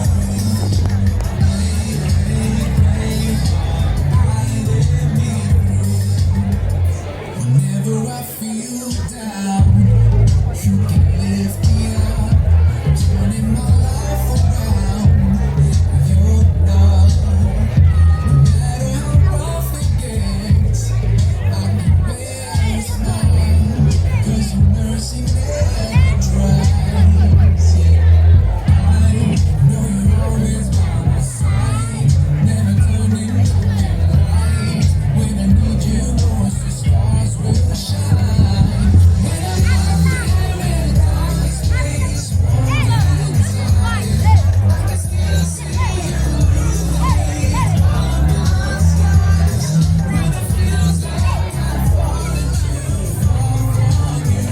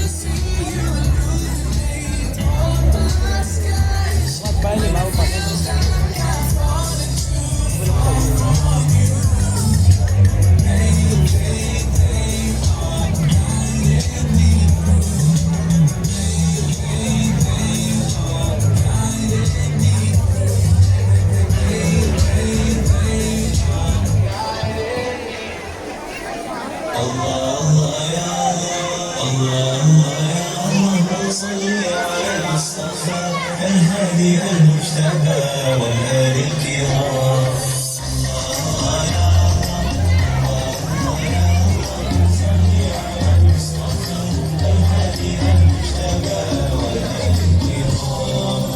Don't you worry, follow the sign, lead the story to the divine. Free yourself and say what's true. Be yourself, though you may do. Allah, ya Allah,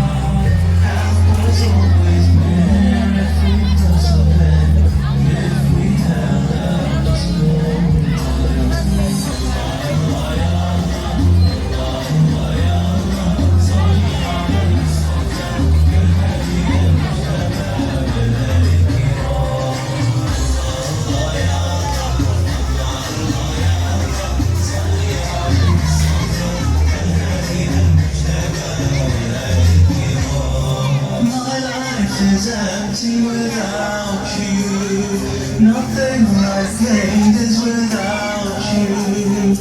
If you are pleased, my soul can breathe. Where would I be without you?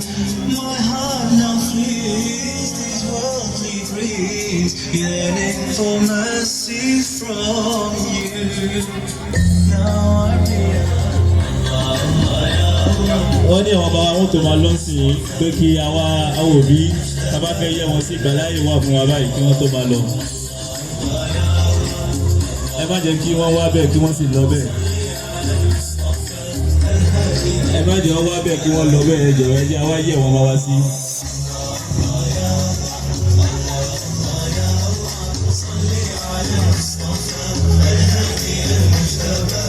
àwọn ọmọ wọn tó máa lọ nísìnyí.